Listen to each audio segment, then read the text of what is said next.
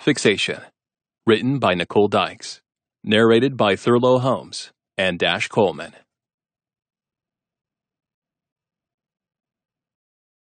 Chapter 1. Blake. My left eye slowly flutters open, but quickly snaps shut as the bright white light attacks all my senses. I feel like I might pass out or puke. Fuck, am I dead? If I am, I doubt it's a bright white light I'd be seeing. Okay, let's try this again. My entire body aches, and I'm already craving something to numb the pain. I try the right eye this time, but it's met with resistance. Ah, shit, did I get into a fight? That hardly seems like me. That's more Brandon style. I mean, I've been in a few fights before, and I'll definitely be in more, so it's not entirely out of the question. I open my left eye again and force the fucker to stay open as I look around one-eyed since the right is swollen shut. Worse than I thought. I'm in a hospital bed with no one around.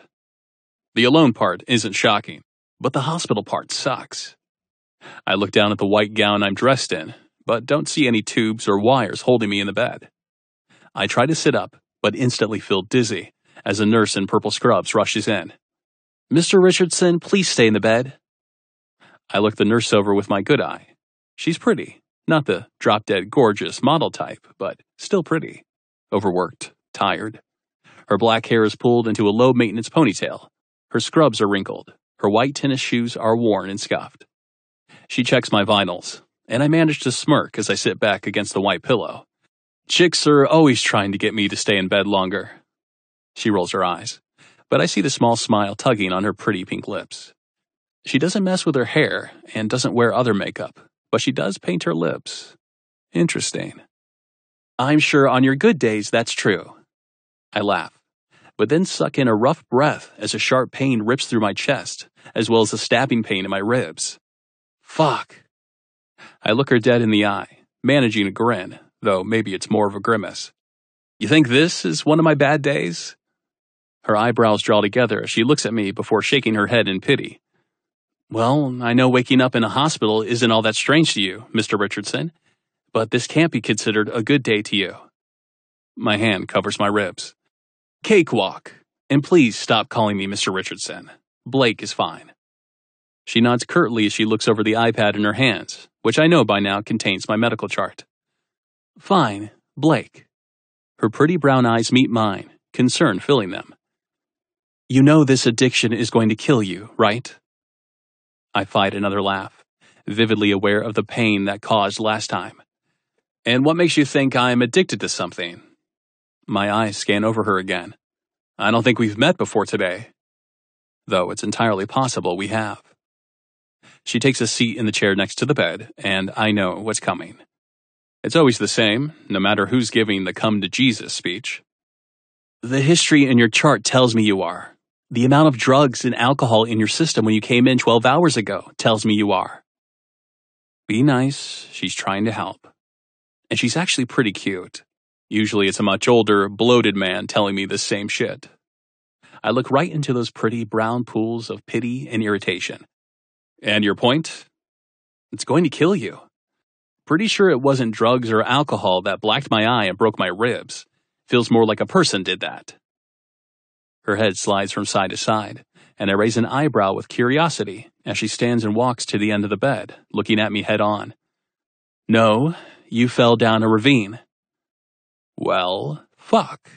That's a new one." "I did what?" "You heard me." She stands there, and I notice the ring on her left finger as both of her small hands hold onto the iPad. "You were out cold. There were no witnesses to tell us if you were passed out and fell or were knocked out, but I'd say both are plausible, although there was no significant head trauma. There was an anonymous call that alerted the authorities." Not surprising. Whoever I was with was probably high as fuck. "I'm fine. Can I go home? I fucking hate hospitals." She glances down at the chart again. "Doesn't seem like it. You've been in here, what, twice for overdose, once for an altercation? Fancy word for a bar fight. Don't stay long, though." I move to sit up again, and she walks to me, pressing gently against my chest, forcing me back. You need to be cleared by a doctor before you leave, and you need to rest. You took one hell of a fall. I need a fucking cigarette. I look around the room, not seeing my things anywhere. Can you help me with that? Of course not. No smoking. My head is spinning with pain, and I rub my left temple with my index finger. Hospitals are supposed to be about helping. We are. Cool. Then I'll settle for some oxy. Her pretty eyes roll again, and I risk the laugh, the agony ripping through my body yet again. Okay, not worth it. Blake. I look at her when she uses my first name as I asked. Most doctors still use my last name. What if you had died? Then I'd have done the world a fucking favor. She sits on the side of my bed, my comment seemingly getting to her. No, it wouldn't. And what if you hurt someone else next time? I can't tell you how many victims of intoxicated driving we see in here. She wants to reach me, be the one to change me. So many before her have tried this shit. So fucking many. I don't drive, so no worries. The only one I'm going to hurt is me. Someone would miss you. Her hand covers my left one that's covered in cuts and bruises. No one. Her look is soft, her sadness for me palpable. I have to wonder whether that look would still be there if I looked differently. If instead of clear blue eyes, a sharp jawline that could cut glass, and high cheekbones, I had a haggard, wrinkled, and scarred face with saggy jaws. If instead of sinewy muscles and ripped abs, I had a potbelly and scrawny arms, would she be looking at me with concern, like the world needs me in it? Why? For fucking what? I haven't contributed a damn thing in my life other than having a killer smile and matching body. You want to be my friend? She hears the insinuation in my words, and I guarantee she sees it in my eyes as she pulls her hand off mine. I'm married. You wish you weren't, though. She stands up and looks down at me as if I'm a fire that burned her by merely calling her out. We're all fucking depraved, I just don't hide it. If she gave the go-ahead, I'd fuck her right here, right now, without even closing the door to my room, because I was blessed with the gift of having no fucking morals. Her being married isn't my problem. It's hers, and maybe her husband's. But it definitely isn't mine. I'm trying to help you. She should leave, but she hasn't. She tucks a piece of her long bangs behind her ear, staring at me, intrigued, caught up in a fantasy of the stranger she wants to save, propositioning her. You're a fixer. You would love nothing more than to fix me in any way possible, using everything you have, including your body. Her jaw drops slightly, and I watch her swallow, trying to wet her dry mouth.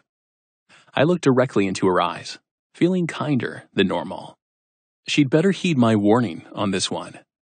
But I would break you, and I would enjoy it. Her eyes are lost in mine, but I don't falter. My chin stays held high. That was a kindness, because I'm not kidding. I'll find a doctor to discharge you. With that, she quickly exits the room, and I lean my head back against the bed. Good girl. Chapter 2. L. Honey, please go grab table 2 for me. My boss, Mr. Howard, the greasy, overweight, overly touchy fucker, squeezes my shoulder and gestures toward the back of the diner where I work. I cringe at his touch, but nod my head and grab the coffee pot, following orders. I need this job. I need both of my jobs just to barely stay afloat and be able to stay in college. It's my senior year at K-State, and I'm not going to let anything stop me from my goal of graduating. Not even Mr. Touchy-Feely. At least he works around my class schedule and lets me work extra shifts when I need to. It's worth a few accidental brushings of my ass here and there. And hell, that's just the first 5 minutes of my other job at the bar. Every night. Don't judge me until you've walked a day or two in my orange vans. I need more coffee. I can feel myself getting bitchier and bitchier as the day goes on. I walk back to table 2, and before I even stop at the table, I know this isn't going to go well. Fucking finally. Oh, you've got to be kidding me. Not today. Last night was shitty. My best friend, Gabby, the girl who was my roommate from day one here, moved into a house with her boyfriend, Brandon, yesterday, and out of the apartment we've shared together since our sophomore year. I'm now living by myself in a one-bedroom studio apartment in Aggieville, above the bar where I work. Every sound I heard last night had me tossing and turning all night long. Classes are back in session tomorrow, and I hope I can figure out how to get some sleep tonight. I'm happy for Gabby, I truly am. She found the love of her life, an epic love story I've only read about in books. But I'm sad for me. I miss her already, and she only lives a few blocks from me. I don't trust people easily and honestly. I'm really not a fan of most humans. I see through bullshit at lightning speed and prefer books to social interaction. Case in point, the douchebag in ripped $200 diesel jeans and a white polo with a gold watch on his wrist that I can almost guarantee costs more than most cars. His tousled, sandy hair probably took him all morning to get that fingers run through it look, and his blue eyes are cold and piercing as he stares at me as if I'm somehow wasting his time. I'd say he was physically perfect, except his right eye looks slightly swollen and bruised, and his large hands are scraped all to hell. I pour coffee into the white mug already on the table and hand him a menu. What can I get for you? No apology for making me wait. Do not commit homicide. It's barely 7 in the morning. Best to wait until after dark. I put on my best fake, and I mean very fake smile. Sorry for your 30-second wait, sir. His forearms cover the menu on the table as he leans forward, his deep, honey-like voice capturing me in its web for only a moment. I like it when you call me sir. Jesus Christ, really? Okay, relax. He's an entitled asshole, used to getting exactly what he wants, when he wants it. Essentially, he's a toddler. If this were one of my romance novels, this would be the opening scene where the asshole hero tries to rattle the heroine. Now, in some, this works, and the girl melts instantly at the broody, sexy asshole's feet. But in my favorite books, and really the only ones I will read, the girl tells him to fuck off and doesn't fall for his bullshit. Of course, this isn't a book, and I do need this job. What can I get you? His full pouty lips lift in a smirk, and before he can add anything, I quickly add, that's on this menu. I point to the paper menu covered in plastic with my pen before bringing back up the pad of paper in my hands. He leans back into the chair. Well, you're no fun, are you? Never claimed to be, no. He half laughs at that as his icy blue eyes scan the menu. Eggs. Over hard. His eyes meet mine with a devilish glimmer. If you make a joke about being hard, I will stab you with this pen. That's all? He nods. Yeah. I grab the menu and start to walk away, but he stops me with his voice. I know you. I spin on one foot to face him. What? Yeah, I know you. He looks slightly older than me. Not by a lot, but I don't think he's a student. Is this some cheesy line? Please, I don't need lines to make panties drop. Oh, good Lord. I place the coffee pot on the table and one hand on my hip. Okay, how do you know me? His confidence is annoying as his lips slide into a smirk. Gabby. Shit, he did not just say my best friend's name. How do you know Gabby? I don't, really. She is, however, fucking my friend Brandon quite frequently. They're kind of a thing or whatever. My throat is dry now, and I swallow, trying to wet it. You know Brandon? Now that I can see. Brandon's not that bad, but his story with Gabby wasn't an easy one, even if it has ended up happily. He's a former addict who was once hell-bent on exacting revenge against Gabby's brother Michael. I do. In fact, I'm staying with him for a couple of weeks. What? Gabby didn't tell me that. I thought she told me everything. Does Gabby know that? His large shoulders shrug with indifference. She was there when I showed up with my bags in hand this morning, so unless she's completely stupid, I'd say she knows. Asshole. She's far from stupid. He looks bored by my comment. I guess we'll find out. Chapter 3. Blake. I walked back to Brandon's house, a few blocks from the Aggieville diner I chose for breakfast to try and curb the hangover from last night. I have no idea why I decided to seek Brandon out. I hadn't even seen him since Christmas. Like what, 9 months ago? He's living the sober, miserable, fucking mundane life now. He used to be one hell of a partier. I mean, we met in parent-appointed rehab, for Christ's sake. Neither of us had ever taken it seriously. But then he met Gabby, and everything changed. I'm happy for the poor bastard. At least as happy as I can be. He left me with his late father's house and moved into a shitty little apartment in Kansas City until he decided to uproot and move to Manhattan while his girl finishes school. He left me a voicemail telling me where I could reach him, but even though we lived in the same area code, I didn't see him much.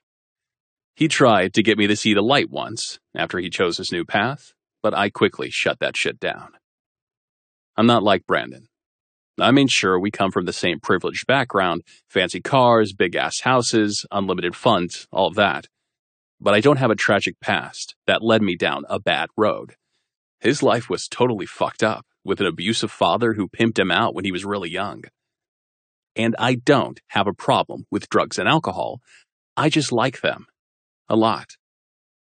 I reached the porch of the rental house right off campus, and Brandon is sitting on the steps. Feel better? I laugh at that, and hop up to the top step, taking a seat next to him. Nah, I'll grab a pick-me-up tonight. I look around his neighborhood. There have to be some parties the night before classes start, right? I wouldn't know. I roll my eyes, completely over this AA version of my friend. Oh, you fucking know. There was a time when college parties were your bread and butter. Blake. I know Brandon's warning tone by now, but it doesn't bother me. To be scared, you have to be capable of fear, which means you've allowed yourself to feel. And I don't do that. What? Can't even talk about the old days? I said you can stay here, even took a little heat from Gabby for it, but if you fuck with my sobriety, you're gone. Ah, is that what's wrong? She withholding pussy? Because looking around. I notice his fists flexing at his sides. He's still the same Brandon, just locked in the cage of so-called normalcy. Stop. Right. I hold my hands up in the air, mocking surrender. Only Gabby for you. Damn straight. I stand up on the top step. More pussy for me. You know me, I'm a fan of all you can eat. I look around seeing a pair of blonde co-eds, both dressed in short shorts and sports bras jogging past, their eyes locked on Brandon and me as they run past, giggling. And this looks like the best place for me. Brandon stands, and I hear him sigh. Why did you come here all beat to hell? He didn't ask for an explanation when I showed up early this morning in a cab from the airport. It's not his style, and I'm sure he assumed from my eye and hands that I was in some sort of fight. The truth is, after I was released from the hospital a few days ago, I realized I was getting slightly out of control in my boredom, and maybe I needed to pull it back a bit. Not entirely, but enough so I don't end up 6 feet under anytime soon. And what is a better cure for boredom than a college town with a ton of hot chicks looking to party? Of course, the waitress chick at the diner didn't really scream good time, although she did slightly amuse me until I remembered why she looked so familiar to me. She's Gabby's best friend, and I'm smart enough to know that makes her off limits while I'm staying with Brandon and Gabby. That fucker gets mean when it comes to his girl, and I don't mess with him when he's mad, unless I'm really fucking out of things to do. But she was fucking hot, that's for sure. And she seemed slightly impervious to my charm, although I'm certain most of that was an act. Her light brown hair was pulled up into a messy bun on her head, and those stormy gray eyes were almost haunting when she walked over to my table, worn and tired, but still beautiful. Barely any makeup on that pretty face that frankly didn't need it. Pale pink lip gloss on those full heart-shaped lips. Her thick, perfectly shaped eyebrows gave away her real emotions and how irritated she was with me, which of course I ate up. I couldn't stop picturing her naked the entire time she served me with quiet repugnance. The jeans she had on didn't give too much away, but they did show off a firm ass with at least a palmful of each cheek available. The white t-shirt with orange collar and the word trouble printed on it gave away even less. But I could tell by the white cotton bra I could see underneath that she has a nice set of tits. On the smaller side, but still full. Of course, I'm not a total idiot, so I say none of that to Brandon. He doesn't even need to know I ran into Elle. I think that's her name. I remember him mentioning her once or twice. I think she's the only friend Gabby has. Just needed a change of scenery. What the hell are you going to do while you're here? I shrug, winking at a girl across the street unlocking her car. She smiles over at me, tosses her hair, and climbs into her car. I'm sure I can find something. Look, I'm not the same person I was a few years ago. Drinking and debauchery aren't my things anymore. And that was your fucking choice. He's in my face now, not happy with me. That's right. It was my fucking choice to be sober and stay away from my old life. If you're going to be here, you're not going to be shoving your bad fucking decisions in my face.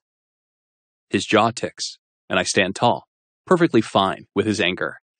I'll be on my best behavior when I'm under your roof. Gotta love loopholes like that. You want to come work with me? Do not laugh at him. He doesn't like that. He started working for Gabby's older brother at his custom car place and said he really liked it. So he found a place out here to hire him. I personally think it's bullshit, knowing how much he has in his bank account after his father died. I mean, he was the only heir to a massive fortune, and still the fucker wants to work? An actual job? Doesn't make any sense to me. I take a seat on the top seat again, and people watch. No thanks. It'll keep you busy. I'll be busy enough. I hold my hands up, silencing him before he can lecture me again. When I'm not here. He takes a seat next to me. You ever think about rehab? Nope. Now that I'm not a minor, my mother has given up. She's since gained praise for trying so hard with me while I was under her care, and then letting me go for my own good. Of course, I still have access to my trust fund. Can't have me living in squalor. That wouldn't look good, and her reputation is important to her. It's about the only thing that is. He knew that would be my answer. Okay, so what happened to your face? I know it's your pride and joy. I laugh at that and cringe, smoothing a hand over my still sore ribs. Big motherfucker. He nods, and I let him continue to assume. Never could keep your mouth shut. I smirk. Never wanted to. Just stay out of trouble, and you're welcome to the spare room. He stands up and walks inside as I stay seated out on the porch, looking around at the town I'll call home for a few weeks, until the mood strikes to leave. I make no fucking promises, Brandon. Chapter 4. Elle. Oh my God, I've missed you. I hug Gabby, and she laughs lightly as I hold on to her. I saw you last night. I still miss the hell out of you. I finally release her, and we both sit down at one of the tables of our favorite coffee house. I know, I miss you like crazy already. Enough to come back? That's a terrible thought. I know she's happy. I won't impede her happiness. You ready for school tomorrow?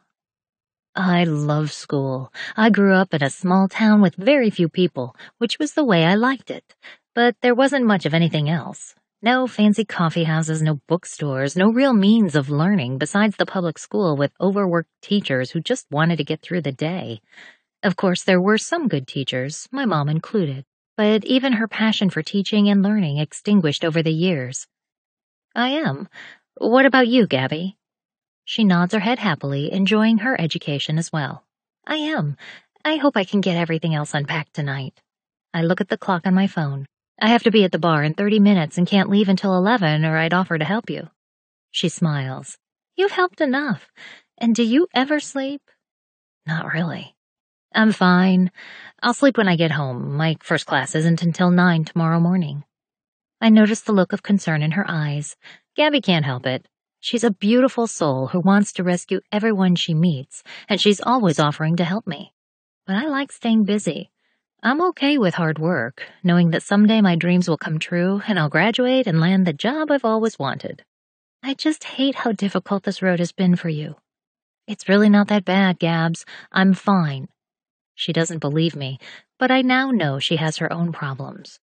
So a guy came into the diner today. Tell me more. Her smile is bright and hopeful as she sips her caramel macchiato. Total douchebag. She snorts in laughter as she clears her throat and pats her chest. So, not a love story. I've told you a million times, Gabby, I'm not looking for a romance. Book boyfriends are more than enough for me. That can't be true, Elle.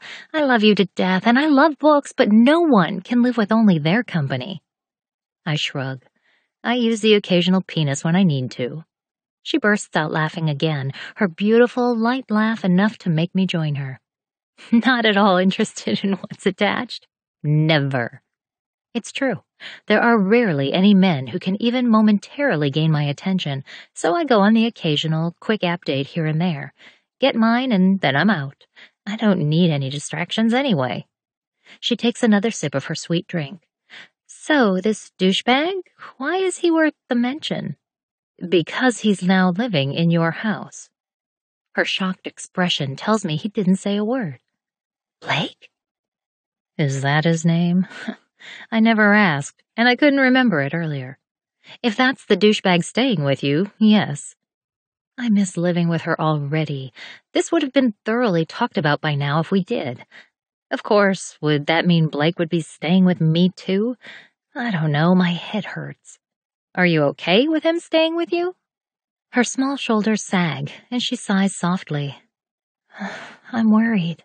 He showed up, bag in hand, at our front door at 5 a.m. with a black eye and cut hands, just expecting to stay with us indefinitely.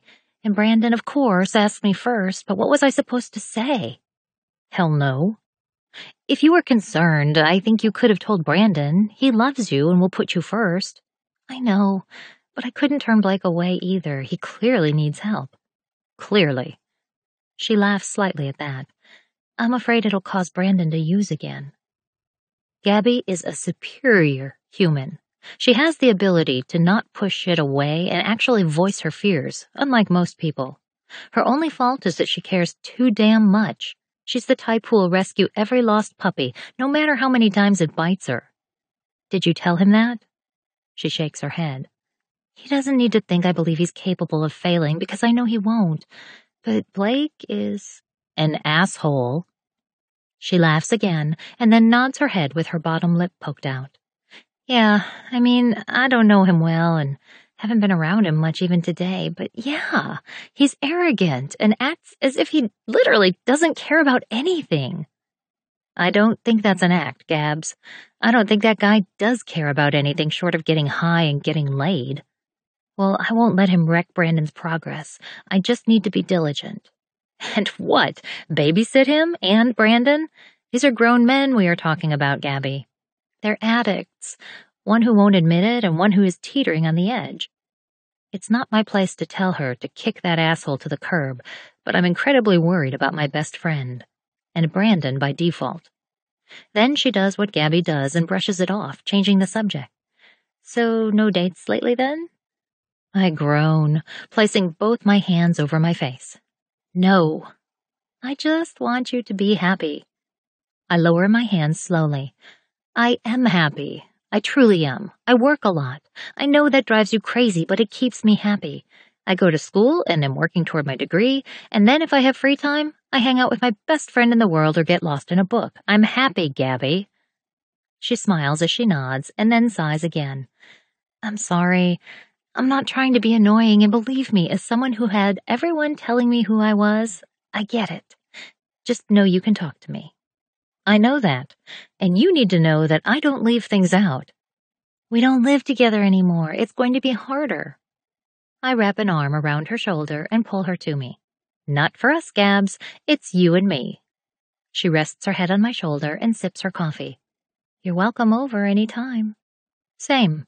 And I offer a boy-free zone. Now that I may definitely need soon. I miss her so much already, but I just have to keep my focus. Chapter 5. Elle. Elle, Help Ophelia man the bar for me, will you, gorgeous? I look over at my boss, Knox, 29, tall, rugged, dark hair and eyes, and a fucking British accent. All the girls who work here seek this fucker out like he's the last drink in the Sahara. And he is fucking delicious, don't get me wrong, but he knows it. He adds a wink for good measure, knowing, like all the other pathetic hussies around, I'll do what he wants. Sad, really, but what are you gonna do? I'll never forget when I came into the bar, looking for a job when I turned 21. I may have actually drooled during my interview. But as usual, there's no spark there, no real connection. Occasional flirting, but nothing real. And I'm more than okay with that.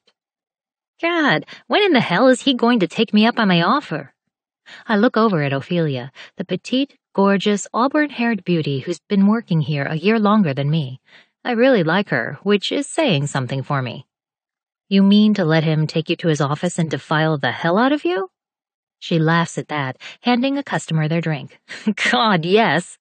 She watches him as he makes the rounds through the crowded bar, flashing his white smile and working the thirsty bitches in the bar. It's a Wednesday night, but the bar is flooded with students, celebrating their last night of freedom before classes start tomorrow. That, coupled with the drink specials, has led to a busy night.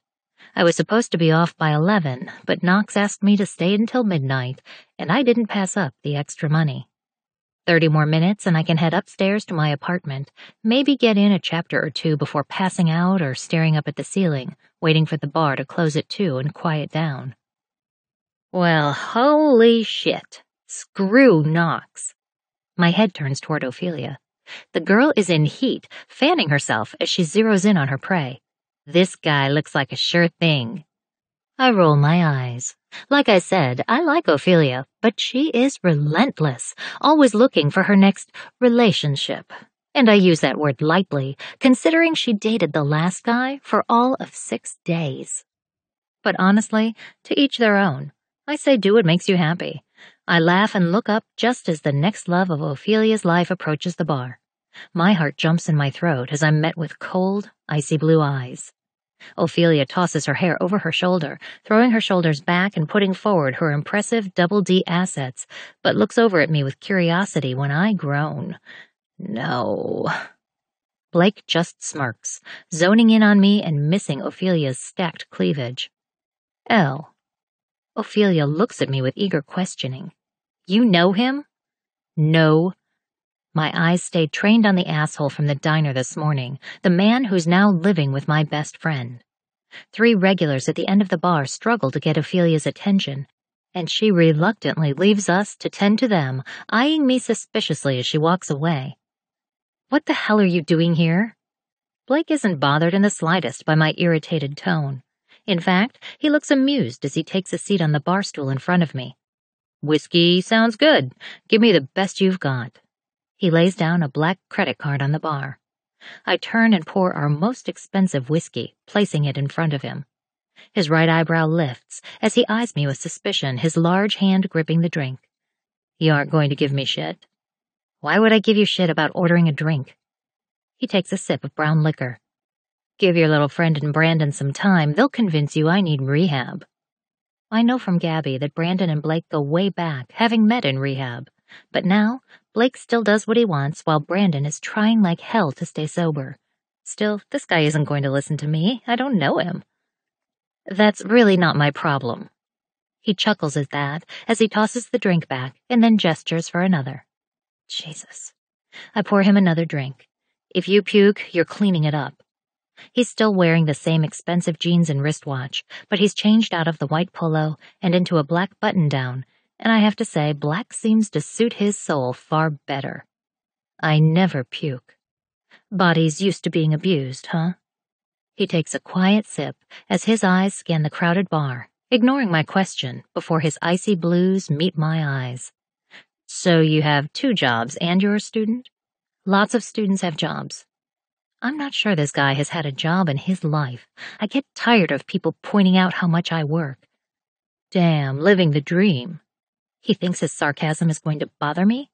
Absolutely. There are a lot of people who would kill to be this fortunate. He scoffs loudly into his drink as he shakes his head. You think this is lucky, working your ass off just to go to college?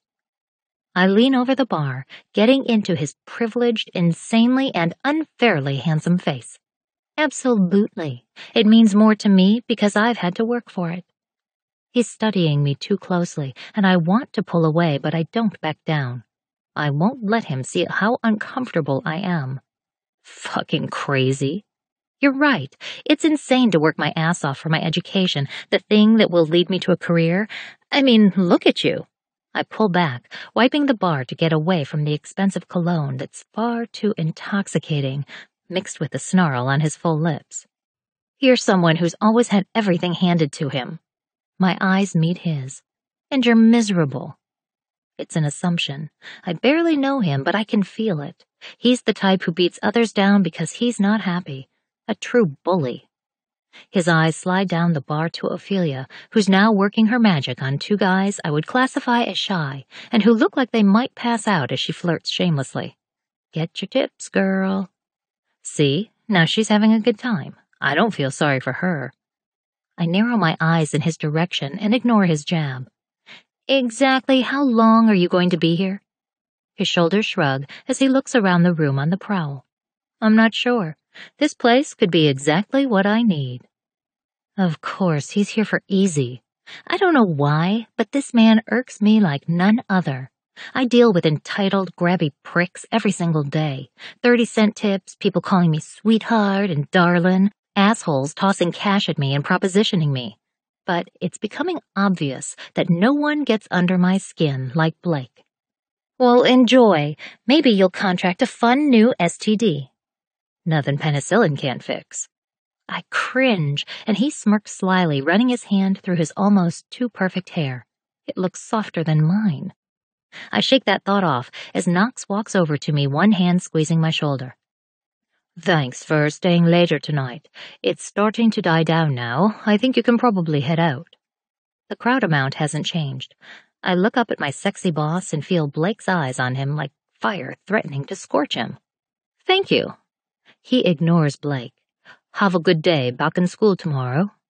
I smile and use Blake's credit card to charge him for the drinks, sliding the receipt to him. He signs it haphazardly, leaving a 50% tip, and pushes it back to me, his eyes still on Knox. Thanks, Knox. I'll see you tomorrow. He nods but doesn't remove his hand from my shoulder, which I find slightly odd as he looks at Blake across the bar. Blake climbs off the bar stool, finishing the drink, and nods to exit. Not a bad bar. He looks around the room. I've been in worse. It could use some work on customer service, maybe a little upkeep. I glare at him with disdain, shaking my head from side to side. He is such an asshole. Sorry, we won't be receiving 5 stars. Knox's voice is calm, but I know him well enough to know he's not a Blake fan either. Blake shrugs his shoulders with a cool indifference. Maybe next time. He leaves without another word, and I turn to Knox, who finally removes his hand from my shoulder. Sorry, you didn't look very happy. I don't want to condone him rescuing me, but he wasn't wrong. I was definitely not happy. Thanks. I clock out, tell Knox and Ophelia I'll see them tomorrow, then head outside to the outdoor walk-up to get to my apartment. But as luck would have it, there's a total asshole in my way. Blake stands leaning against the brick outside the bar, a slick grin across his features that makes me want to slap him, and I'm really not a violent person. I walk to him with confidence, my head held high. What now? Chapter 6. Blake. I thought you'd be off disappointing some poor girl by now. Elle tries to brush past me and move to the steps behind me, but I block her. A smirk takes over my mouth, and I fight an honest-to-God laugh. There's something intriguing about this chick. I didn't expect to see her behind the bar tonight, but I wasn't mad about it. I just wanted to get a buzz and maybe get laid. Figured Aggieville, which is literally just a cluster of bars near the campus, would be the perfect place. Although the safer bet would have been the chick next to her with big tits and a flirtatious smile. Normally, easy is my go-to, but for some reason I stayed glued to Elle, until that British motherfucker came over and essentially peed around what he thinks is his territory. But I don't think Elle belongs to anyone. She has changed her clothes since this morning, and now has a small white t-shirt tied in a knot at her waist with the words, "Kind people are my kind of people," written in red, with a red and white floral skirt and white Vans this time. Guess the bar doesn't have a specific uniform. I'd like to think I inspired her to wear that shirt tonight, after our meeting this morning. They're only disappointed when I leave. Her eyes roll to the back of her head as she tries to move past me again, but I stand as a barrier. "You fucking your boss?" Her pretty pink lips part as she looks at me in surprised fury. "What?" I shrug. No judgment here. I couldn't give a fuck. Her gray eyes cut through me as she leans in, letting me smell a hint of lavender. From her shampoo? Perfume? I'm not sure. "Then why ask?" My shoulders shrug, and I fight the pull of her slender body. Curiosity? Boredom? It's none of your business. Her elbow jabs me in the side as she pushes past me with a lot more force and heads up the stairs. I shouldn't follow. I should head into one of the bars and find easy. But I don't. My much longer legs are no match for hers as we reach the top of the stairs at the same time.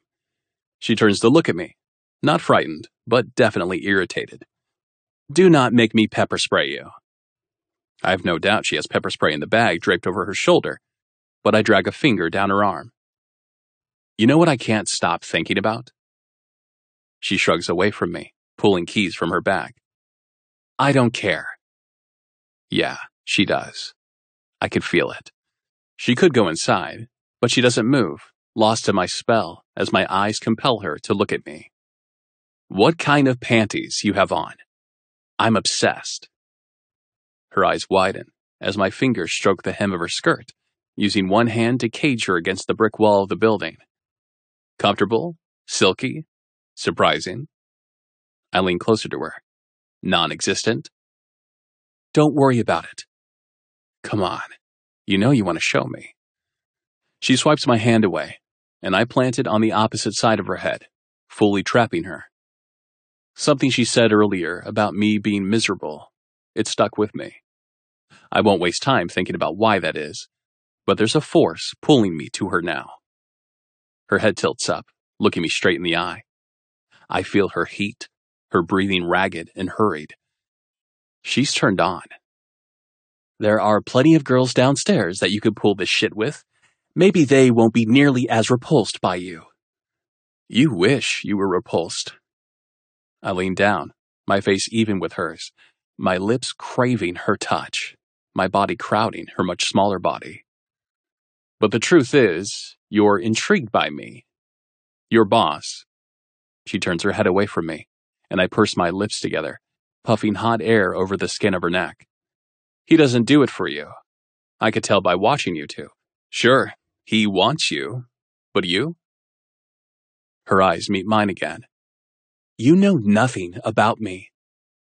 "I know you aren't fucking your boss. That British prick has never seen your panties, and never will." I rile her up. I could feel it like an electric current.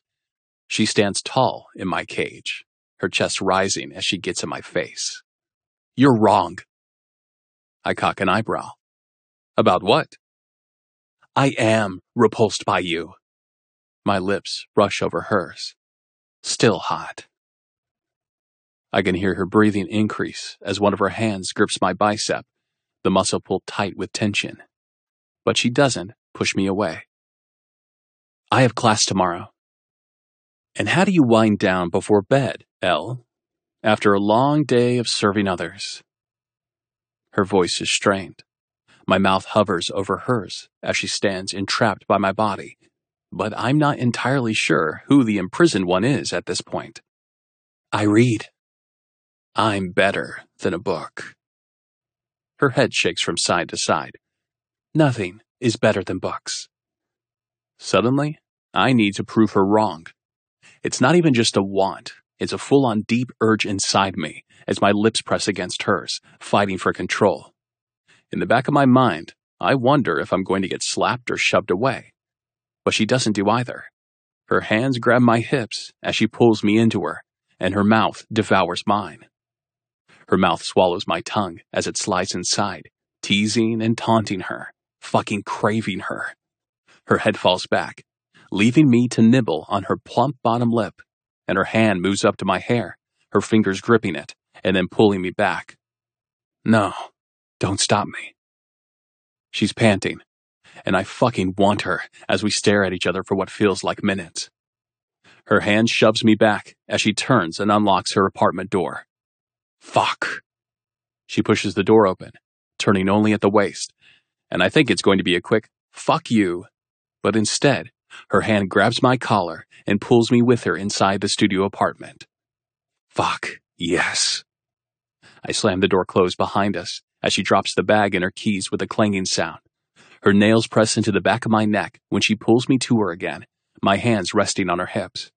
Her hands are all over me, but mine are focused on getting her naked, untying the knot of her shirt and pulling it up and over her head as my back slams into the brick wall of her apartment.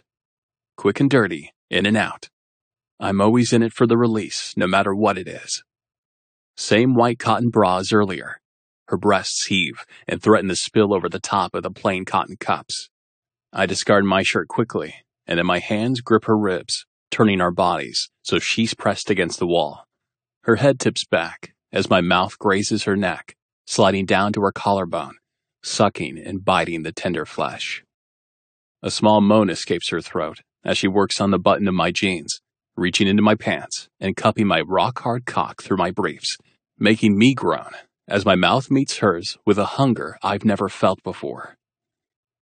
My hands move behind her back, finding the clasp of her bra and quickly undoing it, freeing her luscious tits and pretty pink nipples that make my mouth water.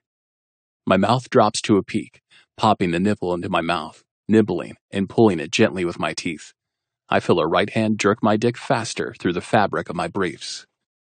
My hips move with her hand as I move to the other nipple, teasing and biting. One of my hands slides down her flat stomach to the hem of her skirt. I lift my head and look into her eyes as my finger trails underneath. What will I find? Her hand continues to stroke me as I push her skirt down an inch, looking down between our bodies, my forehead resting against hers. Her free hand shoves my pants down slightly, while mine pushes her skirt down to the floor, leaving her in lacy cotton, orange boy short panties that are as fucking hot as any thong or silky pair could ever be, with only lace covering the sides of her hips as they fade into the cotton. Fuck me. I will, if you have protection on you. I smirk and reach to my back pocket, finding one of the 2 condoms I added this morning to replace the ones I used a few days ago, and holding it between us. She takes her hand off my cock and takes it from me. I use this moment to take her in, her long brown hair spilled over her naked breasts, her gray eyes staring at me, showing the strength and determination I first saw this morning. She's got full, naturally pink lips, a pinched-in waist, full hips, and long, slender legs. She's fucking perfect. My hands grip her hips, pulling her tightly to me, my cock resting between her legs, as my eyes wander to a large window, looking out over the alley. There's a padded bench underneath it. Her hands grip my shoulder blades, her fingernails digging in as we kiss, and I lead us over to that bench. She doesn't object, the open window not seeming to bother her in the slightest. Has she fucked someone here before? Her teeth nip my neck as she moves down over my chest, and we stand by the bench in front of the window. Her nails claw their way down over my pecs as she drops to her knees and tugs my jeans and briefs down over my ass and all the way off. I stare at her, knelt before me, and struggle to keep my heart rate in check. What the fuck is wrong with me? I've been here in this exact position many times before. I'm no rookie. Her hand grips the base of my cock, and my hips jerk to meet her, eager to be anywhere she'll let it go. Slowly, she strokes me, and I think I might fucking lose it right then and there. Maybe I had too much to drink tonight, or maybe it was the weed I smoked before I got there, but my body isn't nearly as in control as I want it to be. She tears open the condom wrapper, and I watch her small hands roll the condom on my dick before standing up slowly, her body sliding along mine. I still repulse you? A small smile plays on her pretty lips. Maybe even more now. I don't waste time, grasping the sides of her head, my fingers tangled in her silky hair as I lower her down on the window seat, my body falling on hers, her knees bending up to allow me between her legs. Our mouths intertwine, still starving, fighting to feed the hunger only the other one can satisfy. I use one hand to hold my weight off her, as the other one slides her panties to the side so I can explore her wet slit. I growl into her mouth when I feel how soaking wet she is for me. Your body isn't repulsed.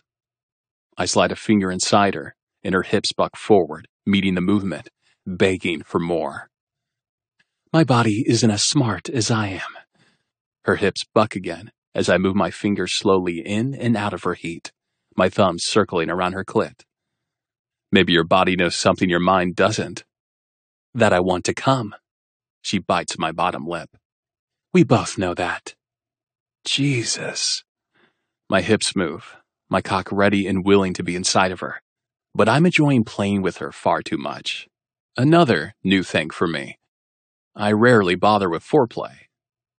I slide another finger inside her, stretching her pussy as her back arches into me as she bites my shoulder, my mouth diving to her neck, sucking and nipping. Her hips continue the buck against my hand, and I know the sex is going to be good. She's not one to just lay there. I could feel the walls of her pussy clench around my finger as her hands grip my shoulder, digging into my flesh. She starts to writhe beneath me, close to falling apart.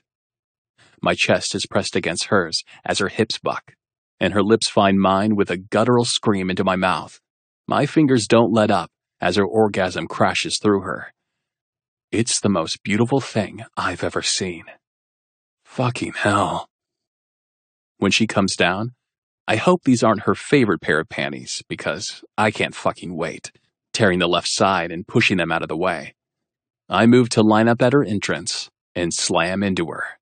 We both groan loudly, her back coming up off the bench, and her arms wrapping around my neck to move with me, chasing another orgasm. Her mouth covers mine as our tongues tangle and her hips buck.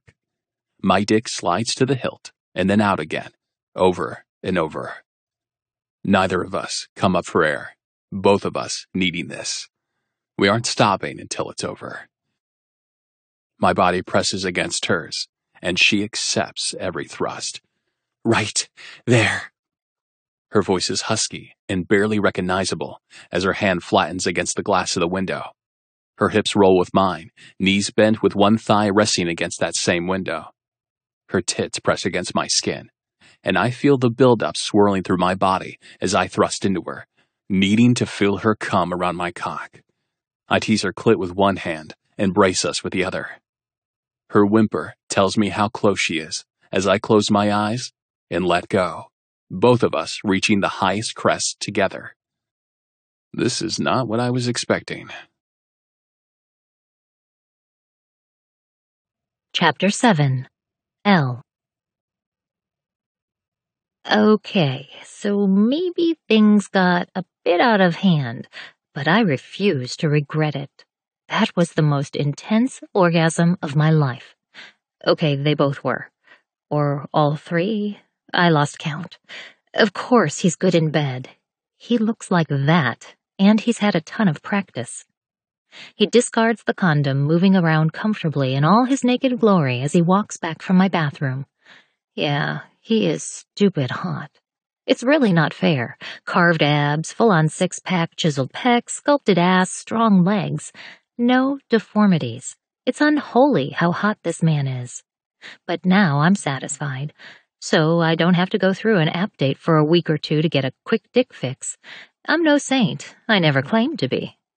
And there's no denying the electric charge in the air between me and this total asshole.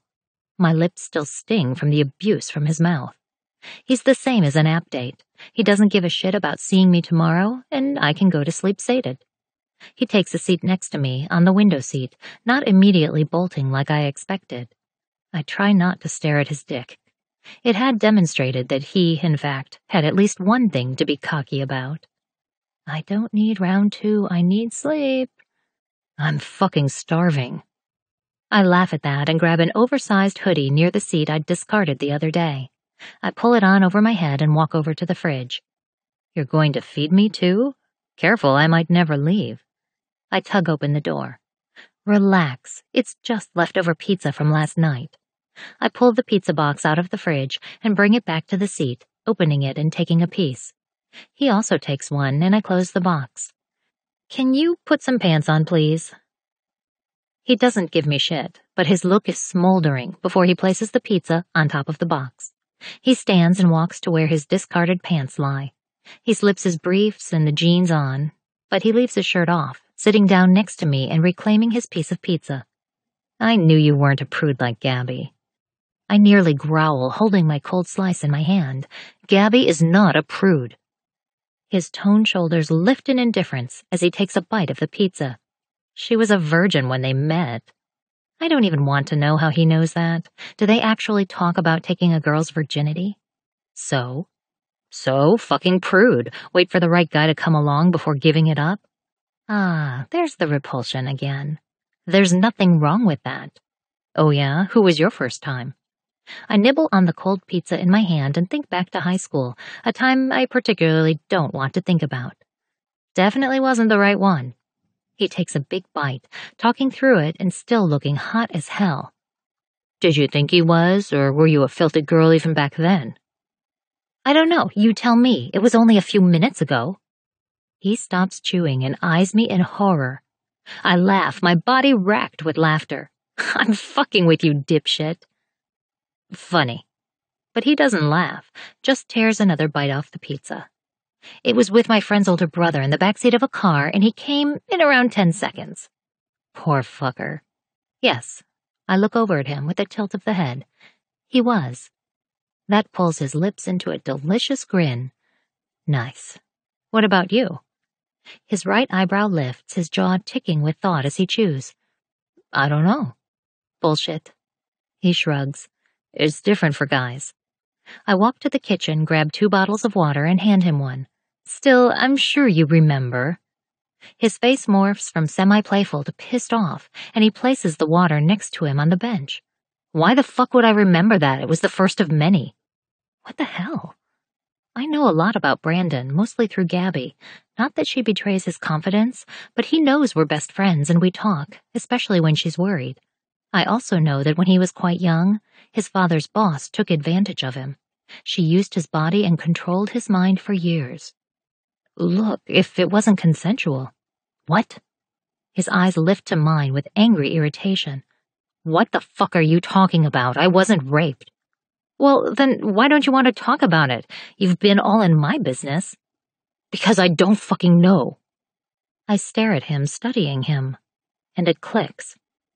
You don't remember? The muscles in his back are pulled tight as he finishes off the slice of pizza, his hands flexing. I don't. He looks around the small open apartment. You have anything to drink besides water? No, I answer quickly as he shrugs. So the quick shooter wasn't the one. Shocker. He's changing the subject. And now you keep it random? Any guy who can rattle you can fuck you? Slut-shaming? I raise an eyebrow and take a drink of water, letting him change the subject. What the hell do I care if he remembers his first time or not? Fuck no. Give me all the sluts. I'll take them any day over a virgin who wants to cuddle. Gabby and Brandon are happy, and I'm glad. I want to see my friend happy. It worked out for them. He grabs another piece of pizza. So that's what you want, then? Hell no. He looks surprised. I don't need someone to take care of. His mouth tugs upward with a smirk, and I quickly add, not that that's what Gabby's doing, but everyone in a relationship takes care of the other one. He finishes the slice. No time for that. No patience for it either. He smiles, walking over to grab his shirt, apparently picking up on the fact that I'm ready for him to leave. He's quick. Get some sleep. Thanks for the sex and pizza. Or maybe he's just ready to leave. Later. He smiles and heads out my door, closing it behind him. Not the worst mistake I've ever made, although I'm not sure my best friend would agree. Chapter 8. L. You want something to drink? I look up from my psychology book.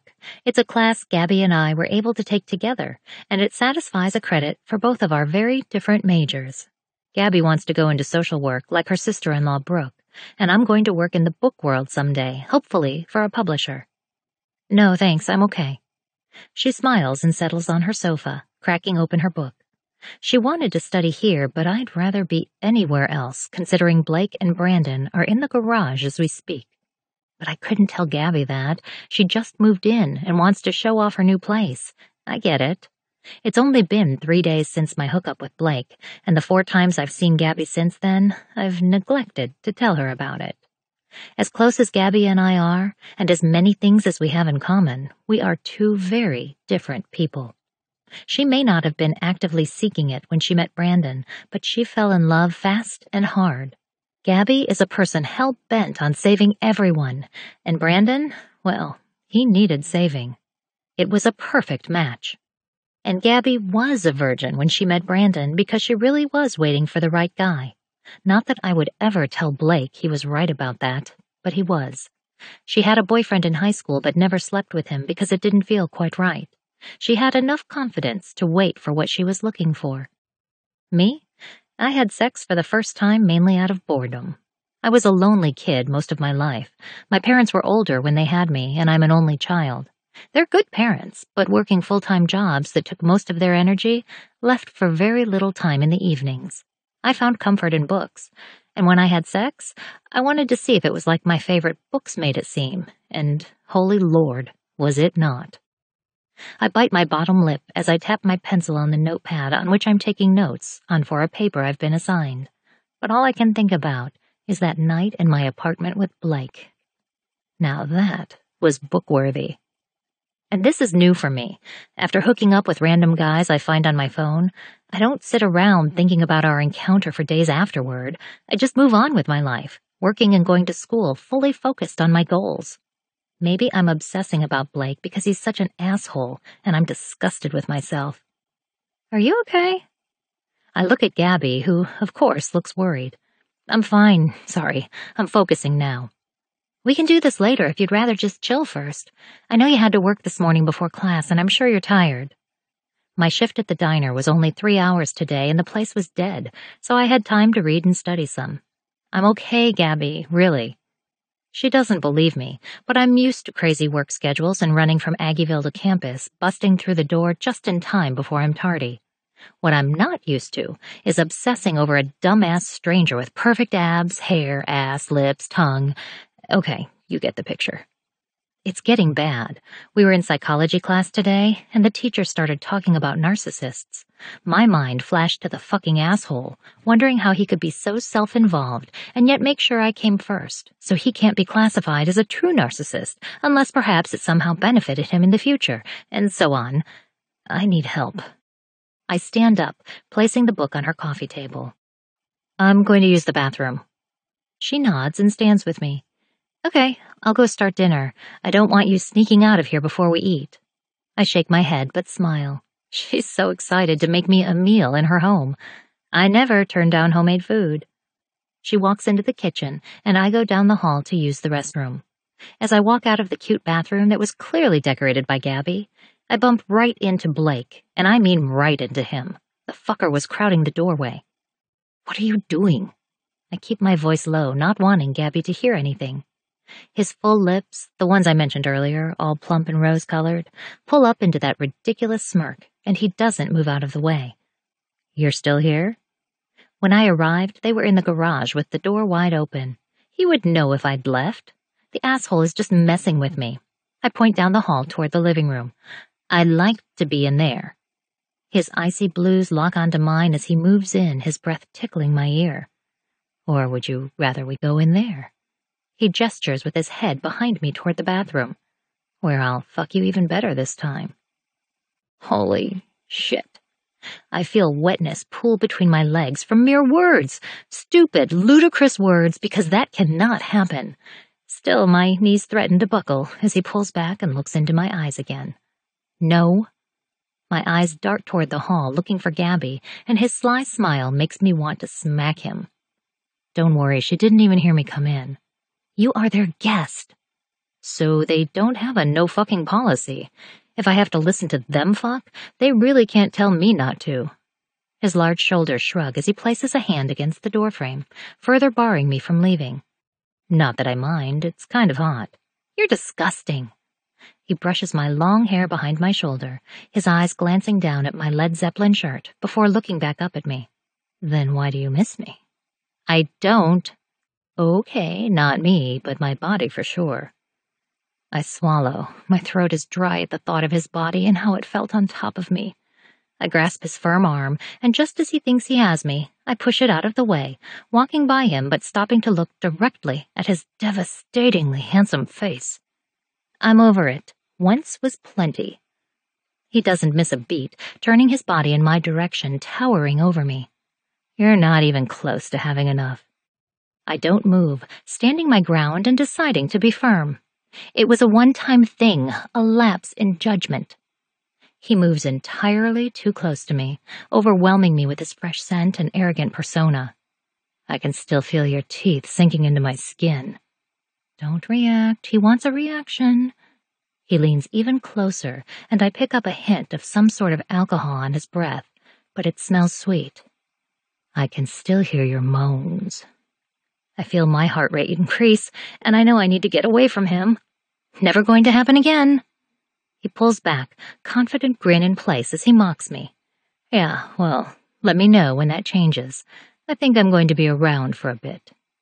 He walks into the bathroom, closing it behind him, and I linger in the hallway for another moment.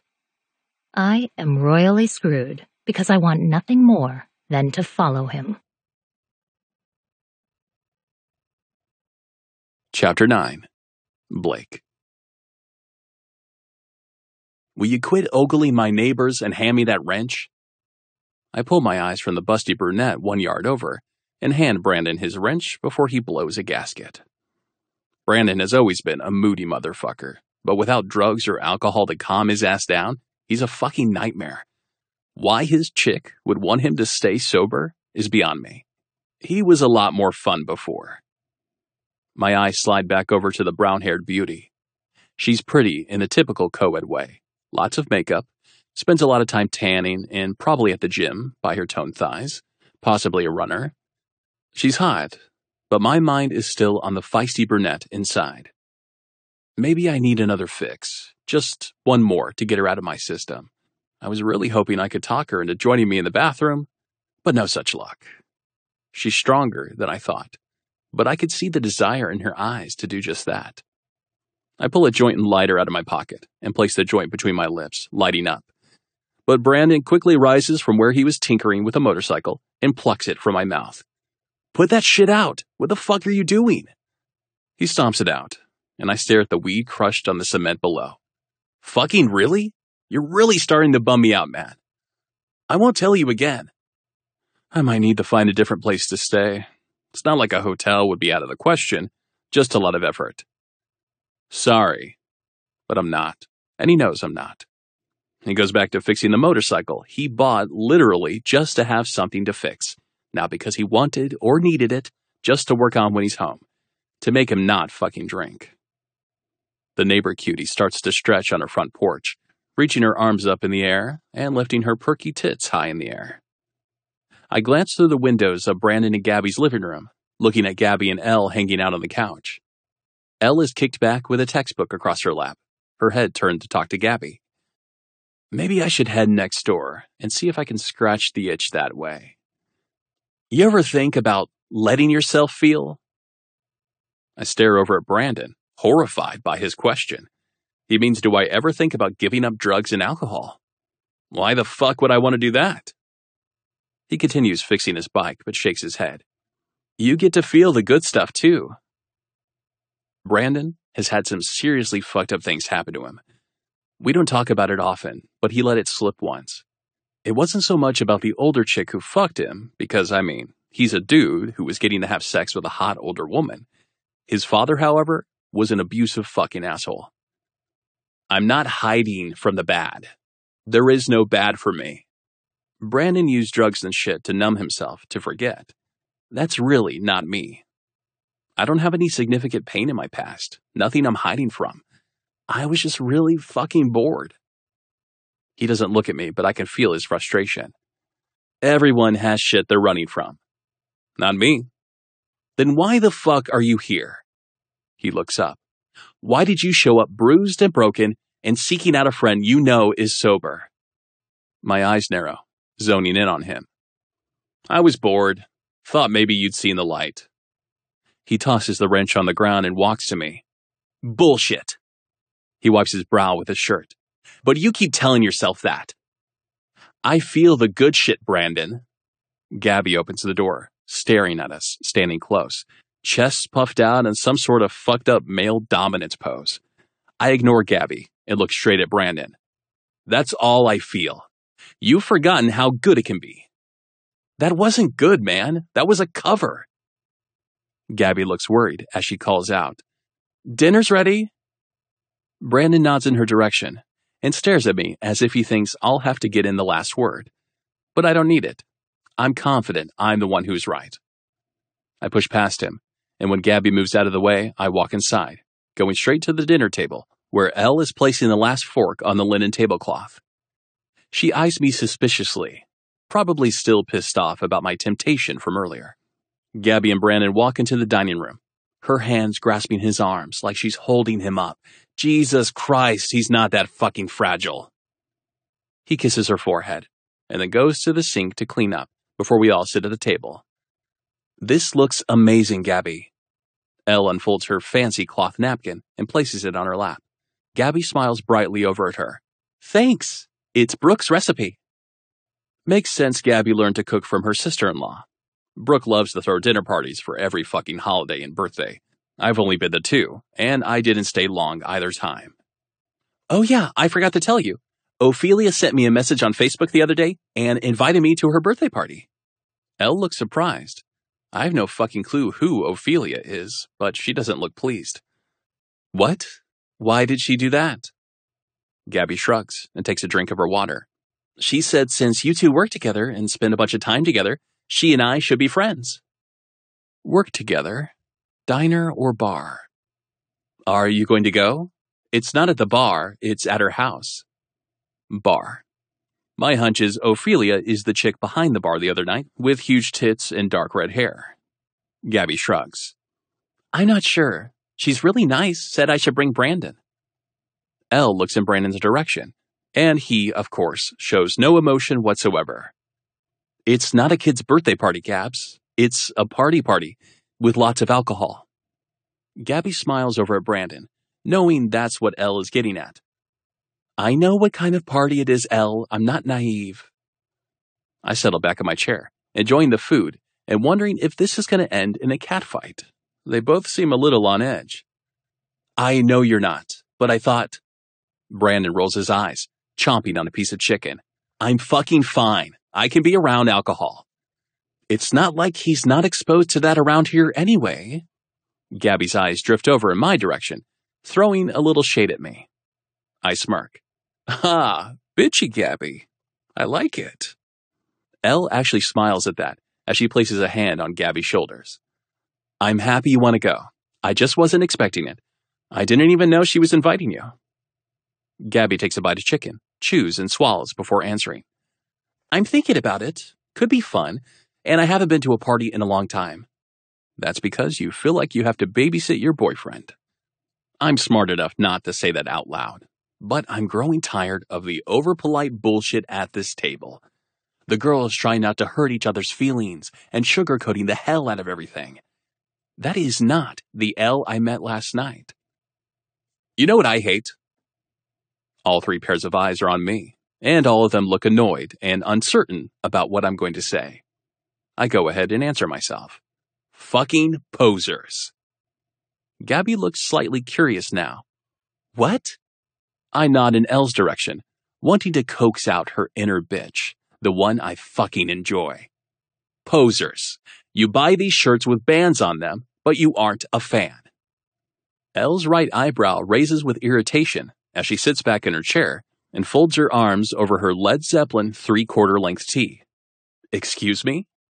I shrug, feigning indifference. You heard me. Elle is not a poser. Gabby, of course, stands up for her little friend.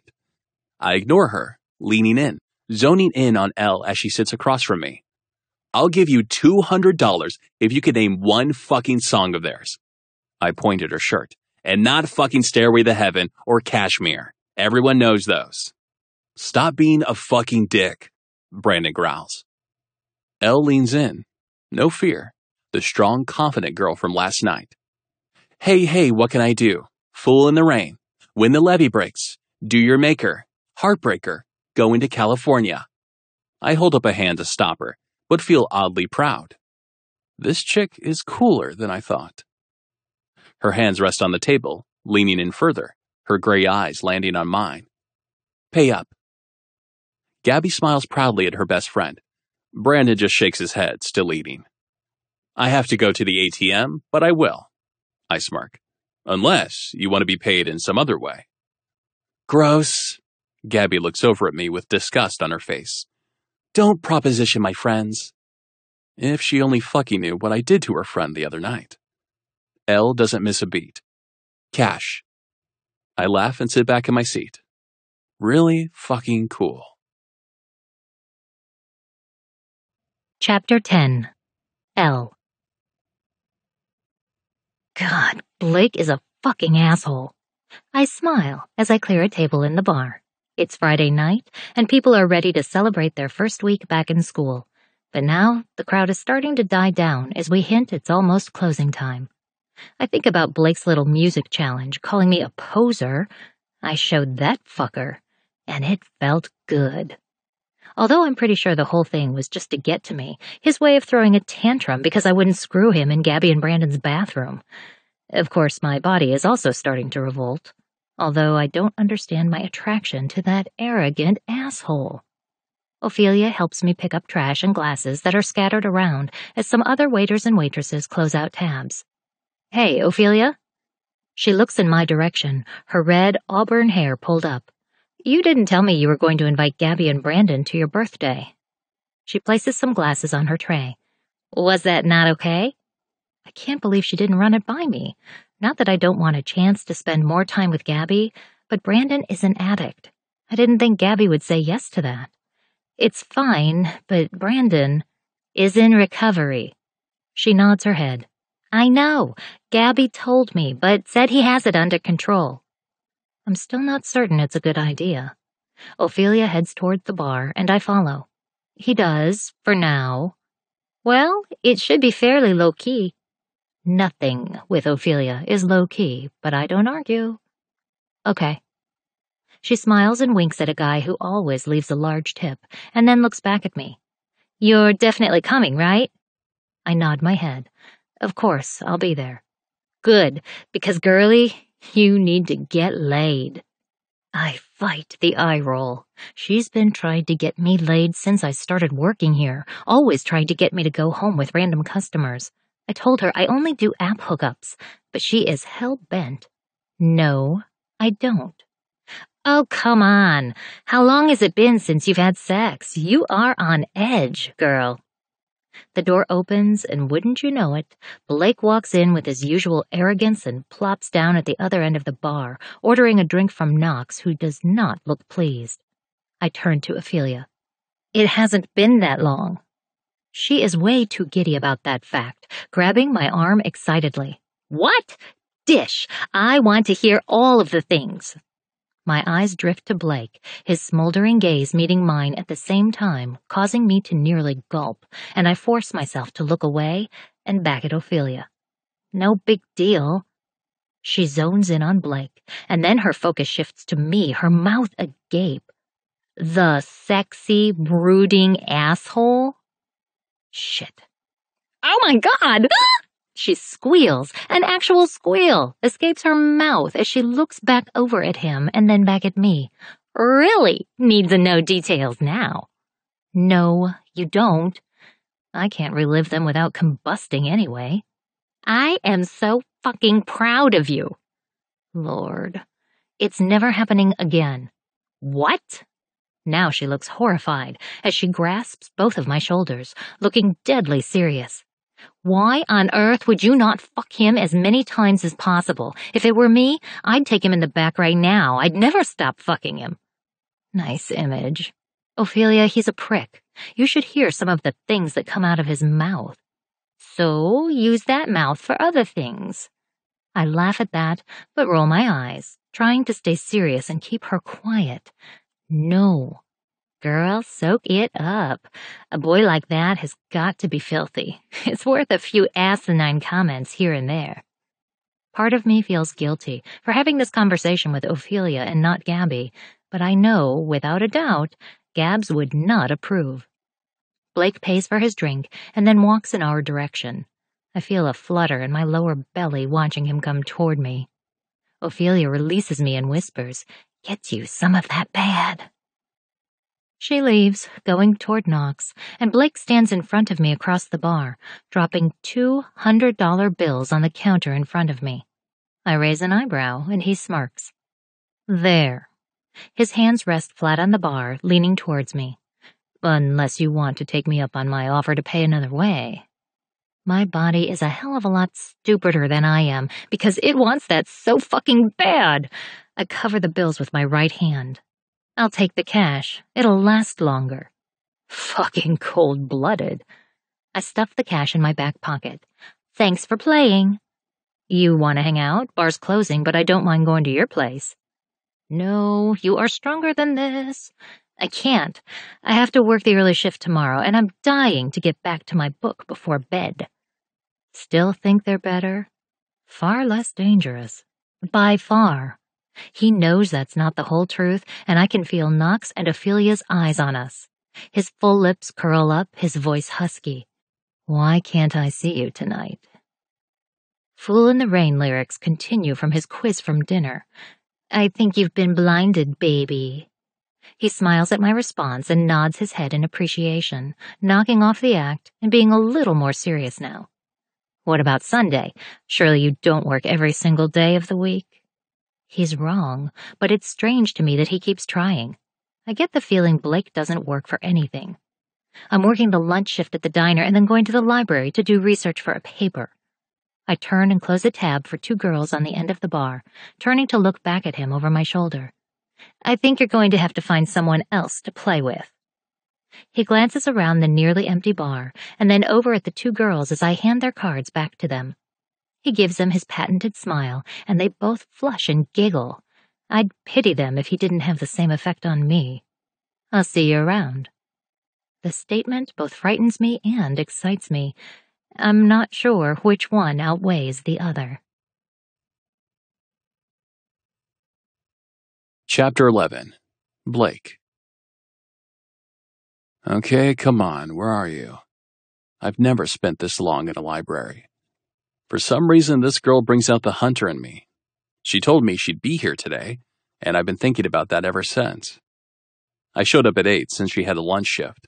I thought she'd already be here, but I searched through the entire campus library and no L. Was she fucking with me? Something I could see her doing, but how would she know I'd show up? I've spent a lot of time perfecting my don't give a fuck persona. Still, I'm craving another taste of her. Once wasn't enough. There she is. She walks in, her hair pulled up in a loose bun, a floral, sleeveless dress, with a belt cinched around her waist, thin straps showing off her tan skin. She looks like she just came from a concert, a canvas tote bag draped over her chest, and textbook in hand. I force myself to stay seated and not run to her like a pathetic, lovesick teenager. Her gray eyes meet mine instantly, as if she could feel me watching her, and a slow smile spreads across my face, seeing her irritation. She walks to stand before me, eyes narrowed and zoning in on me. Why are you here? Oh, you know me, thirsty for knowledge. She clings to the textbook, holding it against her chest. Right, you don't even have a book. Her head nods to the bare table in front of me. True. I look around the library that's quickly approaching emptiness. There are a couple of students working behind the front desk, and a couple of students spread out at tables, but it's not nearly as busy as it was earlier. My eyes meet hers. I'm just soaking up the atmosphere. Well, enjoy that. She heads for the stacks, and it doesn't take long for my long legs to carry me to her. I follow her through aisles of books all the way to the back of the library as she searches through the books, but I see the silent smile on her lips. She's enjoying being sought out. Deep in the stacks, she stops, using her finger to brush over the spines, her lips moving as she reads the titles in her head, and I stop behind her, breathing her in. The smell of her lavender shampoo, mixed with the musty scent of old books, is somehow intoxicating. What does all this education do for you? My voice is a harsh whisper in her ear. She doesn't turn to look at me, but also doesn't move away. Education offers the possibility of not having to struggle. Her shoulders shrug. Maybe if I decide to have children someday, I can help them with their education. I'm surprised she brings up children. Inexplicably, a vision of her pregnant, standing before me with that beautiful smile on her mischievous lips, floods my senses, and I forcibly make myself shake it off. What are you going to do with your degree? My finger slides over her bare arm, and I see her shiver at my touch. I want to work in publishing. I want to have a say in the next book that's published. A smile overtakes my lips, and I laugh. Oh, what? The next 50 Shades of Grey? Now she spins on one foot to look up at me. Don't ever mock 50 Shades. That book sparked an entire new breed of readers. People who hadn't read for years picked up that book, and suddenly were craving more. It inspired people to take a chance and write their own books. It opened so many doors. She's clearly passionate, which I secretly fucking love. I've never felt that passionate about anything. So you're telling me you like it dirty? I raise an eyebrow. I could definitely be a kinky fucker for you. She rolls her eyes at me. You've only seen the movies. I laugh. Not even that. I saw the trailer for them once, I think. I lean in a little closer. I could have a red room, or gray, or whatever the fuck. She snorts a quick laugh. No doubt. You are fucking ridiculous. My hand rests on her hip and pulls her closer to me, my mouth hovering over hers. I think you like it. She pushes back on my chest. Stop. We're in the library. Why stop? My other hand grasps her other hip, pulling her even closer. Someone could see. I could get kicked out of school. If that happens, I'll write them a fucking check. I can't help the draw I feel to her, and I don't give a fuck where we are. That visibly pisses her off. Her hands land on my chest, shoving me away. But this time, she moves further into the aisle. I don't have that option. That's not the world I live in. I grab her hand, pulling her to me and looking into her eyes. You do now. Someday, when you settle. She looks almost murderous, but her eyes stay on mine. And that's exactly what it will be, settling, with some dude who makes you weep from boredom. My hand grips her chin, holding her in the moment as my thumb sweeps over her bottom lip. You can think back about the dirty fucker and this memory. My hands hold her face as her hands grip my hips, pulling me in, determination dripping from her voice. I'll never settle. Yes. My lips move to hers. You will. My lips smash against hers, savoring the taste of her as my tongue sweeps inside, hungry for her. Her hands move under my shirt, floating over my back as we kiss. My body leans into her, with her back smashed against the books. Tell me no. She doesn't say a word. I knew she wouldn't. She wants this just as badly as I do. I'm glad she's wearing a dress. Her lips and tongue war with my own as we go at it in the back of the library. But she shows no fear, lost to the moment. My hand snakes down over her hip and pulls the skirt up enough to feel her silky thigh. Finding her panties, I trace the length of her slit through the material, making her growl into my mouth and buck forward. You want me to fuck you here, surrounded by books? She's panting as her head nods, our noses rubbing together, and my hand moves her panties out of the way to feel just how fucking wet she is from me. I groan as one finger enters her, and her nails dig into the muscles of my back. My mouth moves to her ear as my finger pulls out and then plunges back inside her. Tell me you want me to fuck you, right here, right now. I watch her throat move with a tight swallow, But before she can answer, both of our heads turn at a snicker one aisle over. Elle pushes my hand away, pushing her skirt down quickly. Shit. I don't see anyone, but Elle's clearly done as she pushes me away, starting to flee. And that's when we see two chicks the next aisle over, as Elle hauls ass out of the library with me on her heels. When we get outside, I grab her hand, stopping her, but I'm laughing. The high of almost getting caught finger deep in Elle is one even I haven't experienced. What the hell is your problem? Me? She places a hand on her chest. We were almost caught. Shit, what if I let it go further? I take a step closer, releasing her hand, but smirking down at her. If? You would have definitely let me go further. You're dangerous. I lift a curious eyebrow. I'm dangerous? Yes. She lifts her hands in the air in frustration. I could have gotten kicked out of school. And for what? Dick? She places one hand on her forehead, as if she can't believe herself. What the hell was I thinking? I step closer now, closing the gap between us, bending down to get in her space, looking directly into her eyes. You weren't thinking. For once you weren't thinking, and I know you liked that. I didn't. I have to be smart to get what I want. It really wasn't that big of a deal. No one even saw anything. She shakes her head and takes a step back. Stop. It's like I can't fucking think straight around you. I'm not giving up everything I've worked for anyone, especially not a spoiled, self-centered man-child. You think that hurts my feelings? I know you don't have any feelings. I fight the smirk, fucking feeding off her ballsy comebacks. You're right. You need to stay away from me, Blake. I mean it. You're reckless, and I won't let you drag me down with you. Way to overact, Al. I pull out a joint and a lighter, and she growls in my direction. See? She points at the joint. You're on a goddamn college campus. What is the matter with you? I shrug. What? It's legal almost everywhere. Not here, and still the campus is non-smoking. Jesus Christ. Maybe she's not as fun as I thought she was. I thought you didn't care about what I do. I don't. She straightens her shoulders.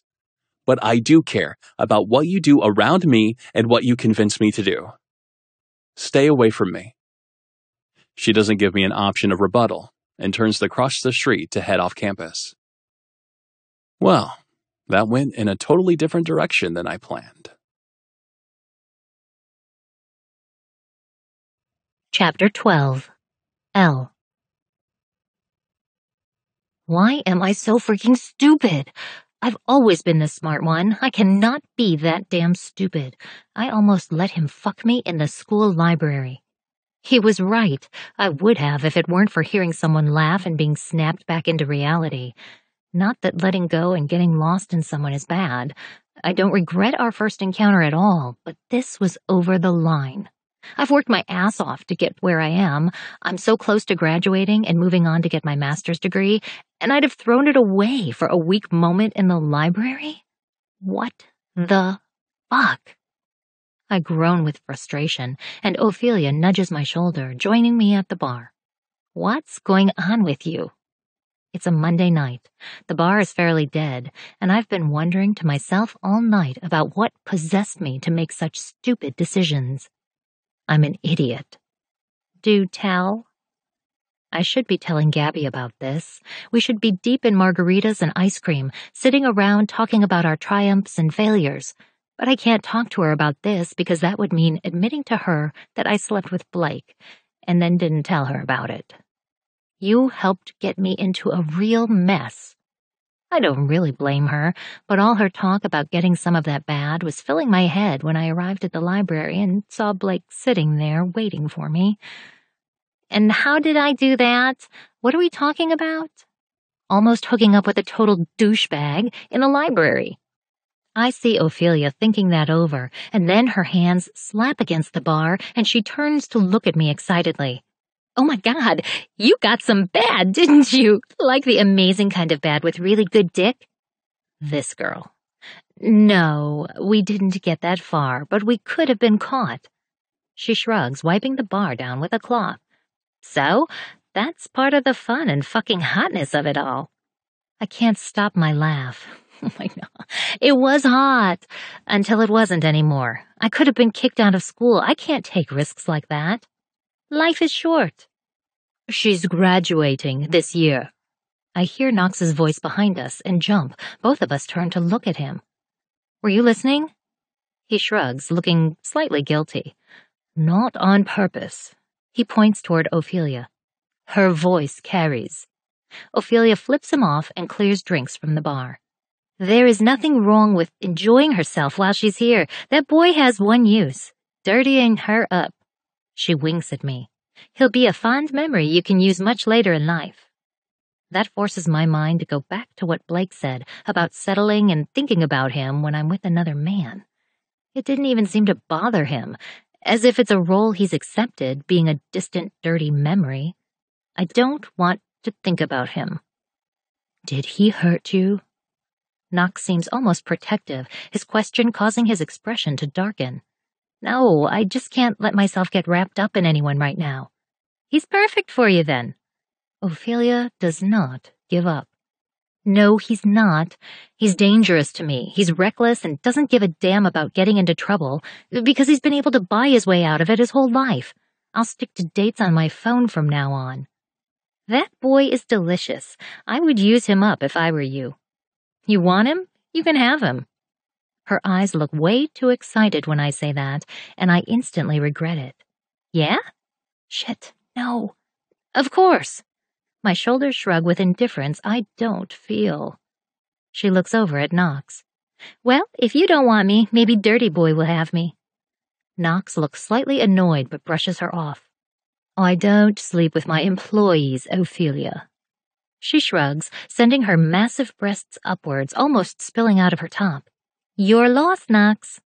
She walks off, and Knox shakes his head in her direction. She's relentless. You're really never tempted? I shouldn't ask, but I am curious.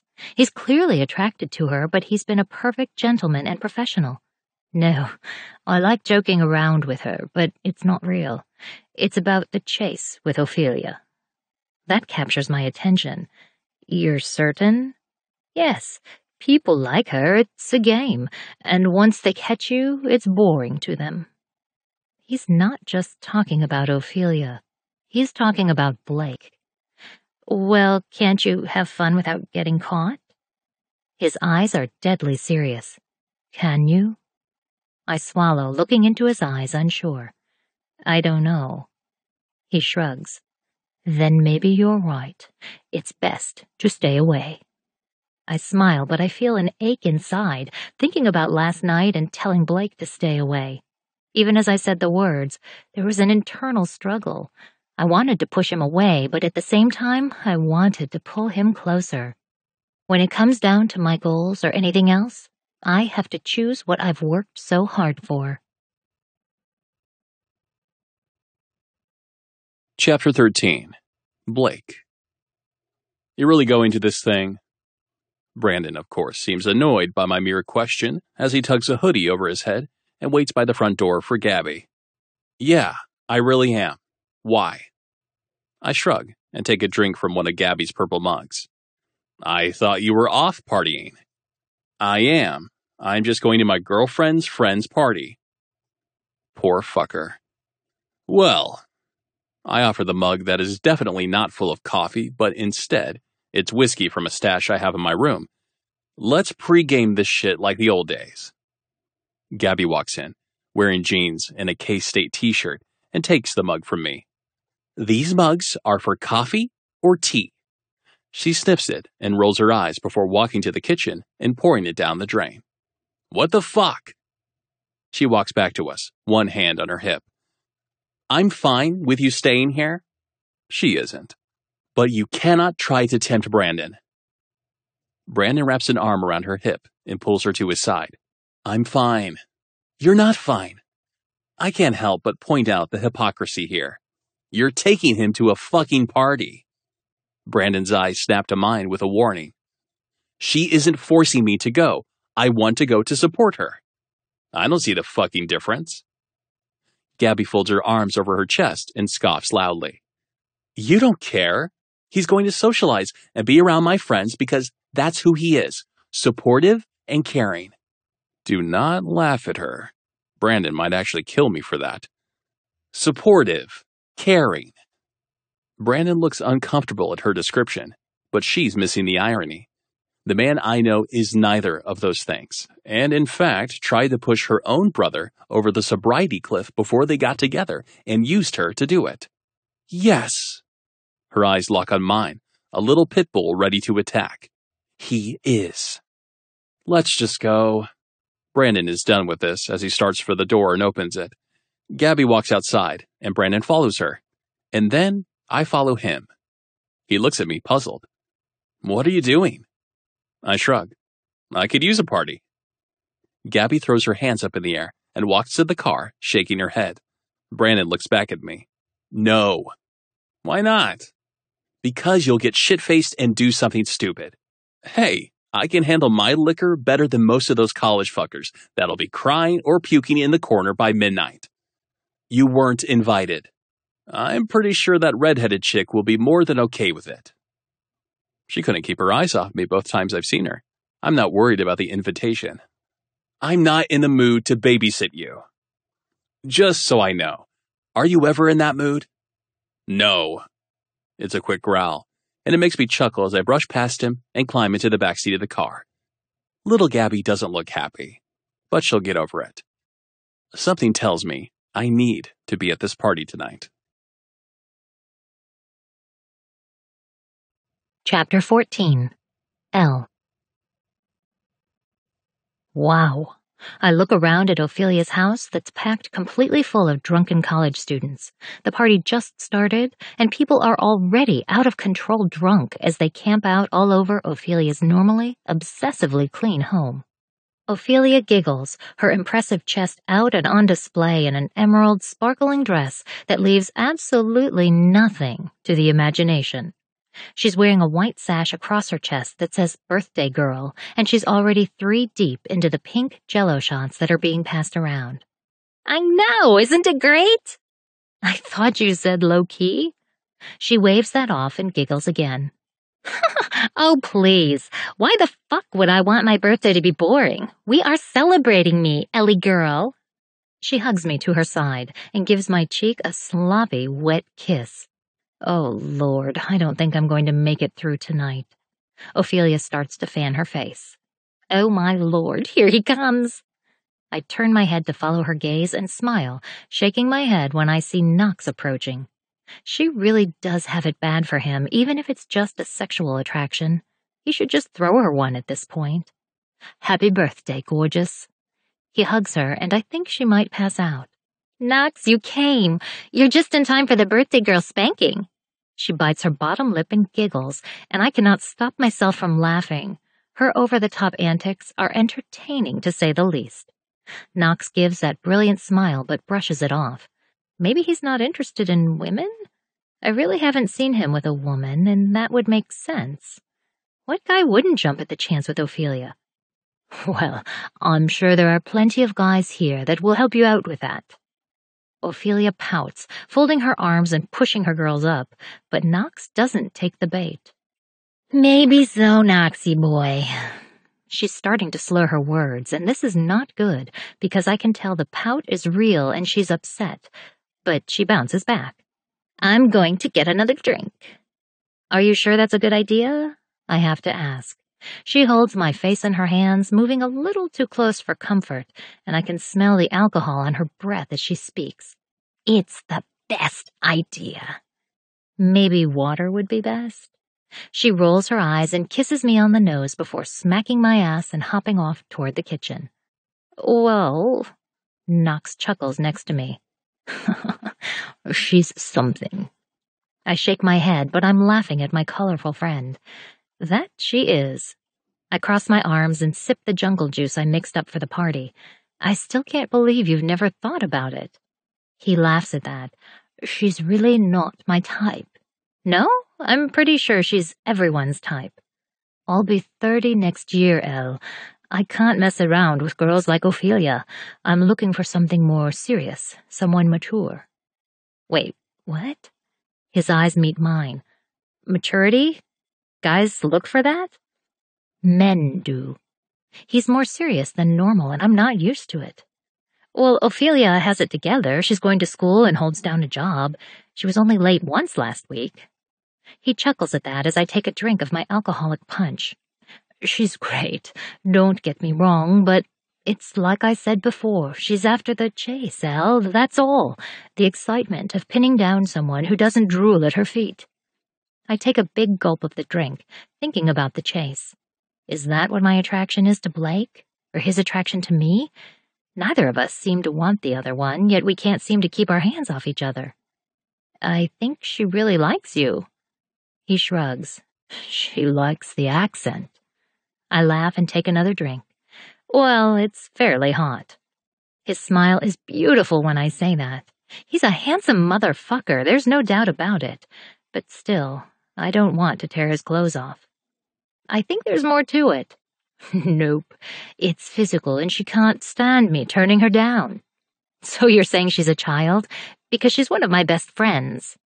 Huh, you learn something every day. I didn't realize how much I cared about Ophelia. In a sense, she just has some growing up to do, and I'm not interested in her that way. And she works for you. His eyes meet mine with a confusing look. That's not as big of a problem for me as I make it seem. What? I don't have time to ask him what the hell he's talking about, because Brandon and Gabby walk through the already open door, and Gabby darts toward me. Gabs, you're here! I think my voice is a little louder than I meant it to be.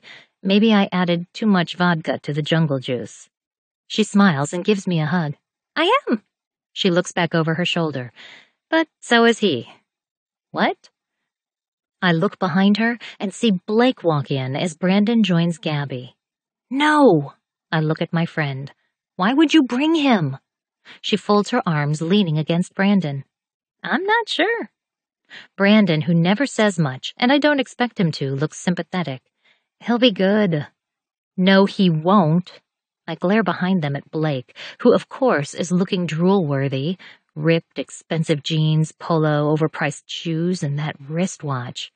He's a fucking walking 80s movie cliché, and the fucker is still hot as all hell.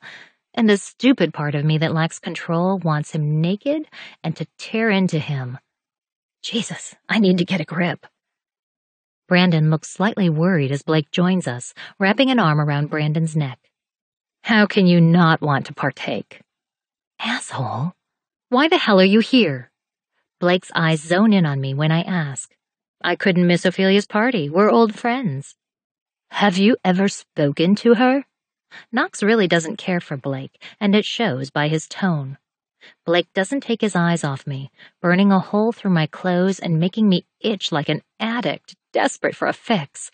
This is not good. Brandon shrugs out of his grasp. Knock it off. Look, thanks for the ride and all, but I don't need a babysitter, and I'm not all fun. You're being an ass. I look at Gabby. That statement is out of character for her. That's all he knows, Gabs. I hook my arm in hers and look over my shoulder at Blake. Have fun, but stay away. Anyone else would think I'm keeping him away from Gabby, but he knows what I mean. I told him at the library he needs to stay away from me. Oh, I'll definitely have fun. I turn my back on him and walk with Gabby to the kitchen. You drinking? Yeah, just something weak. I grab her a hard lemonade and hand it to her. You okay? She shrugs. That asshole can really get under my skin. I just wanted to come here and celebrate Ophelia's birthday. She twists the cap, and her eyes meet mine. Spend some time with you. My chest aches, missing my friend and knowing I'm keeping a secret from her. I'm glad you came. She takes a small sip of the lemonade. I am too, but Blake... What did he do? My eyes zone in on the dirty fucker as he takes a seat on the couch next to two pretty blondes, draping an arm around each of them. He said I was a hypocrite for giving him shit for drinking around Brandon and then bringing Brandon here. That fucker! Seriously, my voice is too loud, but I don't have to work until noon tomorrow, so I did intend to let a little loose tonight, blow off some steam. She laughs at that and takes another drink, sighing. He's not wrong, and that's what's bugging me. He's totally wrong. I move to her side and wrap an arm around her. Brandon is not a child, and he's done really well. What if being around this temptation pushes him over the edge? I do get really pissed when Blake has alcohol around Brandon. That's because he is full on trying to tempt him like the asshole he is. My eyes dart to Brandon, who's talking to Knox in the middle of the room, and he doesn't seem that uncomfortable, at least not more than usual. Brandon is strong, and Blake was trying to get in your head. Gabby lays her head on my shoulder, and I smile. I know that logically, but I hate that he had a point. He's an ass. And I'm happy you're here. She smiles and takes another drink as she looks over at Brandon, and he gives her a smile back. He's strong. She lifts her head and looks at me. Your boss is really freaking hot. I laugh. He is. And that accent. I chuckle and take another drink, finishing off what was left in my cup. I know. But I can't stop my eyes from drifting further to my right toward the asshole I can't stop thinking about. Why couldn't he just stay away? Chapter 15. Blake. Why the fuck can I not stop myself from staring at her? The chicks surrounding me right now are fucking hot, most of them dressed in next to nothing, short skirts and dresses all clinging to their bodies. Elle? She's wearing a baggy pair of jeans, rolled at the calf with holes in the knees, with a red cola t-shirt and white Vans. The girl screams, "Don't look at me," and "There's nothing to see here." But fuck if she isn't the most beautiful girl in the room. And I'm not the only one who's noticed. Her fucking boss can't keep his eyes off her. I take a drink of the whiskey I poured for myself, and unhook myself from one of the big-titted blondes in my arms, walking in Elle's direction. Gabby and Brandon have already left, claiming Brandon has to work early in the morning. But I know it's code for Gabby couldn't take him being around all the temptation any longer. Keep his leash that tight, and he's going to break free sooner or later, that's for damn sure. Elle is talking to the birthday girl and that British fucker as I approach, her eyes latching onto me with a heated glare, one that threatens to light me on fire. But no part of me minds. I ignore her, instead grabbing Ophelia's hand and pulling it to my mouth for a kiss. Ophelia, I don't think we've been properly introduced. Her big eyes meet mine, and she giggles, a truly hideous sound, as she sweeps her hand over my cheek, her thumb caressing my bottom lip. We have not, but I know who you are. Happy birthday. I feel Elle's gaze on me, but I don't flinch and focus only on Ophelia. Well, thank you. She turns to Elle. And you said he was an asshole. He is. I hear Elle growl, and I could feel the British fucker tense. Didn't your ride leave? I turned to Knox. At least I think that's his name. I heard Gabby mention it tonight. A cool smirk on my lips. I know how to call an Uber, and it's still early. His eyes narrow, and it's clear he wants to say more, but the polite dick doesn't say a word. Elle, however, we need to talk. She grabs my arm and pulls me away from them into a semi-private corner, even though this house is pretty packed. Elle, I'm cool with public displays of affection. I'll fuck you right here in front of everyone. But if you want to find somewhere more secluded, I'm sure we can. She ignores me. I thought for sure that would rattle her. Why are you here? I tell you I need space, so you show up at my friend's party? You didn't mean it. Bullshit, I didn't. I think she might be a little tipsy because her voice is fucking loud, but I let her go on. I can't do this with you. I shake my head, my hands caging her in, resting against the wall as I lean into her. Loud music is blaring all around us, but she can hear me. You're mine to play with, Elle, until I'm bored. Fuck you. I'm nobody's plaything. One of my hands grazes her cheek, and I feel her shudder at my touch. You're mine. She takes in a deep, shaky breath, and then her hand pushes my bicep, pushing me away, her eyes connecting with mine only briefly to say, I belong to no one. We'll see about that. She walks back to where Knox and Ophelia are chatting with a few people I don't know, but the challenge was thrown down, whether she knew it or not. I watch Elle talking to her little group, and find a seat next to one of the blondes from earlier, looking around the party, trying to spot someone with pills or maybe some fucking coke. There's always at least one, someone with some good shit, but so far all I've seen is booze. Which is fine, but I wouldn't mind getting totally fucked up tonight. I watch Ophelia offer Elle a drink, and Elle takes it, chugging it impressively fast. Guess she wants the same thing. I knew I fucked with her head. I take a shot the blonde next to me offers and down it. Game on, Elle. The party is still going strong an hour later. The lights have been dimmed and the music slowing down. Elle is standing way too fucking close to that British fucker as she sways to the song playing throughout the small house. People are everywhere, which is starting to get on my fucking nerves, but maybe it's blocking how obsessed I am, watching Elle through the crowd. If that fucker touches her one more time, I might jump through all these college fuckers and toss him out the front door. Whoa. What the fuck is wrong with me right now? Maybe I overdid it, but fuck, it's just alcohol. I haven't even found the really good shit yet. I guess that would require me to actually move from the couch. The birthday girl herself bounces over to me, nearly tripping over a couple making out on the floor, before landing next to me on the couch, laughing hysterically. Oh my god, I didn't see them! I brace her with my hand as she lands, and although I want nothing to do with her, I continue the act from earlier. It's pretty dark in here. You good? She smooths her hair that's all over the place from dancing like a maniac for the last few hours. I'm better than good. It's my birthday! She's shouting, I think overcompensating for the music, and I notice she takes a quick glance over her shoulder before her eyes meet mine, and I see sadness in them after she sees Elle and Knox together. Oh shit. She has it bad for the British fucker? That it is. So why the sad face all of a sudden? Her shoulders shrug as her bottom lip pokes out.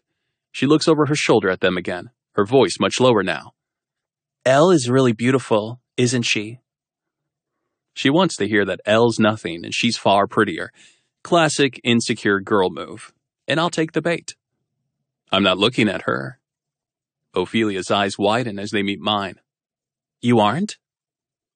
I force myself not to, but instead I focus on Ophelia. I can feel Elle's heated gaze from across the room. Why the fuck would I be looking at her when I'm sitting here with you? Knox only sees her. I fight the smirk when I confirm I was right. I wonder if Elle knows how bad Ophelia has it for Knox. I shrug and take a drink from the whiskey I poured earlier, nearly feeling sorry for her. He's an idiot. She leans in closer, her perfume strangling me, but I don't pull away. I feel Elle's rage, but I don't look at her. Not once. You really think so? God, she's easy. No challenge at all with this one. She's ready to fuck me right here and now for giving her one compliment. Probably has daddy issues or just plain didn't get enough attention as a kid. Who the fuck knows? That's for her therapist to figure out. I fucking love easy. I'll never forget when Brandon first told me his evil plan to get back at his nemesis, Michael, by seducing his sweet little sister, Gabby. I was fucking tired just listening to him. I've never put effort into anything, but if Elle thinks she's not mine to play with, she's fucking wrong. I brush auburn hair out of Ophelia's face and tuck it behind her ear. Elle's got nothing on you. I should know. I've been there. She smiles wickedly at that. I know. She told me. She did she? She did. Ophelia's hand slides along the denim covering my thigh, moving up toward my junk. And then she told me to go for it with you. Now my eyes dart to Elle, who looks like she's about to fucking pounce as she stands with the British asshole. I smirk in her direction and then focus on Ophelia. So, she's done with me, huh? Her shoulders lift as she shakes her head. I don't get it, but that's Elle. She's kind of a one and done. Interesting. I smile. It's conniving and purposeful. And would you do the same? I lean in closer, keeping my voice low. Toss me to the side when we're done?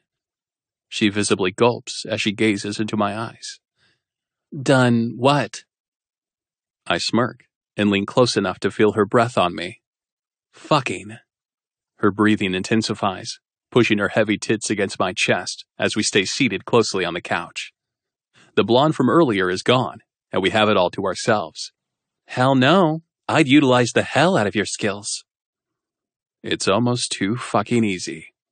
I let my hand slide through her hair, running my fingers through it, giving Elle a little show. But she ups the fucking ante. I watch with fury as her hands pull Knox's face to her, smashing her lips against his, and he devours her mouth, his hand grabbing her ass and pulling her small body to him. Fuck! Ophelia gasps when she sees what I'm looking at and turns to me, desperately seeking an answer. I have one for her, and I'm hoping she's up for it. You want a game, Elle? You've met your fucking match. Chapter 16. L. Fuck him, fuck him, fuck him. Call me your plaything and then fuck one of my friends? What the hell is his angle? Fucking asshole motherfucker. Okay, so I've had too much to drink tonight, and I think my brain short-circuited for a moment when he had me pinned against the wall earlier. Why does he smell so fucking good? Why does he look so fucking good? It's unfair. I've read so many books about the alpha male assholes and the heroines that melt in their arms when they're told what to do. I won't be that girl. Fuck him and his bullshit. He wants to fuck Ophelia? Fine. Go ahead. She's hot and sweet. Perfect body most women would kill for. Shit, am I thinking about Blake or Ophelia here? I try to shake that off as Knox's tongue plunges into my mouth. His hand squeezes my ass and I struggle to stay focused. Knox is hot. He's fucking gorgeous. And kind. He's not a fucking dick like Blake. He would never play these games with me. I let my hand slide under his shirt, grazing an impressive set of abs. He pulls back slightly, his hands resting on my hips, and he looks into my eyes, but I don't want to look at him. I force myself not to follow the heated gaze I feel burning my skin from across the room. Elle, you've been drinking. Please don't be so nice to me. I shrug my shoulders and look at Knox. Into his brown eyes I'm wishing were icy blue. So have you. Everybody here has been. I lean in, my lips brushing across his. It's a party. His eyes look around the room as mine look over his shoulder and lock on Blake's, staring right back at me like I knew they would be. Icy blue strangling me from his position with Ophelia on the couch. They haven't moved since I'd made my move and kissed Knox. Knox's attention is back on me as he speaks, but mine is still on Blake. Are you sure you want to do this? One nod of my head, sure and determined as my right hand cups the back of his head, my eyes shouting a "fuck you" to Blake as I close them and meet Knox's hungry mouth with my own. I shouldn't use my boss to get back at Blake. It's juvenile, but is it that wrong? Knox isn't in love with me or anything. I'm just another warm body in the sea of bodies in this room. My back meets the wall as his mouth dips lower over my jaw than my neck, and I lean into it, my hands in his hair. But I make the mistake of opening my eyes and see Blake calling my bluff. His lips on Ophelia's, his large hands in her pretty hair, nearly severs my heart in two, and I gasp, making Knox meet my eyes. Are you okay? I nod, my nose brushing his as our lips meet again. I'm more than okay, Knox. My hands slide over his stomach again, resting on the hem of his jeans, hooking a thumb in them and pulling him closer to me. Don't stop. My eyes slide back to Blake, and I watch as Ophelia lies back on the couch, not totally lying flat, but close, and his body covers hers. She nearly disappears underneath him as his hand slides up her bare, tanned, toned thigh and disappears under the skirt of her dress. You can do this, Elle. Do not let him get to you. My hands slip under the soft fabric of Knox's shirt and onto his toned back, pressing his body against mine. No one around us is watching. Everyone is too busy with their own party, and it's as if there are only 4 of us in the very crowded room. I tilt my head to the side as I feel Knox's stubble scrape the soft skin of my neck and his lips dip to the collar of my t-shirt. My fingers dig into his smooth flesh as I let out a soft whimper, encouraging him to move further. My eyes narrow on Blake as he nips Ophelia's neck, looking over her shoulder at me. His eyes full of fire as I give him a calculated smile in his direction and lean my head back against the wall, Knox's hand snaking under my shirt and cupping my breast over the cup of my bra. I want this to feel good. I want this so fucking bad, but I can't stop looking over his shoulder and watching them. My nipple pebbles from the friction as his thumb sweeps over it, but no real reaction from my body. There isn't need there. Blake's hands are fucking everywhere. God only knows where Ophelia's are, but I can hear her moans from over here, even over the music and all the people, and I don't think I can handle knowing. I want to fucking kill him. I want to tear him apart. I want to slap him and scream at him, but I want to feel his lips on me. I want his hands to be all over my body right now. My head is swimming, and I'm regretting my own stupid decision to get involved in this stupid battle with Blake. Of course he'll fucking win. He has zero feelings. Knox's lips meet mine once again, and I kiss him back, but it's weak as I fight the confusion and regret, my hands resting on his hips lazily. Fuck, don't do this. You're stronger. I drop my hands to his ass and kiss him back, nipping on his bottom lip and then slowly leaving little kisses down his neck, licking his Adam's apple on my way down, pulling a hearty groan from between his lips as my hands find the button on his jeans. My eyes flicker over to the couch, and I see Blake, his arms holding him up, hovering over Ophelia's body. All his muscles pulled tight, the vein in his forearm stretched and taut as his arms hold him up, but his eyes are trained on me. Animalistic hunger and spine-tingling anger coming at me in waves from those beautiful eyes. I double down and flick the button through the hole, unfastening Knox's jeans. And Blake is off Ophelia in a flash and standing next to us, grabbing my hand and pulling my body to his. Are you fucking kidding me? His chest is heaving and he looks like a wild animal on the hunt. What the hell do you think you're doing? Knox is understandably pissed as I handle it by separating the two with one arm and facing Blake as Ophelia joins us, tugging her dress down and catching her breath, her red lipstick smeared all to hell. From his lips. I never kid, Blake. I glare at him, deadly serious, and I never back down. We're both worked up, an electric charge between us. I wouldn't know how to fight if I tried. I think he's going to say something, but he doesn't. He just takes my hand and drags me down the hall, finding an open door and nearly shoving me through it with him. He closes the door, leaving everyone else behind. You don't want to fuck with me, Elle. He's angrier than I thought he could get, his breathing still labored, his fists clenched at his sides, and the muscles of his arms flexed tight. I take a step closer to him. The room is dark and quiet, but I think it's Ophelia's bedroom. I can make out a bed and a dresser. Why not? I won. His hands wrap around my waist, tugging my body to his, and it feels good to be pressed against him. Too good. You think so? His thumb sweeps over my bottom lip as if he's trying to make any trace of Knox disappear. I know so. My throat is dry with the anticipation. How do you figure? I can feel his eyes on me even in the dark as he looks down. You caved. My voice is a harsh whisper. You couldn't stand his hands on me. His lips find my ear, his tongue darting out and sweeping over the lobe before he whispers. So you're saying you liked my hands on her? How about my lips? She's not a bad kisser, you know. Fuck him. Couldn't be any better than Knox. I think I nearly came just from his kiss alone. That tongue. A growl escapes his throat, and I smile as his body crowds mine, forcing me back against the door. You weren't even close. His mouth hovers over mine as he cages me in. You were wishing it was me the entire fucking time.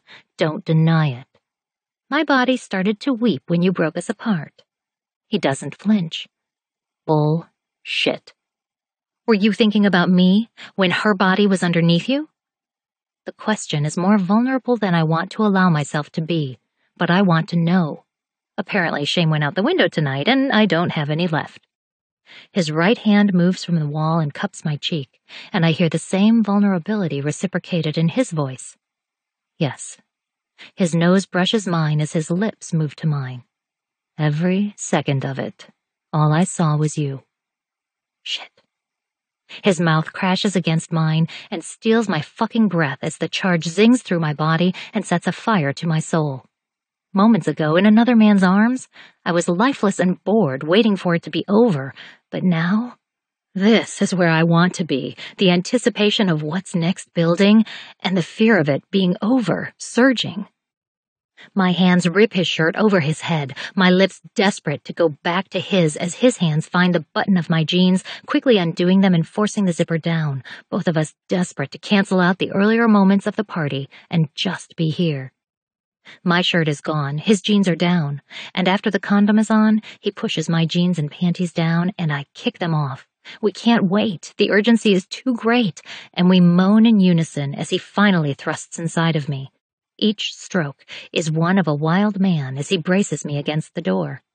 I can't get enough of him. My nails dig into the skin of his back, my teeth nipping at his shoulder, meeting each thrust with a roll of my hips and my mouth devouring his, thirsty for every bit of him. Tonight, I say we both win. Chapter 17. Blake. Well, fuck. She wins. She totally fucking wins. Her hands on him, his fucking lips on hers. It made me so fucking angry I couldn't see straight. I don't know what's going on, and to find out requires way more effort than I'll allow. But for now, she's mine. My plaything, my obsession, mine. We sit in her apartment, eating cold pizza and coming down from the high of fucking in Ophelia's room. Then again when we got here. Thankfully, she lives close because I didn't think we were going to make it up the stairs without tearing each other's clothes off. I didn't find any of the good shit, but I found something better. L is the most powerful drug I've ever come across. Fuck. She lays her head against the window seat as we stay propped against it, sitting on the floor. We didn't even make it to the bench this time. You are such a prick. I take a bite of pizza, but don't argue. Yeah, but what makes you say that? Her hardened nipples are distracting me as they poke out from the worn white t-shirt she found on the floor and pulled on before we started eating. I told you to stay away, and you show up at that party. I don't follow directions well. I finish the pizza. Did you really want me to stay away? Yes. She lifts her head and looks over at me. But I'm glad you didn't. I smile, and it's not even a smirk. It feels like genuine happiness when she admits that, as I lean my head back and she grabs her phone, finding her music, and soon, Going to California by Led Zeppelin is playing from the small speaker as she places it on the bench above our heads and leans her head back with me. Why were you so certain I was a poser? The right side of my mouth slides up. I was hoping you weren't. I listen to them every night before bed, sometimes when I'm reading, sometimes just to drift off to sleep. Since junior high, when I was old enough to sit there and really think about the lyrics, being so simple and yet so complicated all at once. I turn to look at her profile as she closes her eyes, her head tilted up. She really is the most beautiful thing I've ever seen. And if simple and yet so complicated doesn't perfectly describe her, I don't know what does. I get that. And you? I shrug. They're good to listen to when you're high. Her shoulders shake with laughter, and she turns to look at me. You are seriously an asshole. I offer a small smile, knowing that's truer than she realizes. Yeah. I think you like them for the same reason. Our eyes meet. You're right. Why do you fuck with Brandon so much? That catches me off guard. Damn, Elle, we were talking about music. I don't know. Is it all a secret plan to make him use again? She looks serious as she takes a drink of water, seemingly sober now. No. I shrug. I don't do long, drawn-out plans. So why then? I don't believe in the whole sobriety thing. Her look isn't annoyed, just curious. You don't think he's actually sober? I know he is. He is. I just don't think he should be. There's nothing wrong with enjoying life, and he's fucking miserable. He was in a lot of pain and trying to mask it with substances. He's going to therapy and learning how to cope without being high and drunk all the time. He wasn't functioning. That's all from Gabby. She didn't even know Brandon before he decided to become sober.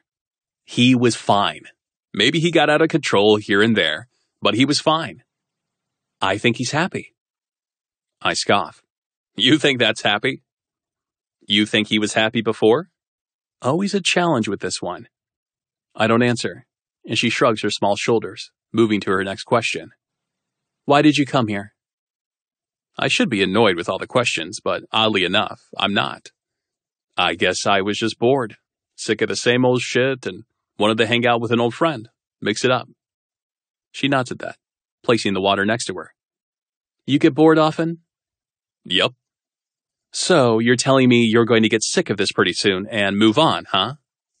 My eyes land on her braless tits and slide slowly up to her gorgeous face. I'm pretty sure you're going to get sick of me before I get tired of you.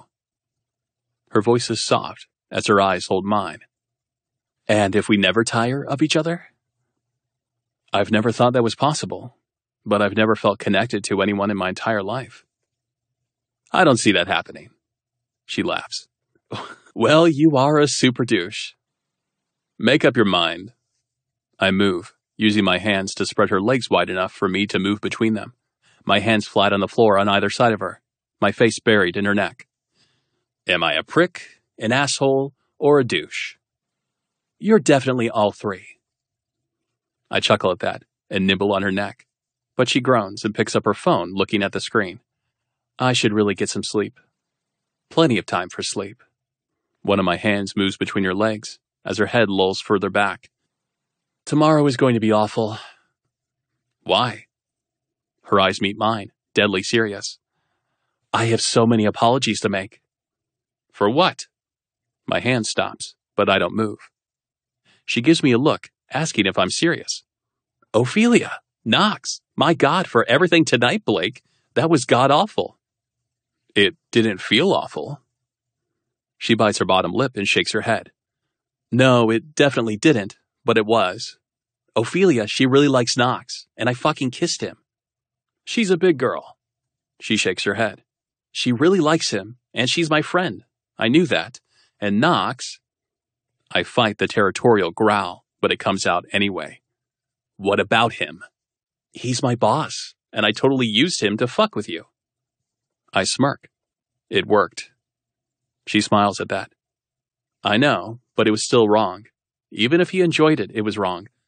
I don't really believe in the whole right and wrong thing. Clearly. My hand finds her wet slit, my finger sliding along her, teasing her slowly as I speak. She'll be fine. But if tomorrow is going to be bad, I find her clit and circle it slowly, making her hips buck against me as my mouth finds her ear. Let me help you feel good tonight. Okay. It's a simple breath, granting me access, and I take it. In this moment, I'll take everything she'll give me. Chapter 18. L. This is so not going to be fun, but I know I have to do it. I lost my mind last night and forgot about my friend, and that is so not okay. I take a deep breath and pull open the front door to the bar, walking inside and seeing it's about as full as it always is this early in the afternoon on a Saturday. So it's nearly empty, but it will fill up soon. I see Ophelia cleaning tables, and after clocking in, I walk to her. She looks about as good as I feel. No doubt, since we both consumed way too much alcohol last night. Hi, Elle. She seems sad, and my heart aches, knowing I more than likely caused that sadness. I give her a small smile and take a deep breath. I'm so sorry. Only we both say it at the same time. What? That's also said in unison. I look at my friend with total confusion. Why on earth are you sorry?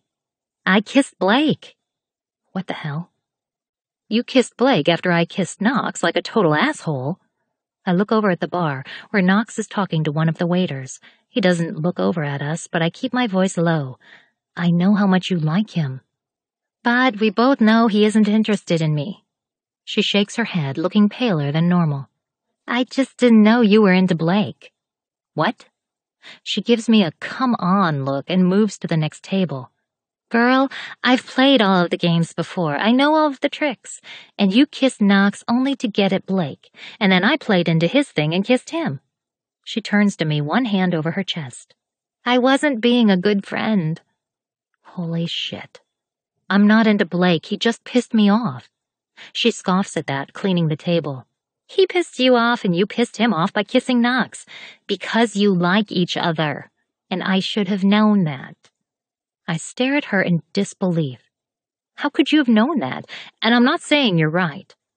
She laughs, but then stops, holding her stomach as if that was a mistake being this hungover. I saw all the signs. You're totally into him, which I think is great, and I should have stayed away. That's not... I shake my head, unsure what to say. I'm not into him. He's just, I guess, interesting. She laughs and tosses the rag on the table, walking to stand before me, grabbing my shoulders. Whether you admit it out loud or not, it doesn't matter. I shouldn't have kissed him.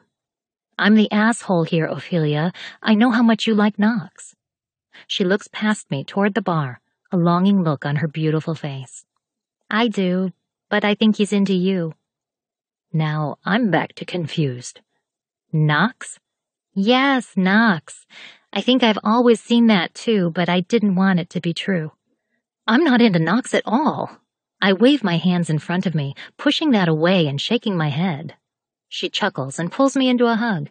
I know, but he's into you, and last night may have been kind of rough on him. She's still hugging me as I pull back slightly and look at her. What? Really? She nods sadly. Yes, his face after Blake pulled you away was heartbreaking. I look over at Knox. He's still not looking at me, but I feel sick. I had no idea. I don't think you're right about that. There's no way. She gives me a final squeeze and pulls away. I'm right about this. Trust me. Well, shit. I offer a smile to Ophelia, and it's returned instantly. I'm sorry, Ophelia. Friends? Always. She bounces off to help someone with an order, and I take another deep breath, gaining courage to walk over to the bar and talk to Knox. The waiter thanks him for his help with the computer and then walks back to his table as I approach Knox, who has his usual smile plastered on his face. Well, hey, I wasn't sure if you'd be in today or not. I cup my wrist with my hand as I stand nervously in front of him. There was no way I was going to call in. Always dependable. God, this is awkward as all hell. I had my tongue down his throat only last night, and now we're acting like nothing happened. Maybe that could work. Hell, I'm so fucking sorry about last night. What the fuck? Okay, so ignoring it isn't going to happen, but why the hell is he apologizing? What? I should have never kissed you. I kissed you. He shrugs, grabbing the back of his neck, his muscle flexed tight. I shouldn't have kissed you back. I'm your boss. It wasn't okay. How can they both be so nice? Maybe they're a good match after all. Knox, I was the asshole. I was aggressive. We were both drinking, and I did this. His throat bobs as he drops his arm. It was all for him, right? I don't want to admit that as I look away. I don't know. It was just a huge, cringeworthy mistake. One that led to a hotter-than-hell hookup. It's forgotten. I smile and start to leave to go do my job, but spin around to look at him, the question nagging me. You don't have, Jesus, be more awkward, Elle. A thing for me, right? He looks deadly serious as he approaches me. Not anymore. What? His large shoulders shrug. I'm getting over it. I had no clue he felt anything for me whatsoever, and I stand in absolute shock. There's something to get over? You really didn't know? I shake my head slowly from side to side, totally dumbfounded. No. He smiles, but it's slightly sad. It's fine. It's better this way, and it was inappropriate, considering you work for me. I'm sorry, I had no idea. His shoulders shrug, and he looks almost like a young, embarrassed child instead of the confident man I'm used to. Let's just move on from it, okay? Okay. He walks past me, reaching out to touch my shoulder, but thinking twice and pulling away at the last moment, and walks to talk to Ophelia. Well, it's official. I'm a total asshole. Chapter 19. Blake. You seriously didn't know that. I follow Elle as we walk up a pain-in-the-ass trail on the outskirts of town. I need a cigarette. I'm out of breath, and it's not even that rough of a hill. Maybe I should quit smoking. Nah, I'm no fucking quitter. Harassing those jeans is a nice distraction, though. I have no idea where we are or how she talked me into this, but she said we were going for a drive. When she parked the car out on a country road at dusk, I thought I was getting laid. And then she starts a walk up the side of a hill. What the fuck? I haven't seen her since she left for work yesterday, and she sent a text after her lunch shift at the diner today, asking if I wanted to hang out. I jumped on it disturbingly fucking fast. I've never had a hard time going a full day without seeing someone before. How would I know that he had actual feelings for me? Sexual, fine. Guys want to put their dicks anywhere they can. I laugh at that as we reach the top, and I brush past her. So you're bummed he wanted more than what's between your legs. I stop when I reach the top of a very large stone K at the top of the hill we're standing on, overlooking the city of Manhattan. Elle sits on a large rock next to it, which is a large letter S. Yeah, I didn't have any idea he thought of me that way. Maybe you've spent too much time with your head in books. You're missing what's going on around you. You're an idiot. She's smiling as she looks out over the hill. Sunsets aren't really my thing, but the orange and purple in the sky isn't too bad to look at. Am I wrong? I noticed that motherfucker had a thing for you the first night I met him. You did? Christ. I take out a joint and light up, inhaling the smoke deep in my lungs before letting it spill out in front of me. Of course I did. Well, you didn't tell me? I take a seat next to her, offering her the joint, but she passes.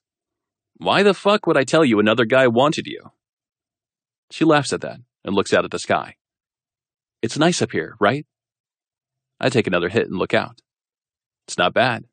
How did you find this place? Gabby. Her brother Luke went here and told her about it. I like to come up here when I'm stressed. I wrap an arm around her, letting my hand slide down the skin on her arm. I can help you with stress. She rolls her eyes, but she's laughing. I can't believe neither one of them was pissed off. They should have been. Why? They each got a little something. Blue balls? I laugh. That's pretty funny. I'm hilarious. She's not laughing, but she smiles. What are your parents like? She looks at me, surprised by the question. They're fine. Fine? Her small shoulders shrug, and she looks uncomfortable. Adequate. I don't know, they're parents. They had me when my mom was almost 40 and my dad was 40. They loved me, but wanted me to be good and quiet most of my life. Barely had time for me. Why the fuck have kids then? She smiles at that and takes the joint. I think she's going to loosen up and indulge, but instead she smashes the tip into the rock, snuffing it out. Fuck. I need to stop hanging out with people who have no regard for good pot. Look around you. The sky, the fresh air. It's enough of a drug. I roll my eyes, looking up at the sky as the sun sets, but I definitely don't feel high from it. What were your parents like? Adequate. Really? That's it? Her head lays on my shoulder. In this moment, her nose nuzzling into my neck, her shampoo wafting into my senses. In this moment, I feel the high she was talking about. Both rich assholes, not abusive, but not caring, not really fucking anything. I know Gabby has told her about Brandon's parents. Mine were not that. Indifferent? I nod. Yeah, pretty much. My dad worked a lot, traveled a lot. He was barely ever home. My mom was home, but still somehow never around. The only time they ever really came out of the woodwork was to tell me I was disappointing them by fucking up their image or throwing bullshit parties masked by some charity. Why do people have kids? I laugh. I know it's what they were expected to do. Were the parties fun, at least? What is it about this chick? I never just sit and talk, especially about my past. I don't know. Lots of booze and other fun substances. Her face looks concerned now. How old were you? Here we go. Trying to put me in the addict category again. I don't know. They had them my whole life, but if you're asking when I started to partake, I guess 12? The parties were out of control, not your typical stuffy affairs, and I took advantage as soon as I wanted to. There was never anyone watching me closely. It wasn't any sort of challenge or rebellion. I was bored as fuck and thought it looked fun. And it was. Wow. Don't do that. She lifts her head and looks me in the eyes. Do what? Pick me apart. Try to blame my parents for substance abuse that really isn't that big of a deal. I was bored. I wasn't traumatized or abused, and I have it under control. I'm not Brandon. I wasn't trying to numb myself. I was born that way. I wanted to feel. She doesn't seem to be judgmental, but she studies my face for a moment before shrugging her shoulders in the cool-ass way I love. If you say so. I like that she doesn't push me to be who she thinks I should be. She doesn't tell me what to do, and yet somehow she's constantly challenging me. I do. So, you can stop anytime you want, right? I stretch my arms into the sky, knowing she's calling me out for sounding cliché. Are we going to fuck or what? She laughs and playfully smacks my chest as she leans into me, and I wrap an arm around her again. You are such an asshole. I guess we're a perfect match. She doesn't look at me. She's looking out at the sky, but I'm looking at her. Too perfect for words. Too much alike. And oh, so fucking different. I know she's way too good for all the bullshit I'll bring to her life. And yet, I don't think I can pull away. Chapter 20. Blake. I walk up to the front porch of Gabby and Brandon's house, and I have to stop myself from fucking whistling. Actually fucking whistling. That's another new one for me. I shrug it off, laughing at the ridiculousness of it all, but I did just get laid. A couple of times. Elle needs to get up early tomorrow for work, but I'm still on a high, so I decided to walk back here. It's 3 a.m, and I'm not a total asshole. Who knew? So I try to be quiet as I walk into the dark house and stub my toe on the fucking sofa almost instantly. Fuck! I'm not even shit-faced. Maybe I'm a little buzzed from the whiskey I had before I left Elle's place. She doesn't have any alcohol there, but I usually carry my own. Blake? Fuck! I grab my chest, scared shitless, as Gabby switches on the lamp next to her. I had no idea she was sitting on the couch until she spoke. Gabby? What the hell are you doing up? Why are you getting in so late? She holds up a hand to stop my answer. Never mind. I can smell the sex and booze from here.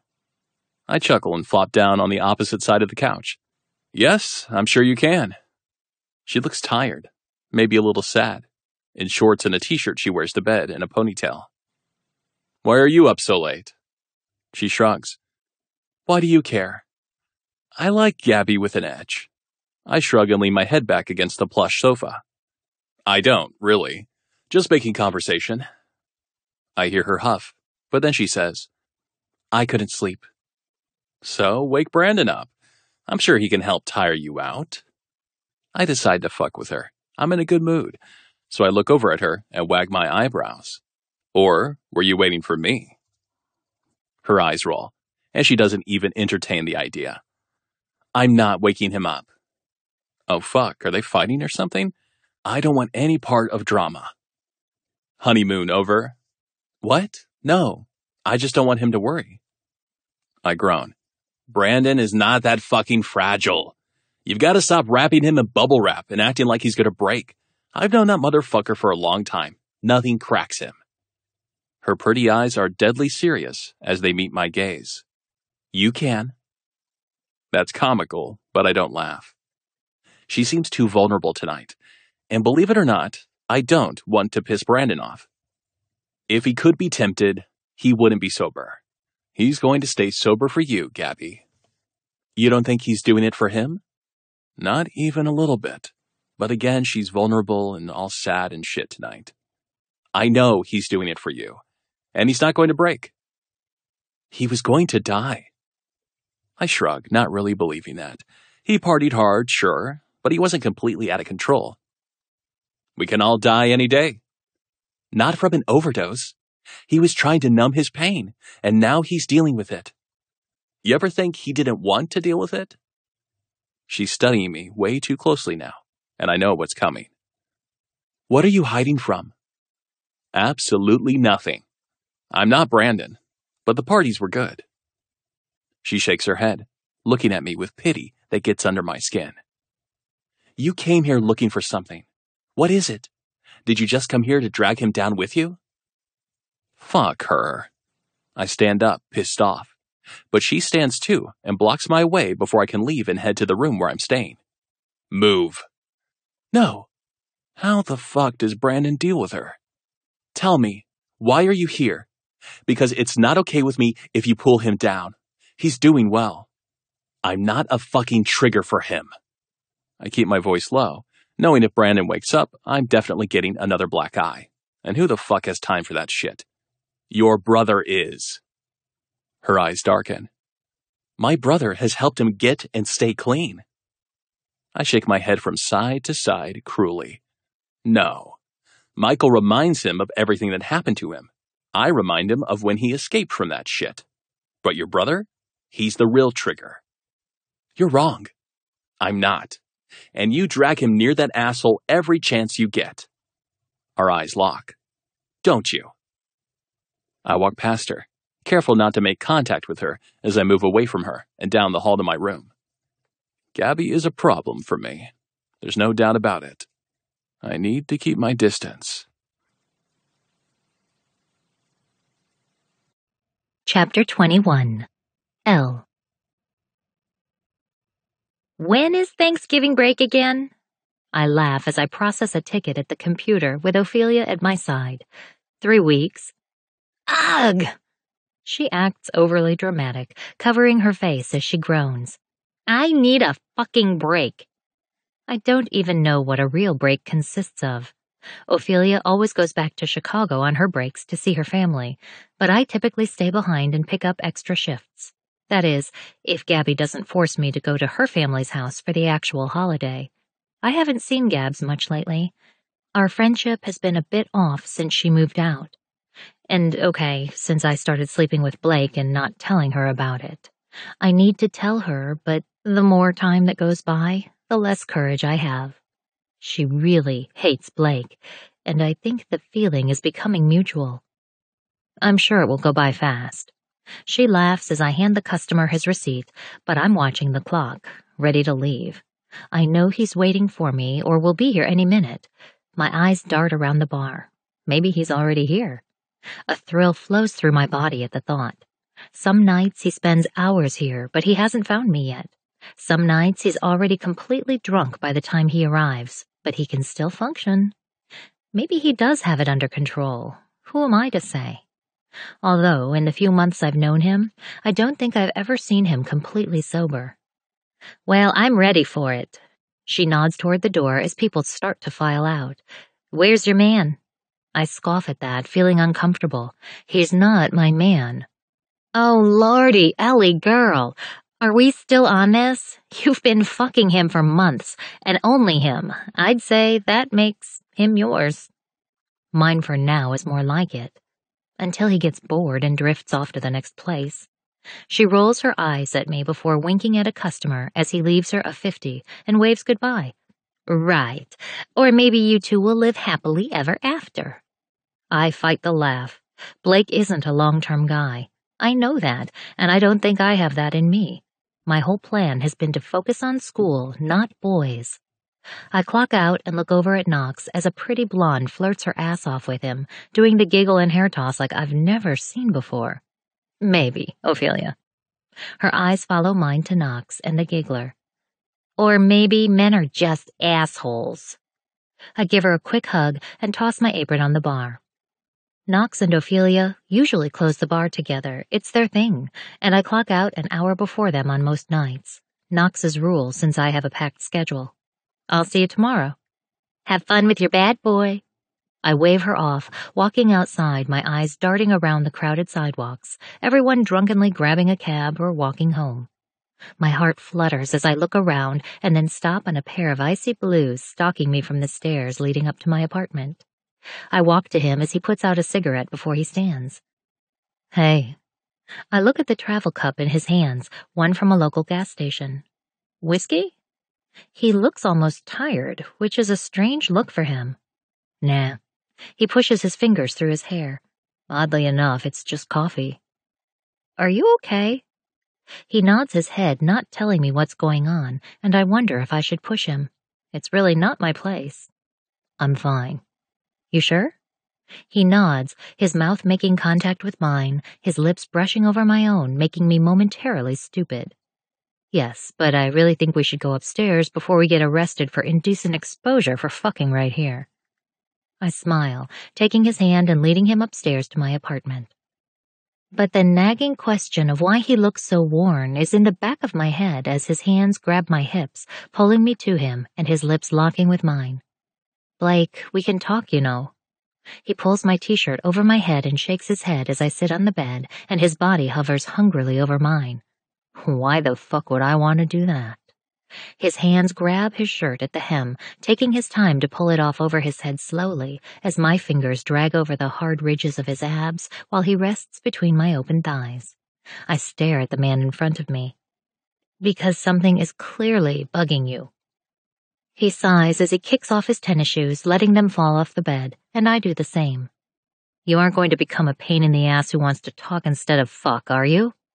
I grab the hem of his jeans, pulling him to me as I scoot further back on the bed and look him in the eyes. You know we talk sometimes. I flick open the top button. Just tell me what's wrong so we can get to the good stuff. He smiles lightly at that, his smile so beautiful it almost hurts. My mother called and is back in Kansas City. She wants to see me. I thought in Kansas City you lived in Brandon's old house? I do. I haven't lived with her since I was 18. She hasn't even been in the country for a few years, but she's coming back for some fucking reason and wants to meet. And you don't want to see her? Fuck no. That woman is beyond toxic. I thought she was adequate? His large shoulders shrug, and even though I'm curious about what's going on with him, my eyes drift over his stone-like chest and abs. When she left me alone, which was most of the time she was, but when she opened her mouth, it was always fucking toxic bullshit. So don't go. I push his jeans down, leaving him in only his briefs, as he kicks them off the bed and lowers his lips to my neck. I don't plan to, unless... I force his eyes to meet mine. Unless what? He shrugs again and swallows so tightly I can see his Adam's apple bobbing in his throat. Unless she threatens to cut me off, which is the shit she usually pulls. So, she uses money to control him. I guess it's not that surprising. Maybe you could work with Brandon. Funny. He undoes my jeans, pulling them down over my ass and legs before tossing them behind him and laying his hands over my stomach, holding my body down as his eyes sweep over every inch of me. I'm not fucking working on cars. I don't even drive. I fight the laugh at his words, his large hands still pinning me down and his eyes almost too serious, sending a chill through me. Well, then, what are you going to do?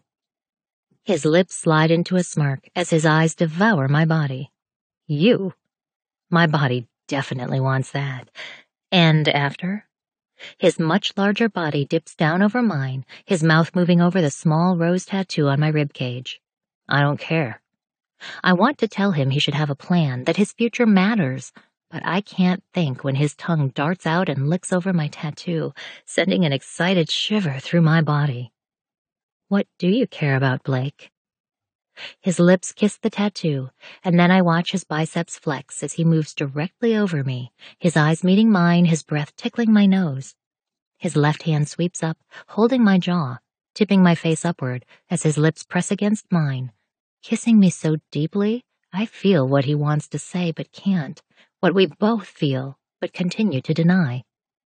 My legs part, allowing him to lay on top of me, braced only by one strong arm, as his mouth abuses mine in the best way, our lips punishing each other's.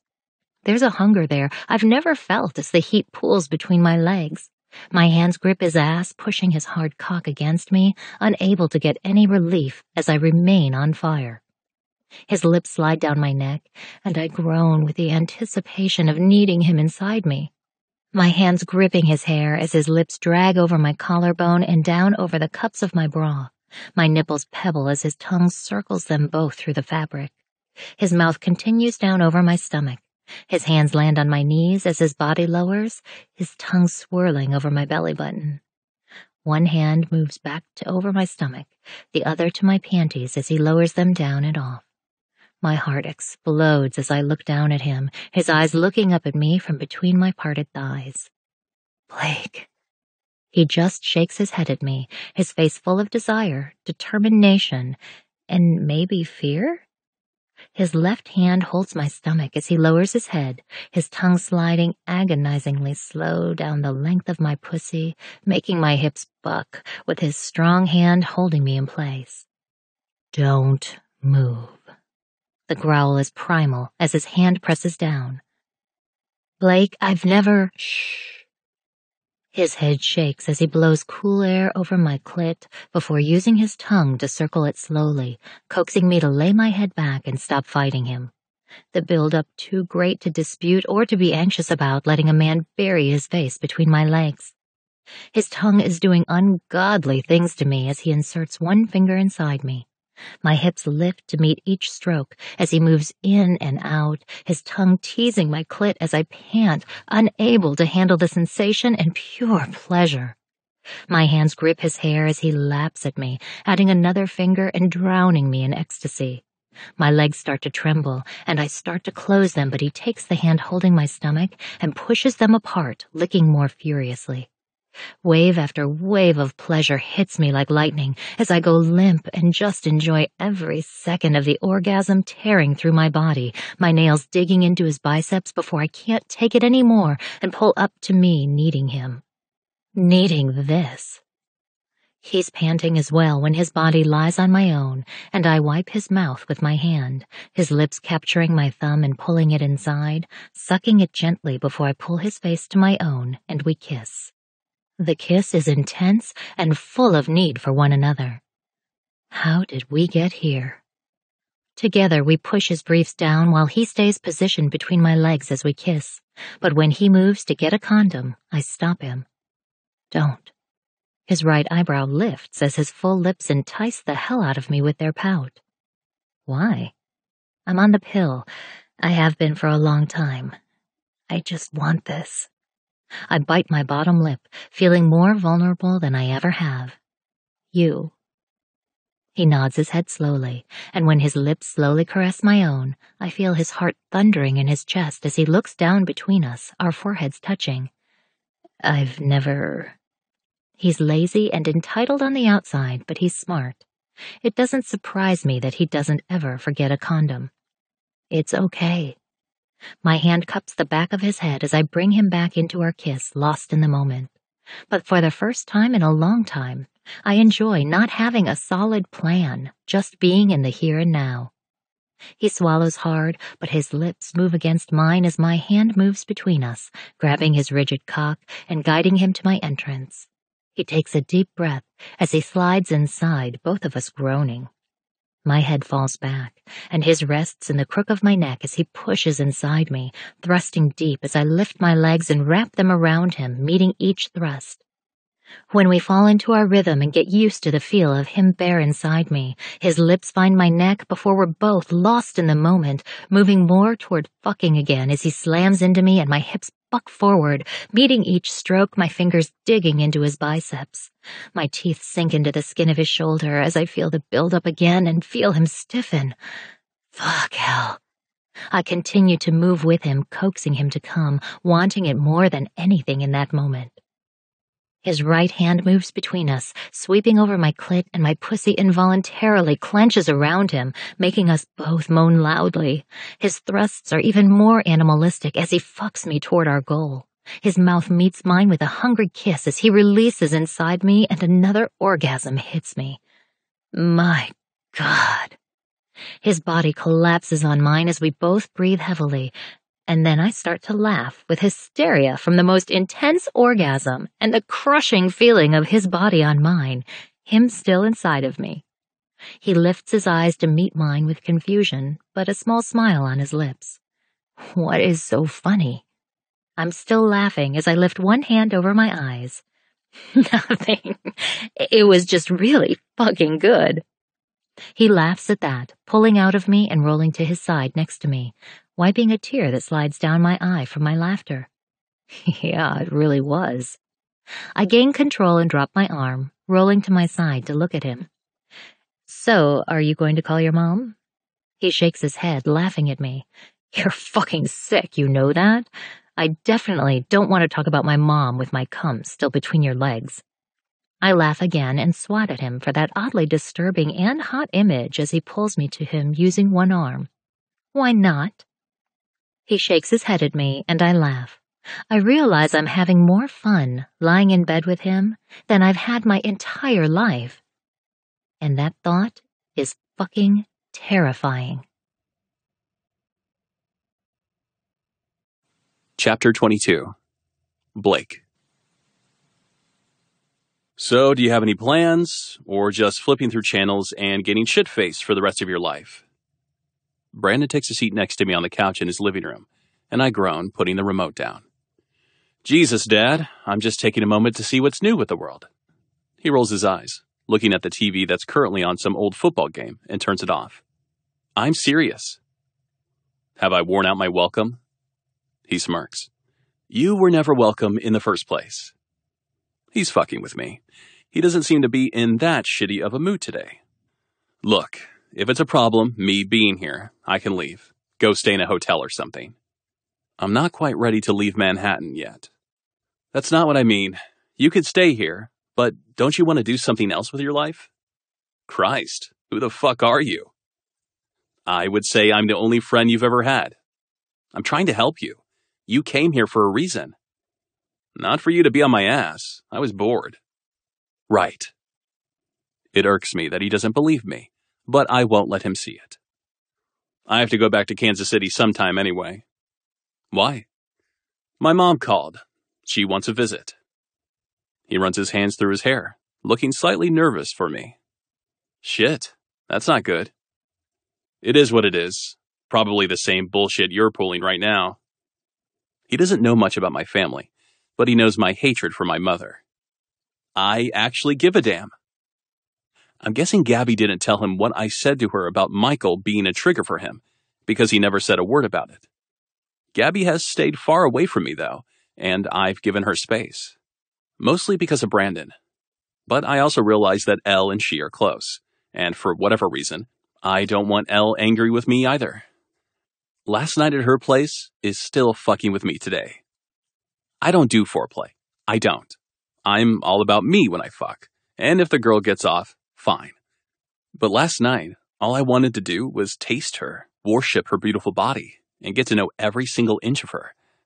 I needed to see her explode with pleasure before I allowed myself to have my own. That was crazy enough for me, but fucking her bare? Another total first for me. It was always instilled in me by my mother and father to always use protection. My father telling me when I was 12 that you can't believe a woman if she tells you she's on birth control. I can still remember his deep, smooth voice. You must protect the family name, Blake. Women will try to trap you in any way they can.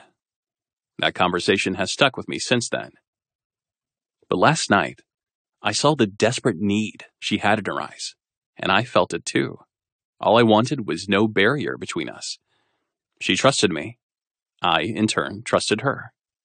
And I don't know what any of that means. I don't have a plan. He nods. Well, now's the time to figure it out. You're here for a reason. You're going to pull some fate bullshit on me? He stands up, looking down at me on the couch. Yep, but you created your own destiny when you decided to come here. So, figure it the fuck out. Decide what you want to do. Timeline for this? He shakes his head from side to side. Nope. No set time. Just start thinking about it. Take college classes. Get a job. Do something. I nod my head because I am in his house after all, and I'm not ready to leave. But the thought of forming an actual plan for my life scares me deep down in my soul. Far more than I'll ever admit out loud. Chapter 23. L. Earth to L. Ophelia snaps her fingers in front of my face, and I'm jolted back to reality where I'm at work at the bar. What? She chuckles. Is the sex really that good with him? What? I repeat, because that's definitely not what we were talking about before I got lost in my thoughts. We were talking about a lousy tip, and then you were just in your own little satisfied world with a goofy grin on your face. I wave it off as I clear a table and walk back to the bar. Yes, it's that good. That's fucking awesome. Last night is messing with me. It was amazing, but it was... So, details. Is he secretly a cuddler, like a total asshole on the outside, but when you're alone, he holds you close, doesn't he? Yes. I wouldn't call him a cuddler necessarily. She laughs. Why do you look so pale right now? What's wrong? Because it sounds like you've hit the jackpot. I look around the bar. It's quiet since it's only 2 p.m, and Knox is in the storage room doing inventory. I keep my voice low. He did something last night. In bed. She places both elbows on the bar and leans her face on her hands. Tell me more. It was just... Her eyes light up. Butt stuff? What? I laugh. No! She shrugs. Okay, so what? Okay, Elle, you're a grown woman, and this is just 2 women talking about sex. He went down on me. Her lips purse together, and she lifts a curious eyebrow. And he wasn't good at it? 'Cause that shit takes practice, I think. I shake my head. No, he was really, really good at it. I think I saw a whole new color when I came, one I didn't even know existed. He was so fucking good at it. She laughs at that, smiling from ear to ear. Good for him and for you. Why do you look so freaked out? I've never let a guy do that to me before. She's trying to stay with me here. I can see it as she nods her head as she listens. Okay. So it was just really intimate. I think sex is supposed to be. I shake my head and pace the small section of the bar that we have to ourselves. No, not with me, it's not. It's quick and dirty, and that's the way I like it. So you don't like him going down? Of course I did. She laughs and shakes her head at me, not as irritated with me as she should be for how irrational I'm being. Okay, so have quick and dirty, and have sexy and intimate. Have it all, girl. I sit down on the bar stool at the end of the bar, placing my head in my hands. I think it's getting more serious than I intended. She walks to me, placing a hand on my shoulder. Yeah, that happens sometimes. I should be more terrified than I am, but really, I'm just counting down the minutes until I see Blake again. He's spoiled and entitled, a total asshole, but he also has a really good side to him that I enjoy. I want to know everything about him, and I want to lay with him in silence, just listening to his heartbeat. I have to tell Gabby. Her hand falls off my shoulder as she stares at me in shock. You haven't told her yet? She hates him, Ophelia. She won't understand. And I've hidden this from her for months now. You need to tell her. You guys have been friends for 4 years. You can't do that. I groan and lay my head down on the bar, knowing that she's right. But I also know this isn't going to go well at all. Chapter 24. Blake. Her naked body lays on top of me, hands in my hair, as her head lays on my shoulder. It's morning. I stayed over, and we aren't fucking, we're just laying here, blissfully alone with each other. I listen to her breathe as she strokes my hair, and I look at her smiling face. I need a haircut. Don't you dare. I like it like this. I smile, oddly okay with her calling the shots. I went to speak with admissions yesterday. You did? Yeah, just to explore my options. She looks happy at that thought. You're thinking about going to school here? Possibly, I'm not sure. But I guess it wouldn't be the worst thing in the world. Give me something to do. Her smile is bright, but subtle, as she tucks her head into my neck, leaving a kiss there. I think that's great. It might not be so bad. I don't have high expectations, but it might be nice to think about the future for once. I think I need to tell Gabby about us. My body stiffens at the mention of her best friend, and I think she feels it. Her head lifts to meet my eyes as she takes a deep breath. I don't like keeping this secret from her anymore. Say something.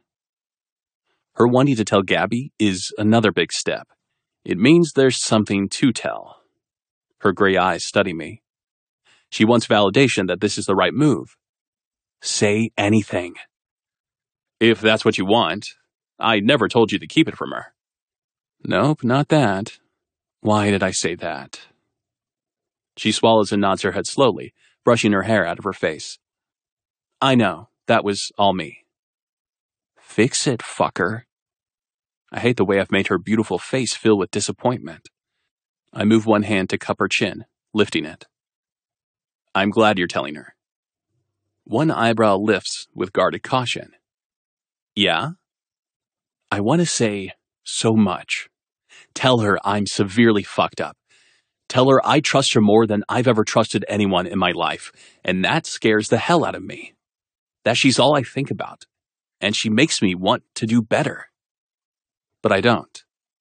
I'm locked in some sort of bullshit fear I'm not used to. I'm used to fearing nothing, but with her, I fear everything. Yeah, if you want to. She doesn't seem as irritated with me as she should be when she stands. Her perfect naked body a beautiful distraction. She holds her hand out for me, and I take it gladly. Let's shower. That I'm definitely up for, but my head is swimming, my body craving something even Elle can't provide. I'll be right in. She shrugs, walking toward her bathroom and tossing a sexy look over her bare shoulder. I'll start without ya. My throat goes dry as she opens the bathroom door and disappears inside, leaving the door open. I grab my jacket off the floor, trying to ignore the dull ache in my head, deciding the whiskey from my flask is probably the quickest option, so I don't miss much. I take a few swigs from the flask as I sit on the edge of the bed and let the liquid take over. I take one more and then place the flask back in my jacket, stalking toward the bathroom. When I walk inside, it's full of steam. The clear shower curtain, with some sort of flowery print, doesn't hide Elle, as she stands under the spray of hot water cascading over her face and naked tits. I grab the mouthwash she has sitting on the counter, swishing it, and then spit it into the sink before climbing in behind her, wrapping my arms around her waist and pulling her body to mine. I like you naked. My lips caress her ear. Did you start without me?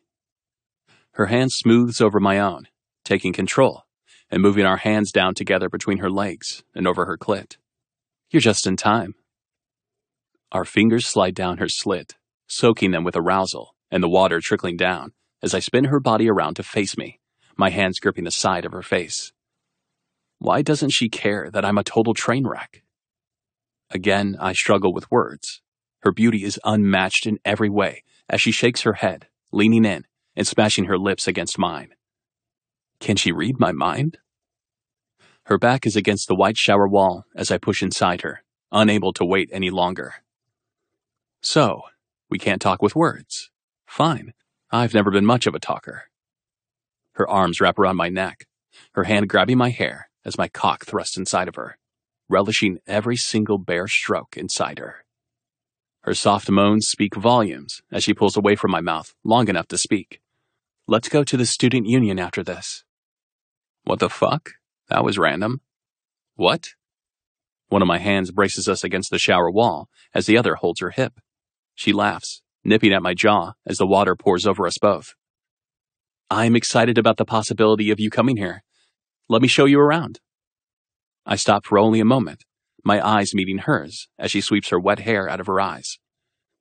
Okay. She smiles as her mouth hovers over mine. Now fuck me good. A smirk slides over my face as my hand grips her ass, and I thrust deep inside of her, making both of us groan. Now that I can do. Her lips pressed against mine. Oh, I know. Her kiss is intense, somehow telling me things I never even knew I needed to hear. I've been dead inside for so long.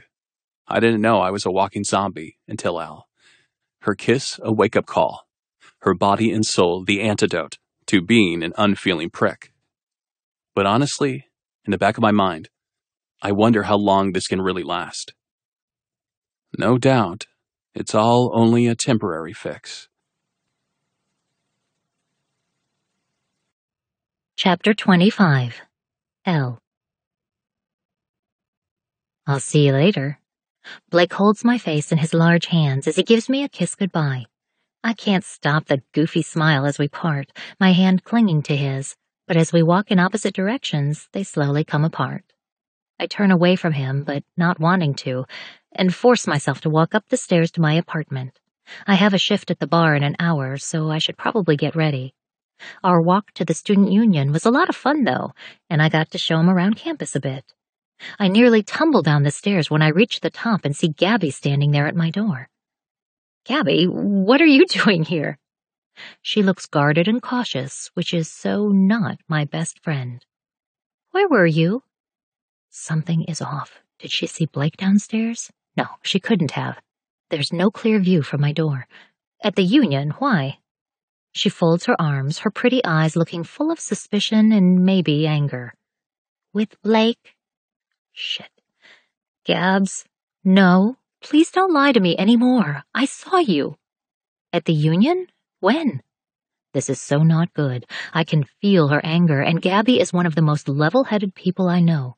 About an hour ago. At first, I thought maybe, for whatever reason, you just ran into each other, but then I saw his hand on your ass. Shit. And then you kissed him, like a real kiss, and you guys were all over each other. Fuck. Gabs, I take another step closer to her. I can explain. She drops her arms to her side. Explain what? Are you sleeping with him? Yes. The look of shock on her face makes me sick to my stomach. This is my best friend in the whole world, really the only close friend I've ever had. I should have told her right away. For how long? Let's go inside. I start to unlock my door, but she steps back, shaking her head. No, just tell me. A few months. Her jaw drops, and she uses one hand to cover her stomach. What? He's only been here for a few months. It was supposed to be a stupid one-time hookup. How many times has it happened? I have no idea. I didn't keep count. You've been sleeping with him regularly for 3 months and you didn't say a word to me? I'm so sorry. I just know how much you hate him and I didn't think you'd approve. She drops her hand from her stomach, still looking sick. There's a good reason for that, you know. You've heard me complain about him. You didn't think I'd approve, so you just hid it from me, your best friend? You're wrong about him. I take a step closer to her, but she takes another step back, which hurts. I know he seems like a total douchebag, but there's more to him, Gabby, and you of all people should understand that. Gabby has always seen the good in people. Always. I mean, she's with Brandon, for Christ's sake. I understand that he's a spoiled brat who gets bored and causes chaos wherever he goes, not because he has trauma from his past, but because he's bored. As opposed to revenge? I can't believe her, and now I'm starting to get pissed off. Brandon has a horrible past with horrific abuse, and you think that compares? How do you know Blake hasn't? Because I asked him. She what? When? Oh, he didn't tell you that? She shakes her head at me like I'm a child who has disappointed her. I suppose you don't have a lot of time for talking about your past and feelings, right? Because he isn't capable of that shit. Jesus Christ, Gabby, who the hell are you right now? I'm your best friend. I care about you. It sure doesn't sound like it. Sadness fills her expression as she slides down to the cement ground in front of my apartment and leans against the brick wall. I can't believe you didn't tell me about this. You hid it from me for 3 months. I feel horrible about that. We've always told each other everything. I slide down the wall next to her, the padding of my jacket protecting me from the inevitable scrapes from the brick. I'm sorry. I should have told you, but I know how much you dislike him, Gabs, and honestly, I didn't want to be talked out of it. She shakes her head again. You're going to get hurt. Of course I would try to talk you out of sleeping with him. He's not going to hurt me. She scoffs. Of course he is, Elle. You're so smart. You've always had your head on straight and said books are better than boys. I interrupt her quickly. And you've been trying to talk me into branching out from books and start dating. Not Blake. Why do you hate him so much? You can forgive Brandon for literally using you to hurt your brother, but you can't give Blake a chance? I did! I've tried to put up with him in my house, tempting my boyfriend at every turn and fucking with my head. What do you mean? I'm looking at her, but she's looking straight ahead. He's constantly telling me that I have Brandon on a short leash, and that he had the nerve to tell me that Michael is a trigger for Brandon. Oh, shit. Why didn't he tell me that? I guess I know why. I would have put his balls in a blender for that shit. You know that's not true. She pulls her knees to her chest, wrapping her arms around them. This is what he does. For whatever reason, he does not want Brandon sober. She turns to look at me. And you fell right into his little game. What do I have to do with anything? She stands up angrily. Are you kidding me? You have everything to do with this. He's using you, Elle, to get back at me, to mess with me. I stand up too. This is so not about you. I don't know what his issue with you and Brandon is, but what he and I have is completely separate. Again, she looks at me with pity, which sends fury through me. How can you be so sure about that? Because he isn't like that. That's Brandon. Brandon fucked you to get back at Michael. He is the conniving asshole that used your body and your heart to crush your brother and didn't care. That's not Blake. You're so afraid of Brandon relapsing that you're getting paranoid. That sounds like Blake. He's not completely wrong. I love you, Gabs, but since he moved here away from Cash and Michael, you've been scared to death he'll relapse. Cash and Michael are both solidly sober. They kept a watchful eye on Brandon when he lived near them, but I know Gabby feels pressure to fill their role now. How can you say that to me? She looks so hurt, I almost back down because I care about her. I know she's the best person I'll ever know. Because it's true. You don't know him, Elle. You've known him for 3 months. She walks closer, her face deadly serious. He's good-looking, rich, sexy, and manipulative. He's used to getting what he wants when he wants it, and you've fallen for his act. And honestly, I'm in total shock. I never thought you could be this naive. You mean like you were? Brandon is a good man. She covers her heart with her hand. He's worked his ass off to stay sober and mend what was broken, and Blake can't stand that.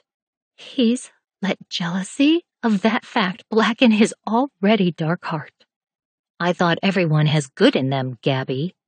That's been her philosophy since we met. He's using you, Elle. Maybe there's hope for him someday, but right now he's using you, and I don't want to see you hurt. You're wrong. She starts toward the stairs, throwing her hands up in frustration, but turns to look at me, her voice sad and quiet. He will get bored with you and leave after he has destroyed everything you've worked for. Is that your fear with Brandon? I see the hurt in her eyes, but she just takes a shaky breath and walks down the stairs and away from me. I can't believe her. I understand being pissed that I kept it a secret, but fucking really? Still, there's doubt in my heart, and I know it. He said he doesn't do long, drawn-out plans, but what if everything has been a lie this whole time? What if he's just fucking with me to get back at Brandon for some deep, dark secret years ago? Am I just one part of some sick, diabolical plan? Chapter 26. Blake. I've been thinking about her all fucking day. I can't stop thinking about her. What I'm going to do to her, what she'll do to me. Fuck. Even what we will talk about after.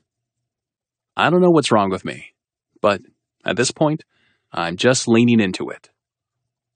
When she walks out of the bar, I jump off the top step and walk toward her. But something seems off as she walks to greet me. No smile on her pretty face. And it's reminiscent of how she used to greet me. "You okay?" She gives a curt nod and starts toward the stairs. I follow and then walk into her apartment behind her after she unlocks it. "Elle, what's up?" She takes off her black coat and places it on the hook by the door. "Are you going to enroll? Because you could probably start after Christmas." This is about enrolling in school? I leave my navy hoodie on, feeling her edge and not certain she'll want me to stay. "I'm not sure. I haven't thought about it totally yet." You can't just drift through life, Blake. Everyone needs a plan. Okay, what the fuck is happening here? I don't like plans, Elle. I thought you knew that about me. I try to play it off with a laugh, but she's not laughing with me. I don't know you at all, really. What the fuck does that mean? She bites her bottom lip and looks conflicted as she folds her arms over her chest in a defensive pose. It means I don't know you. Why are you here? Why did you just show up after years of not talking to Brandon? This is about Brandon, isn't it? I need a fucking drink. I don't know what the fuck this is about. This morning we were fucking in the shower and then hanging out at the union. Now you're questioning me about enrolling in Brandon? What the fuck? But you were just fucking with me about enrolling, right? Telling me what you thought I'd want to hear to get into my pants. I take a dangerous step closer to her, my inner rage flickering under the surface. I didn't have to say a fucking word to get into your pants. You chose to fuck me with no promises of any plan because you fucking wanted to. I use my hand to tip her chin up to look at me as she's snarling, that fucking fire I love about her evident. But there's an unforgiving look deep in her eyes that alarms me. I fell for it, didn't I? Fell for what? What the fuck is going on? Then it hits me, like a train ramming the realization right into my understanding. Gabby. She doesn't say a word, but I see the answer. She said she was going to tell her about us. I just didn't realize she would do it so soon. That's it, isn't it? You told your little friend about us, and she freaked the fuck out. With good reason. I can't fucking believe her, either of them. But how could Elle believe this shit? Why did you come here, Blake? I stare into her eyes, the pain cutting me like a fucking knife. This is why I don't waste time with fucking feelings. People are a disappointment. They don't give a fuck about anyone else, not really. Everyone for themselves. You caught me, Elle. I take her hand in mine and pull it to my chest. This was all a big scheme to fuck with Brandon. I knew I couldn't fuck Gabby. She's too dick-whipped for that. But you... I use my other hand to brush a thumb over her cheek. You were easy prey. A lonely bookworm who doesn't need a man. I knew I could use my charm to get you to fall for me. Just tell me that isn't true. Is she serious? I can't. You and Gabby have it figured out. I fucked you for months just to hurt Brandon because that makes sense. You hurt Gabby. You hurt Brandon. Fucked with his relationship. I mean, it's something he would do. I'm not him. You're right. I release her. You caught me. Plan ruined. She shakes her head slowly from side to side, raising her eyes to meet mine. You said it yourself. I'm yours to play with until you get bored. Was that what this was? My own words coming back to haunt me shouldn't surprise me. Yeah, I'm definitely bored now. Don't touch her again. Touching her was a mistake, because letting her go fucking hurts. What the fuck is wrong with me? Did it finally happen? And I let myself get so fucked up that I could believe, what? That she loved me? That I was actually capable of loving her too? Jesus Christ. I take a step closer to her, but I don't touch her. You were a really fun plaything, though. Maybe one of the best I've had. Tears fill her eyes as she looks at me. Get out. No problem. I look at the window seat where we fucked for the first time. and then walked to the still open door, stopping before I crossed the threshold. I'll never look at a library the same. Her voice is a choked cry. Leave, asshole. And I do. I walk out that door and don't look back. I run to Brandon and Gabby's, which isn't easy considering my lung capacity is absolute shit. But I fly inside to the room I've used and grab everything I brought with me, shoving it into my bag and slinging it over my shoulder. And of course, I run right into Brandon. Fuck. What's going on? He looks at my bag. Where are you going? Your girl wins. I'm out of here. I start to walk down the hall, but the fucker blocks me. What the fuck are you talking about? Ask her. No, I'm asking you. Elle fucking hates me because of Gabby, which is fine by me. She wins, and I'm out of your hair. He looks really fucking confused and annoyed now. Elle? What the hell does she have to do with anything? Gabby walks out of their bedroom in her pajamas, her hair piled on her head, and I look right at Brandon. Of course she hasn't told you what's going on. She thinks you're so fucking fragile, this might break you. What's going on? Gabby's really fucking good. She nearly manages to pull off the whole innocent thing. I look her directly in the eyes. You fucking win. What did you do? I fight the urge to walk closer to Gabby. Brandon will knock my ass out if I take one step near her, and I don't need that shit right now. I didn't do shit, but you had a nice little talk with Elle today, huh? We talked, yes, and maybe I opened her eyes to your bullshit. Brandon looks down at Gabby, confusion still swimming in his eyes. What's going on?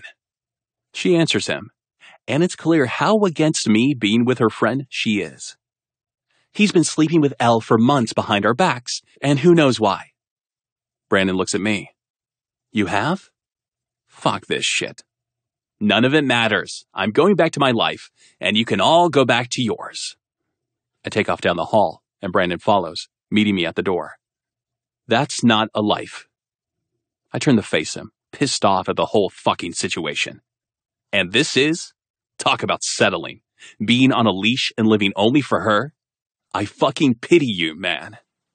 You should be so fucking lucky. Never. I look back at the hallway where Gabby is standing, waiting for him with her arms crossed and a soft, sad look on her pretty face. I look back at Brandon.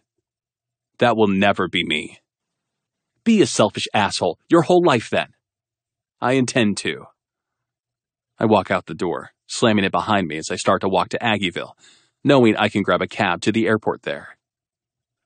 I should have stayed away. Chapter 27. L. Everything is so screwed up. I haven't talked to Gabby or Blake for over a week. I pushed him away, and I don't have my best friend. Everyone is heading out for Thanksgiving, and I feel like I'm dying, fading out of existence because of a man. A charming, sexy, spoiled, rich boy I fell for. This is all my fault. I knew better, but somehow I still fell into his trap. Whether it was a well-thought-out plan or not, I did what I always said I wouldn't, and now I can't focus on anything. Elle?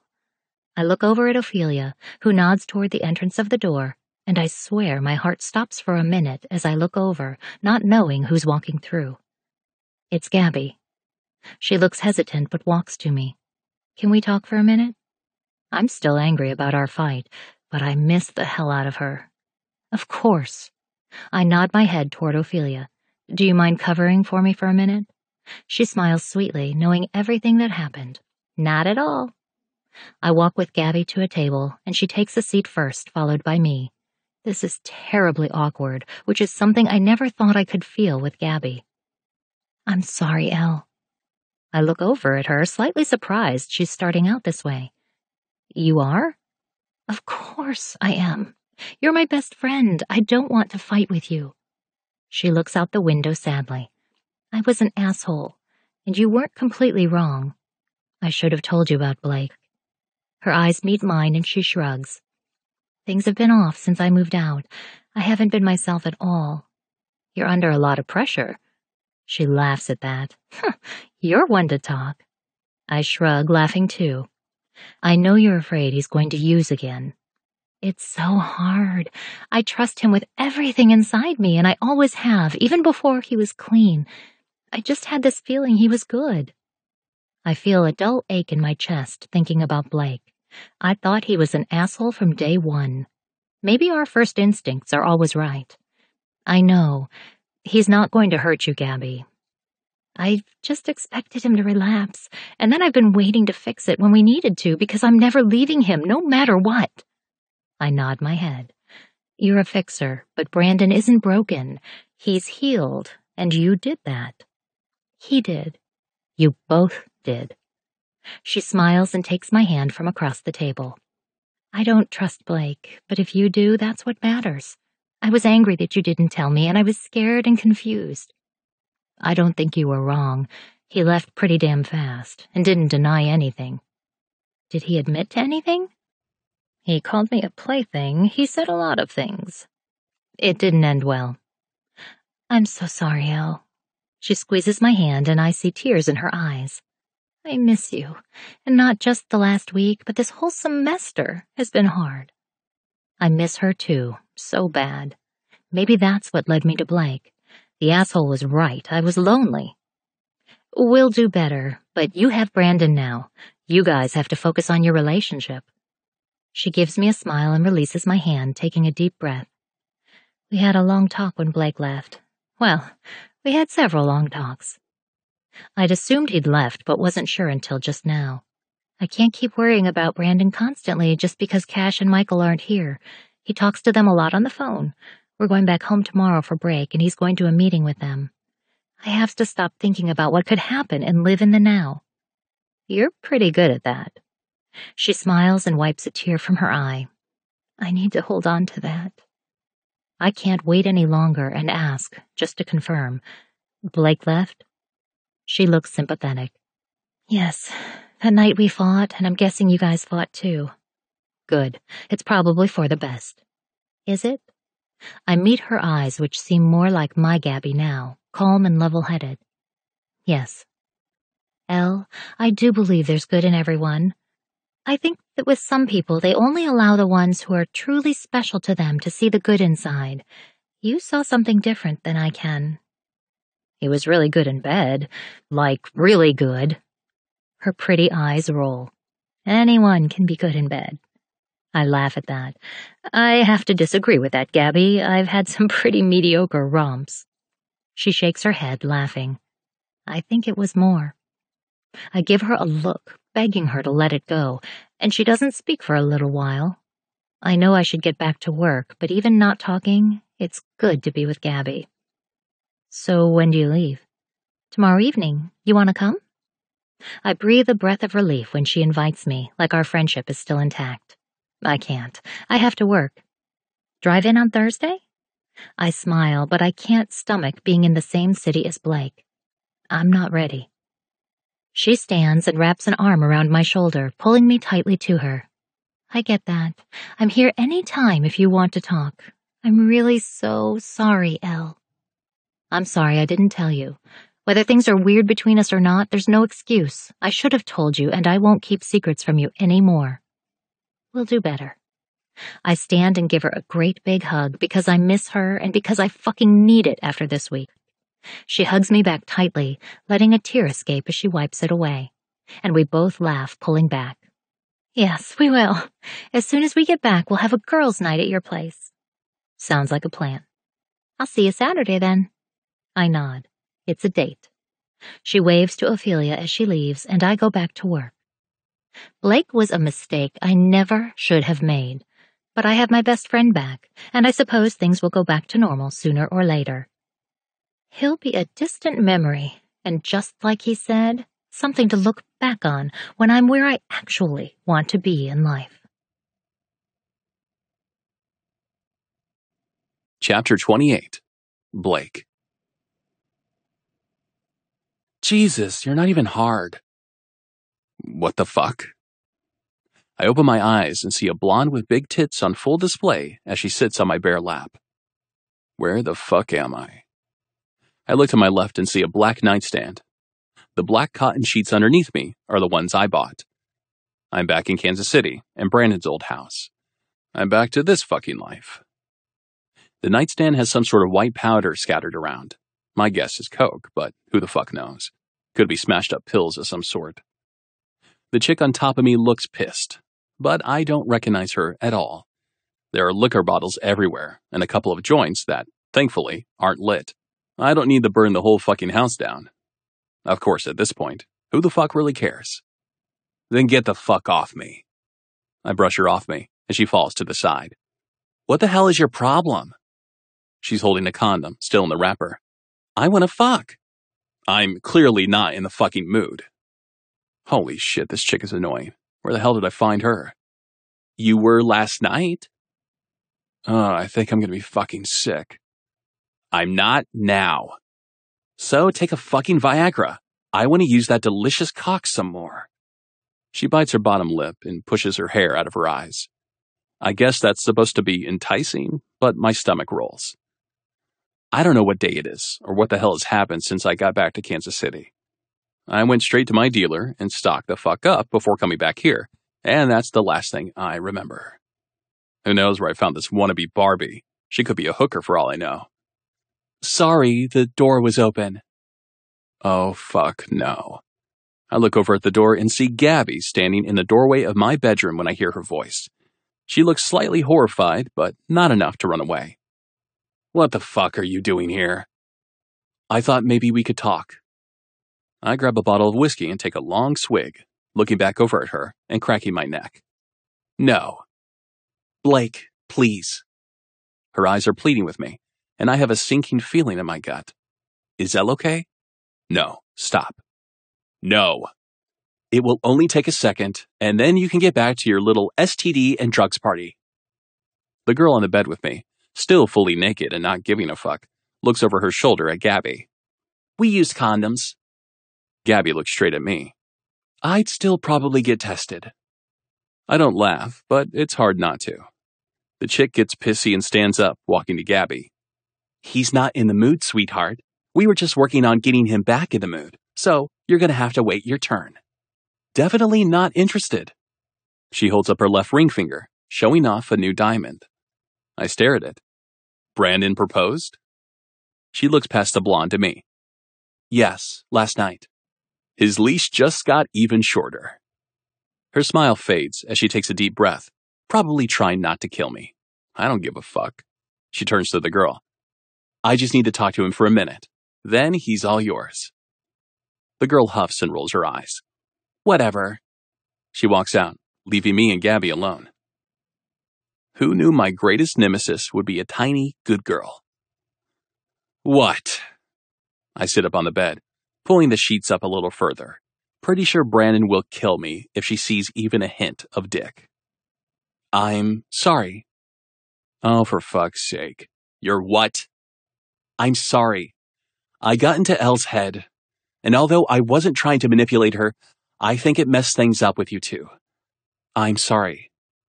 Is she for real? I look at the white powder on my nightstand, wanting some, hopefully to black the fuck out again. But I sigh and look over at Gabby. There was nothing between me and Elle. It was sex. It's over. That's why you're trying to kill yourself, huh? Oh, please. This is a fucking Tuesday night at my house growing up. It's nothing I can't handle. Seems to me you're pretty out of control. You've been wrong before. She nods and walks closer to the bed. My eyes dart to the doorway, expecting Brandon to walk in and beat the shit out of me any minute. I'm not wrong. I saw it in your eyes the night you packed. You were leaving something very significant behind. Nope. I settle for another drink of whiskey. Her eyes dart to my side that I just now realize fucking hurts, and I look down to see what the fuck she's looking at. Yeah, she left no impression on you whatsoever. Fuck me. I look at my right side, where a fresh tattoo now resides. A very simple sketch of an open book. It's okay. I love her too. I meet her eyes that are no longer on my torso. Elle is a cool chick. But what the fuck was going to happen? She has lots of goals, and I have zero. We're total opposites. Opposites attract. Look at me and Brandon. Yep, you successfully fixed him right up. He wasn't all that broken, but he fixed me too. I can't picture Brandon fixing anything, emotionally anyway. I believe he broke you first. Does that even count? I was broken long before I met him, and yes, it counts. Sometimes we hurt the ones we love the most, but it's never too late to fix it. There's nothing to fix. Congrats to you and Brandon. Now get the fuck out of my house. She stands tall, a true pain in the ass, and doesn't move.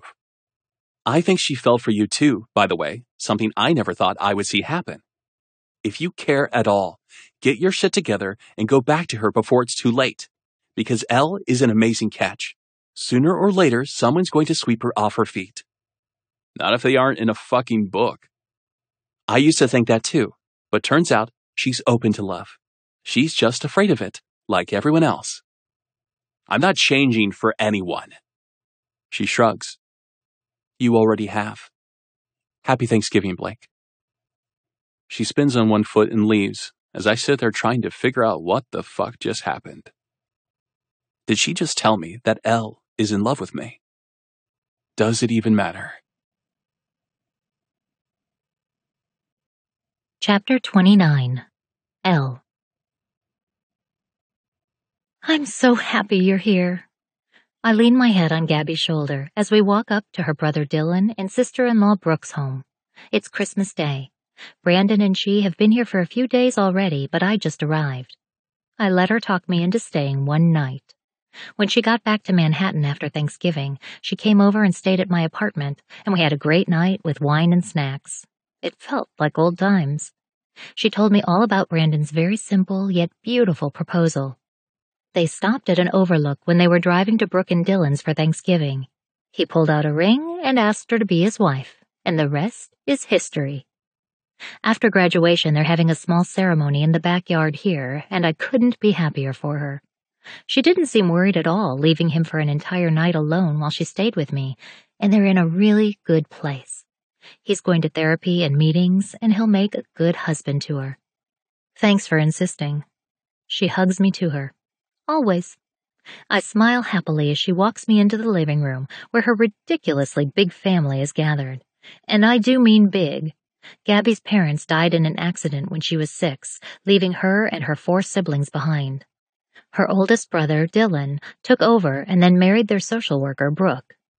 But they didn't stop there. Brooke and Dylan have 3 children of their own and have adopted several lost people along the way. No joke. Their family is huge now, full of friends who might as well be their kids' aunts and uncles. It's a beautiful thing, but if you aren't used to it, it can be a bit overwhelming. Especially for an only child whose parents pretty much kept to themselves. Elle, you're here!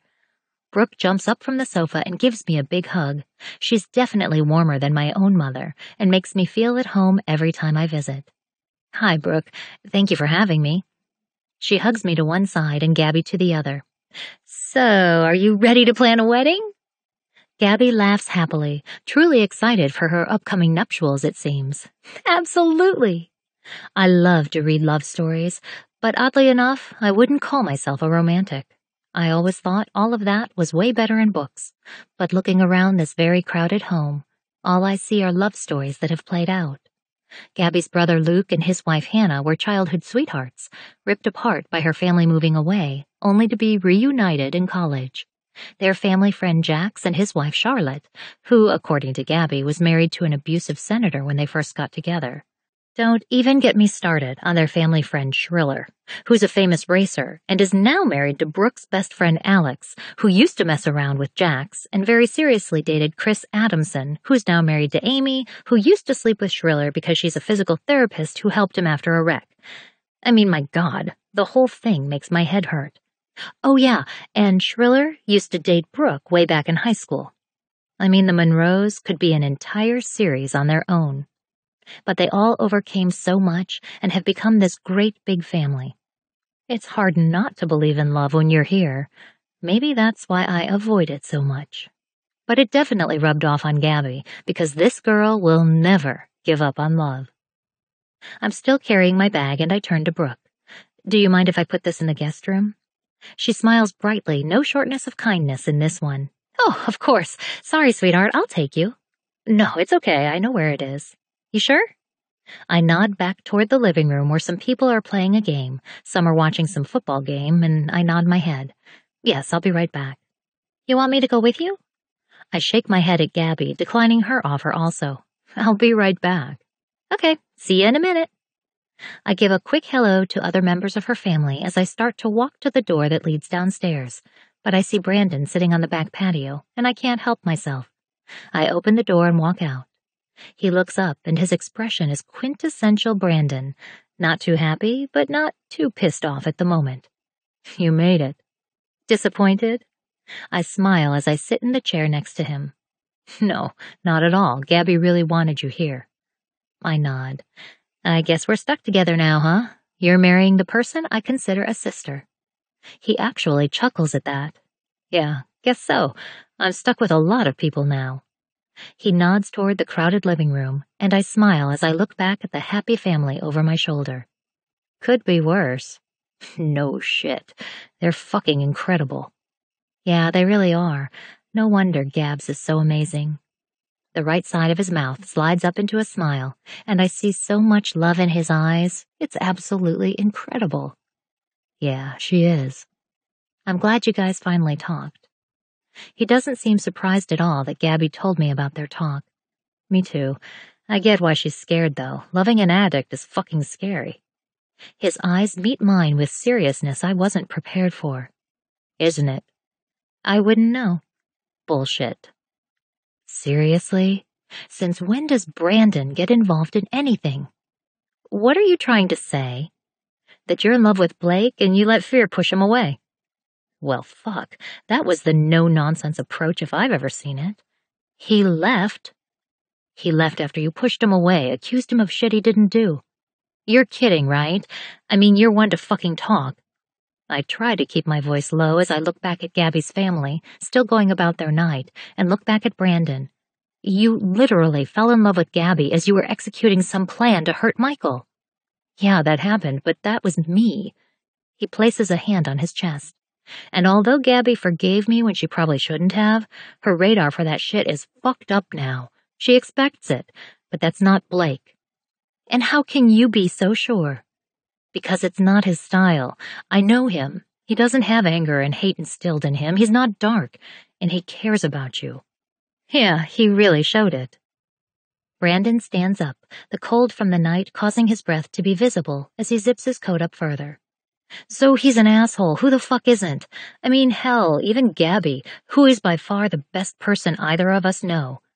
He pinches his thumb and pointer finger together. She's even a little bit of an asshole.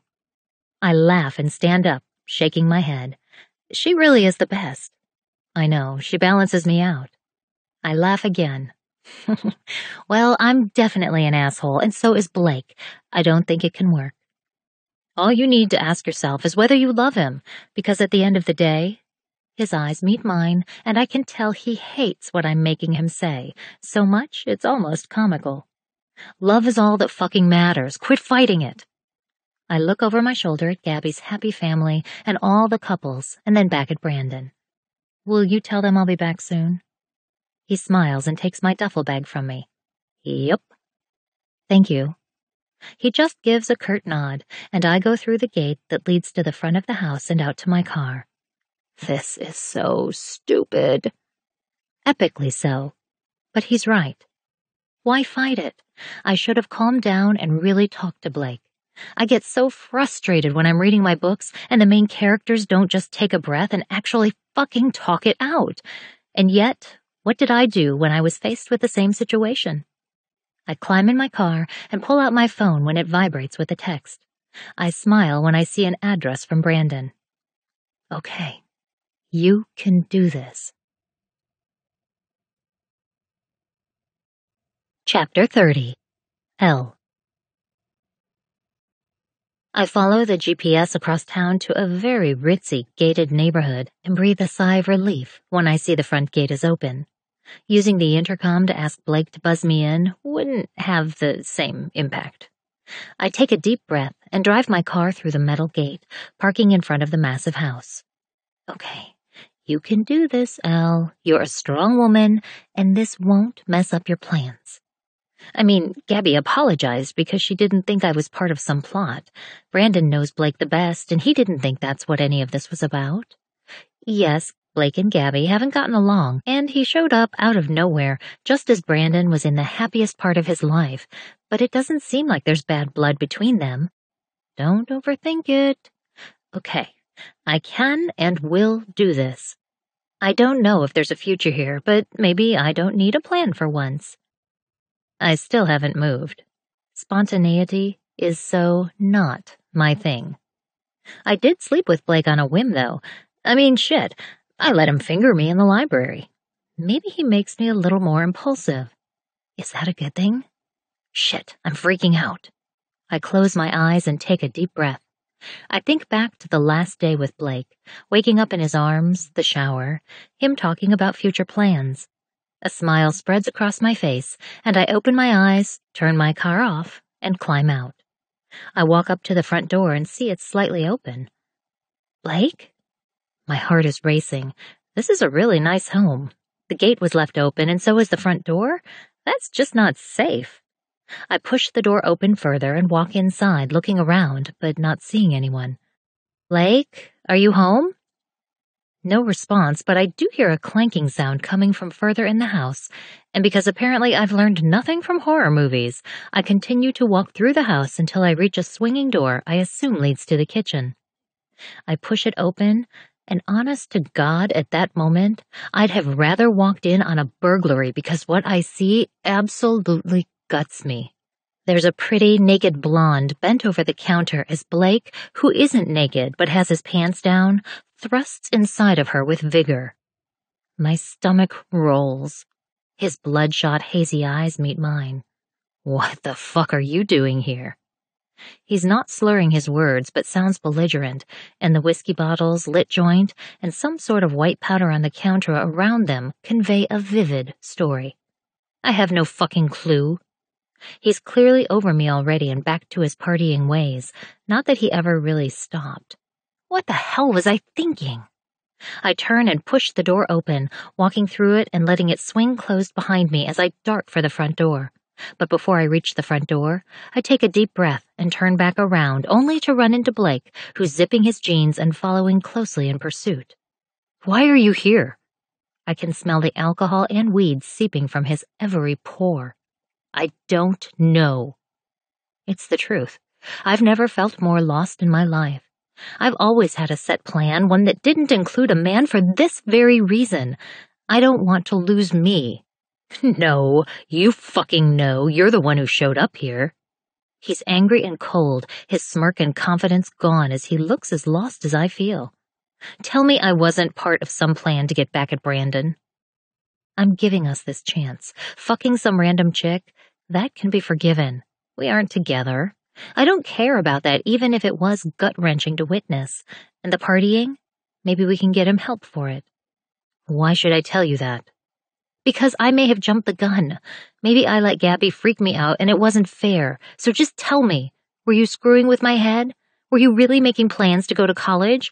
Was it all a game? What was it, Blake? He looks up at the ceiling, his neck stretched tight. I can see an internal battle going on in his head. Then his face lowers, and his chest inflates with air before he lets it out slowly. His breath shakes with his uncertainty. Boredom. No.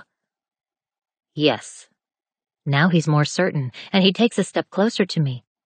I was fucking bored, and why? I have no idea.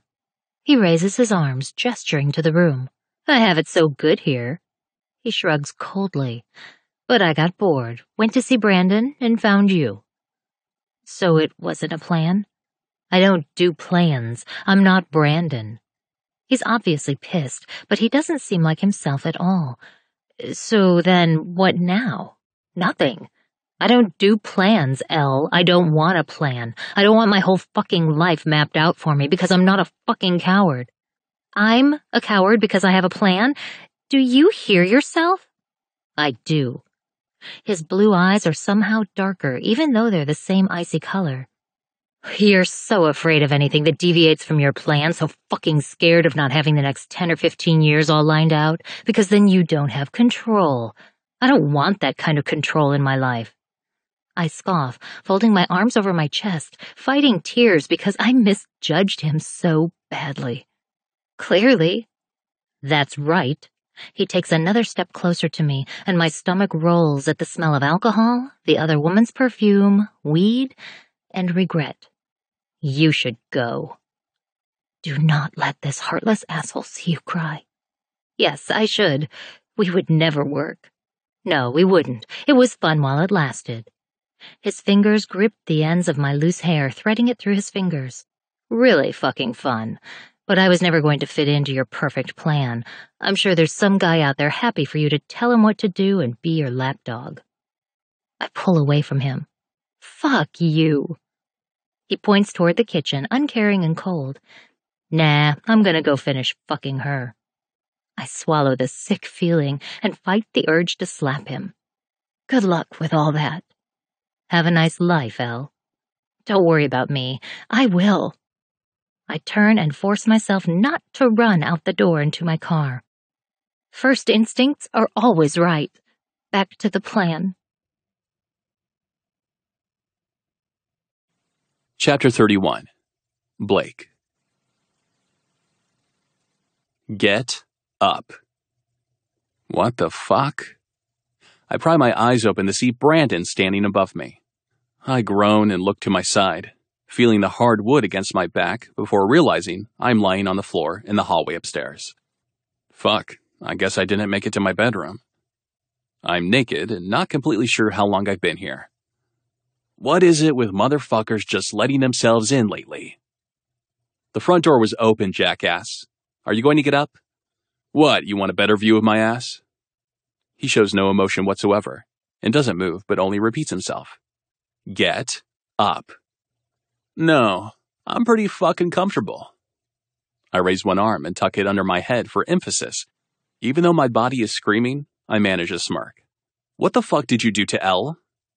My smirk disappears at the mention of her name. I really did it this time. I barely remember what I said to her, but I definitely remember her face, the tears she was fighting. Again. I didn't do anything to her. Get up.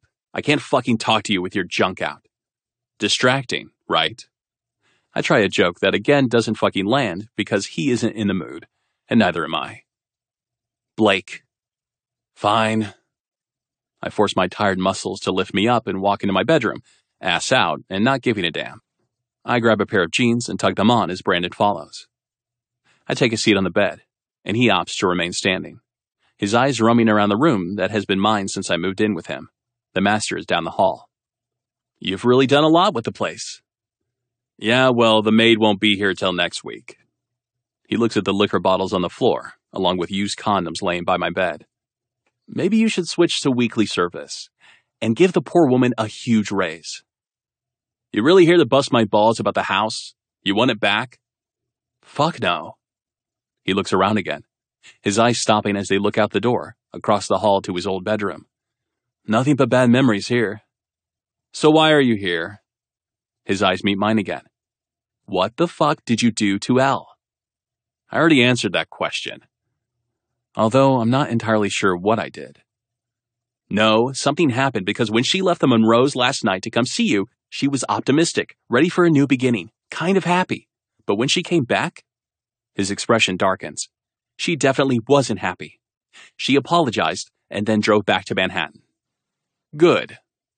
He takes 2 steps toward the bed, all fired up. Good? Fuck, this is not the Brandon I know at all.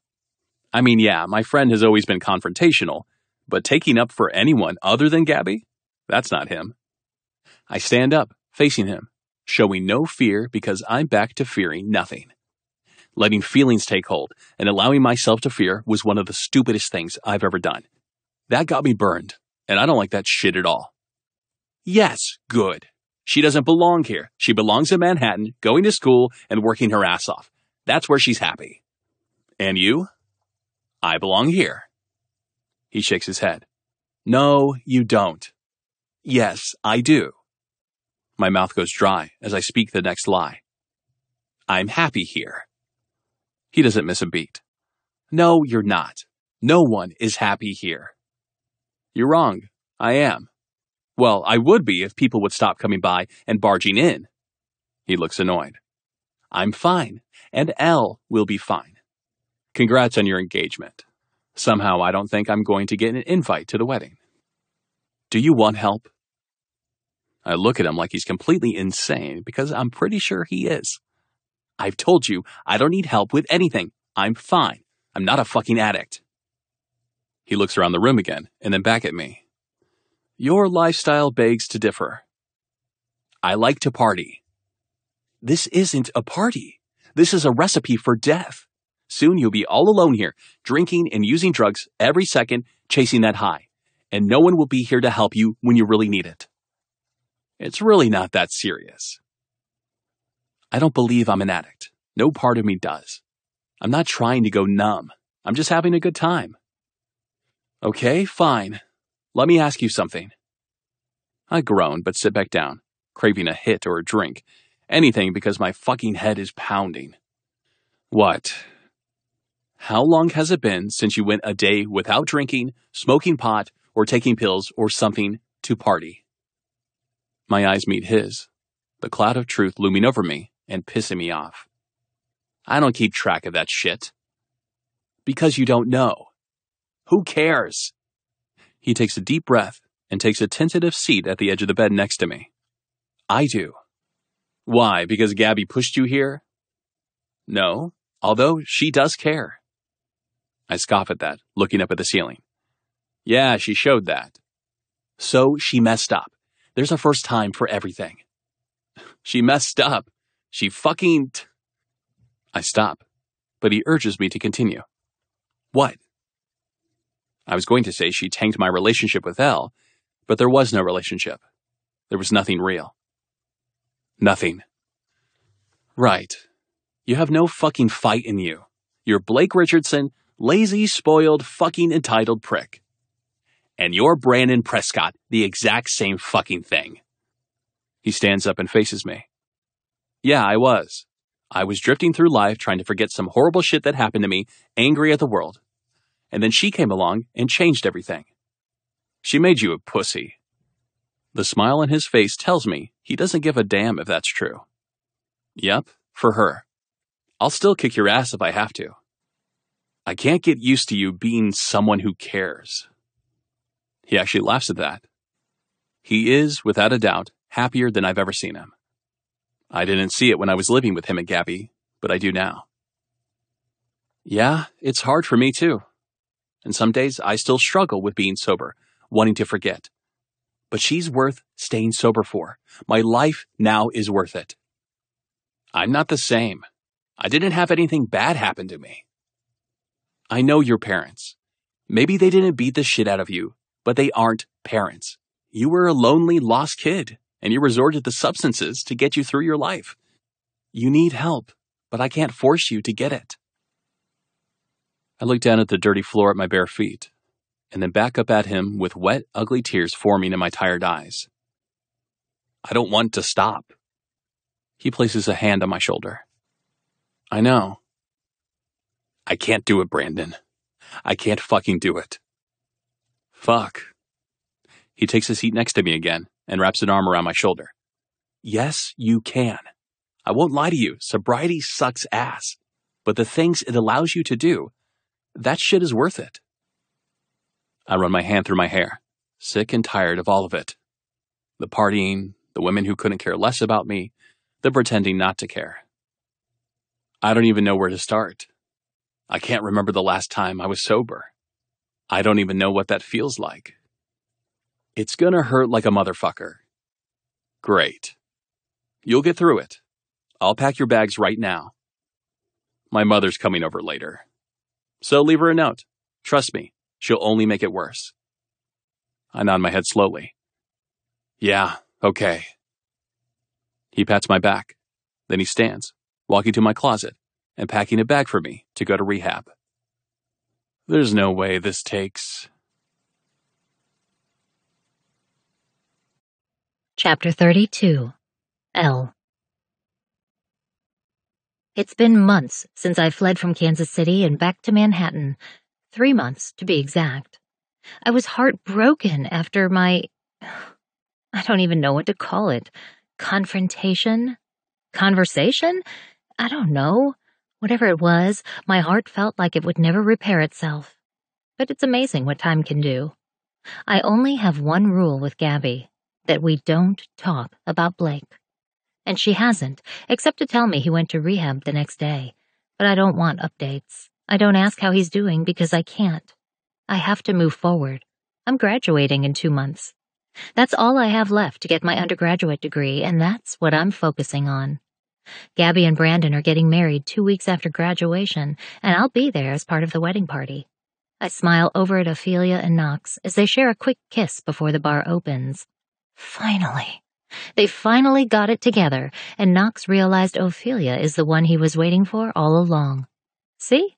Time can do amazing things. Ophelia missed her flight home for Christmas break. She was devastated and lonely and came here, the only place she really knows, and Knox was here also. They had a real conversation, one that went well, not like the train wreck I experienced with Blake. Knox saw she wasn't an immature twit after all, and she let down all her walls and was real with him, telling him exactly how she felt. They've been attached at the hip ever since, and nauseatingly adorable. You two make me sick. Ophelia giggles, and he kisses the tip of her nose, looking over at me. You want us to get a room? Ophelia nudges him with her elbow and walks to me. You okay? I laugh. I'm totally fine, studying for a test before the wild Tuesday afternoon crowd flows in. Knox laughs at my sarcasm. Why don't you go to the library? Just come back later. I'm scheduled for opening until 9. So, Chris and Sarah will be in for opening also. We're overscheduled. Go.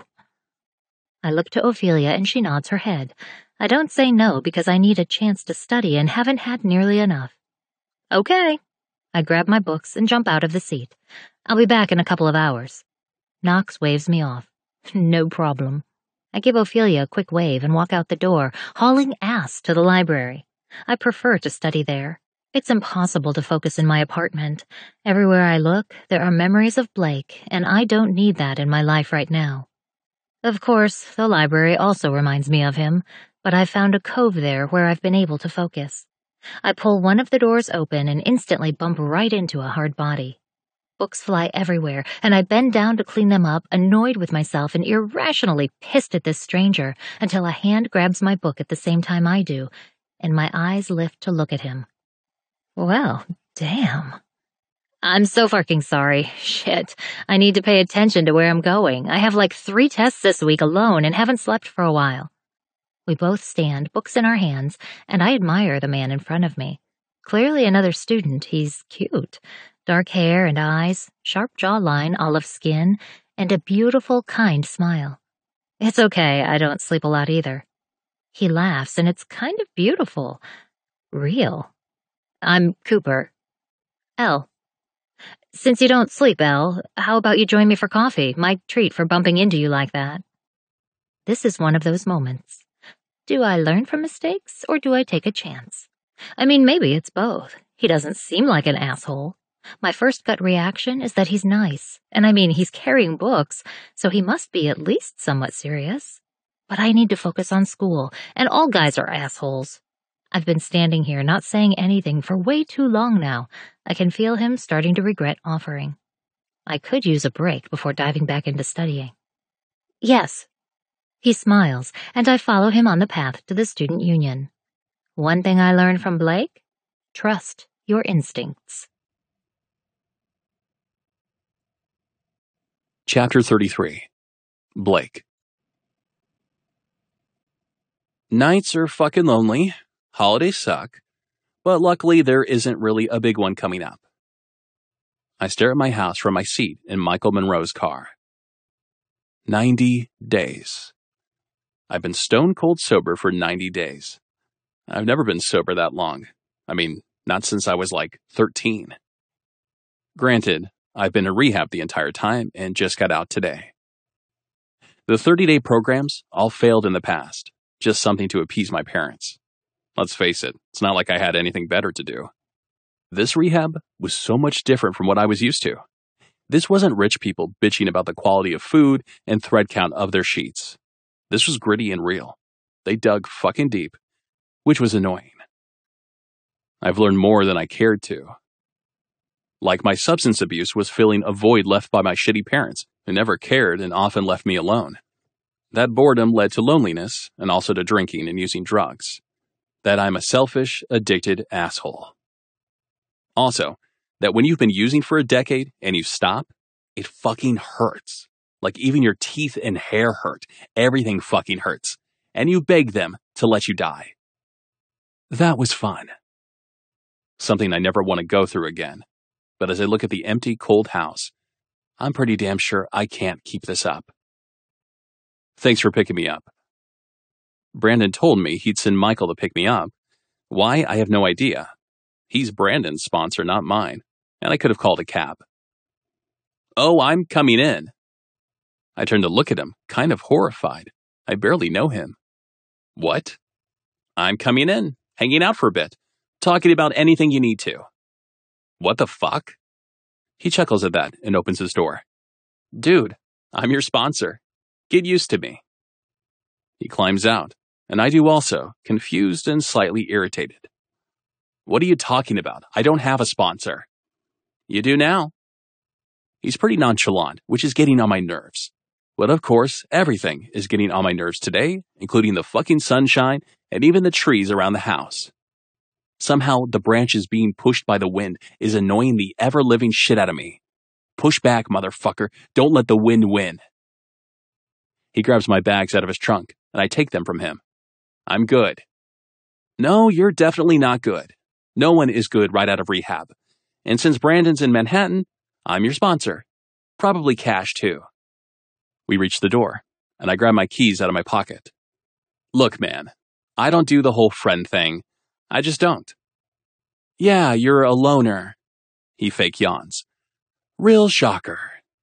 He points to the door. Unlock it. Well, fuck, it looks like I'm stuck with him now. I open the door and we walk in, looking around the house that is totally spotless, and so not how I left it. What the fuck? He must see my confusion and answers the question easily. The maid came, and then Brandon and I followed and cleaned out everything. You had some pretty good hiding spots, I'm not gonna lie, but I think we got it all. Fuck. He pats my back. I know, man. Did I scream that out loud or in my head? I can't do this. Yes, you can. You'll have me and Cash close by, and we'll bug the shit out of you. Stop by at random times to check in. Make you check in with us. Make you go to meetings. We are essentially your babysitters now. I'm too old for this shit. You're not. You're an addict, which kind of makes you a child in some ways. But it gets better, and we grow. I want a drink. In fact, if you'd rather stay at my place for a bit, I have a guest room that's yours. I turn to look at him. Why? You don't know me. I'm a stranger. He just shrugs his shoulders casually. Stranger or best friend, it doesn't fucking matter. We all need help, and I'm here to help. Don't you have a family and a career? He's one of the top racers in the country, for Christ's sake. Yep. And I have a sort of separate addict family that just keeps growing. He laughs at that, but I don't find it funny. I'm going to fuck this up. You really shouldn't waste your time on me. No time is wasted if I can help keep someone sober for even a little bit. But don't sell yourself short. You went to rehab to get help. You'll be fine. I take a seat on the couch, propping my feet up on the table. Why are you so sure of that? He takes a seat next to me. Brandon had an abusive father who beat the ever-living shit out of him all the time, told him how worthless he was. Then when his boss, who he was sleeping with, got sick of him, he tossed Brandon to her. 12 years old, and he was fed to a predator by his own father. I cringe. I know that. What the hell is your point? He's sober, and has been for years. He's getting married to my little sister, and he's actually happy. I know. He's unaffected by my frustrated tone. Cash was just starting his racing career when his 3-year-old daughter died. I turn my head and look at him, fucking horrified by that. I had no idea. What? Like actually died? His face is full of sadness as he answers. Yeah, she had a heart thing. And believe me, that asshole wanted to die. He tried. But then he got clean. Now he's married and has another daughter. And they go visit Shay's grave together and talk about her with fond memories. It still cuts through him like a fucking knife, but he's dealing with it. What the fuck? I look straight ahead, not wanting to move, but he just keeps going. My parents died when I was 10. Fuck. I groan loudly and lean my head back. And then a few years later, the same chick who was fucking Brandon started fucking me. And I was confused and angry. I had no idea how to deal with it. And I missed my parents like crazy. I irrationally blamed them for not being there. I lift my head and look at him. Are you trying to make me use? Is this some sort of sick joke? Nope. I'm trying to make you listen. Understand this. You can get through it. I'm married to a gorgeous, smart, funny ballbuster. I have 2 sons, a badass racing career, and lots of friends who would walk through fire for me, and I would do the same for them. My life is good, and I'm sober. Well, I don't have a story like that. My parents sucked, but they didn't beat me and are unfortunately still alive. I don't have any kids to lose. Don't do that. Don't downplay your story. We all have shit we have to deal with, and it all matters. Remember what you discovered in therapy, even if it feels like bullshit. Hold it close. You weren't just partying. It was an out-of-control attempt to fill some void in your life. What the fuck do I do now? You keep busy. He looks around the empty house. You stay busy. Get a job. Find a hobby. Exercise. Whatever you want to do. But keep busy. How is that any different than occupying myself with alcohol? Most of those things won't kill you. And you'll be conscious. You'll start to feel everything. I'm not sure that's a good thing. He smiles and grabs the remote, turning on the television and kicking back. Oh, it is. Trust me. Even the bad shit. Actually feeling like a human. It's worth everything. I feel nothing but dread. And then I think about Elle. Maybe this is the first step to feeling, really fucking feeling everything with her. Now that could be worth it. Chapter 34. L. So, Cooper? I smile as I sip my strawberry smoothie, sitting with Gabby at the coffee shop in Aggieville. We've been really good at getting together at least twice a week. Yeah, it's only been one date, and coffee. And he's great. I mean, like, really great. He has manners. And he reads, Gabs, actually reads books and not just textbooks. He reads for pleasure because he wants to. She wags her eyebrows suggestively and rolls her tongue in a roar sound that makes me laugh so hard I nearly spit out my smoothie. Hot. I know. She sips her coffee. So will there be another date? Yeah, tomorrow night. We're going to the art museum. Wow, he really is your type, huh? He is. He really is. Yeah, I mean, on paper you'd think he's a nerd, but the guy goes on long hikes and loves to travel. He's into sports, loves football. He's so well-rounded, it's almost bizarre. Sounds perfect. She seems suspicious. I know my friend. Yeah, and he's genuinely nice. He doesn't have to be. He's good-looking. His dad invented some type of really popular software that, like, every office in the country uses, and still, he's super nice. She laughs. You sound surprised. I didn't know they made men like him. She shrugs. Fair enough. So, are you excited? Am I? Cooper is nice. He's all the things I said he is, and I'm enjoying getting to know him. The conversation on our first date was easy and light, not forced. Yeah, I am. She looks slightly hesitant as she takes another drink. What about Blake? My chest tightens when I hear his name, but I try to hide it. I thought we weren't going to talk about him anymore. He's home from rehab. Michael is his sponsor. Good for him. Why is she telling me this? I can't know about that, and I cannot care. It is. He could probably use more friends, though. Kind of takes a village to keep someone sober. I look at her across the table, my sweet friend Gabby, who I kind of want to smack right now. No. She holds up her hands in surrender. Yeah, I know it's a bad idea, but I'm just saying. I know you care about him. I'm sure he's lonely. Maybe just a phone call? Gabby, no. I'm happy for him, but I can't be his friend. We were never friends in the first place. It was just reckless, stupid sex. She thinks about it for a moment and then nods her head. So, Cooper? I laugh and take another drink. Yes, Cooper. I like it. I think he could be your happily ever after. Definitely has potential. I smile, thinking about all my favorite books. Admittedly, I don't go for the happy, uncomplicated romances. I mean, who wants to read that, right? I'm in it for the angsty assholes who rip your heart out. In fiction. In real life, I don't have time for that. I need someone stable and caring who can admit their feelings when they feel them and not hide from it. And that could very well be Cooper, but I'm taking it slow. I'm not getting invested in this right away. I haven't even kissed him yet. No fireworks have been set off yet, and I'm okay with that. No more chaos and destruction. Good, thoughtful decisions from now on. What I need is someone with potential, like Gabby said. Someone who wants to be part of my future plans, not someone who will tear them apart with reckless abandon just because he was bored. I just have to stop thinking about him. Chapter 35. L. That was really fun. I walk out of the art museum as Cooper holds the door open for me and then follows, a smile on his handsome face. Yeah, I was. I've been wanting to see that exhibit for months, but just haven't taken the time. Yeah, same here. He walks next to me and I feel oddly calm. Everything about our dates has been easy. The conversation flows and is never lacking. He doesn't piss me off and make me want to smack him. It's just easy, uncomplicated. Maybe he's exactly what I need. We reach the steps to my apartment and he takes a seat on one of the bottom ones, reaching a hand out for me to join him, which I do. I sit next to him. I really like you. I'm taken aback by his honesty, but it's kind of refreshing.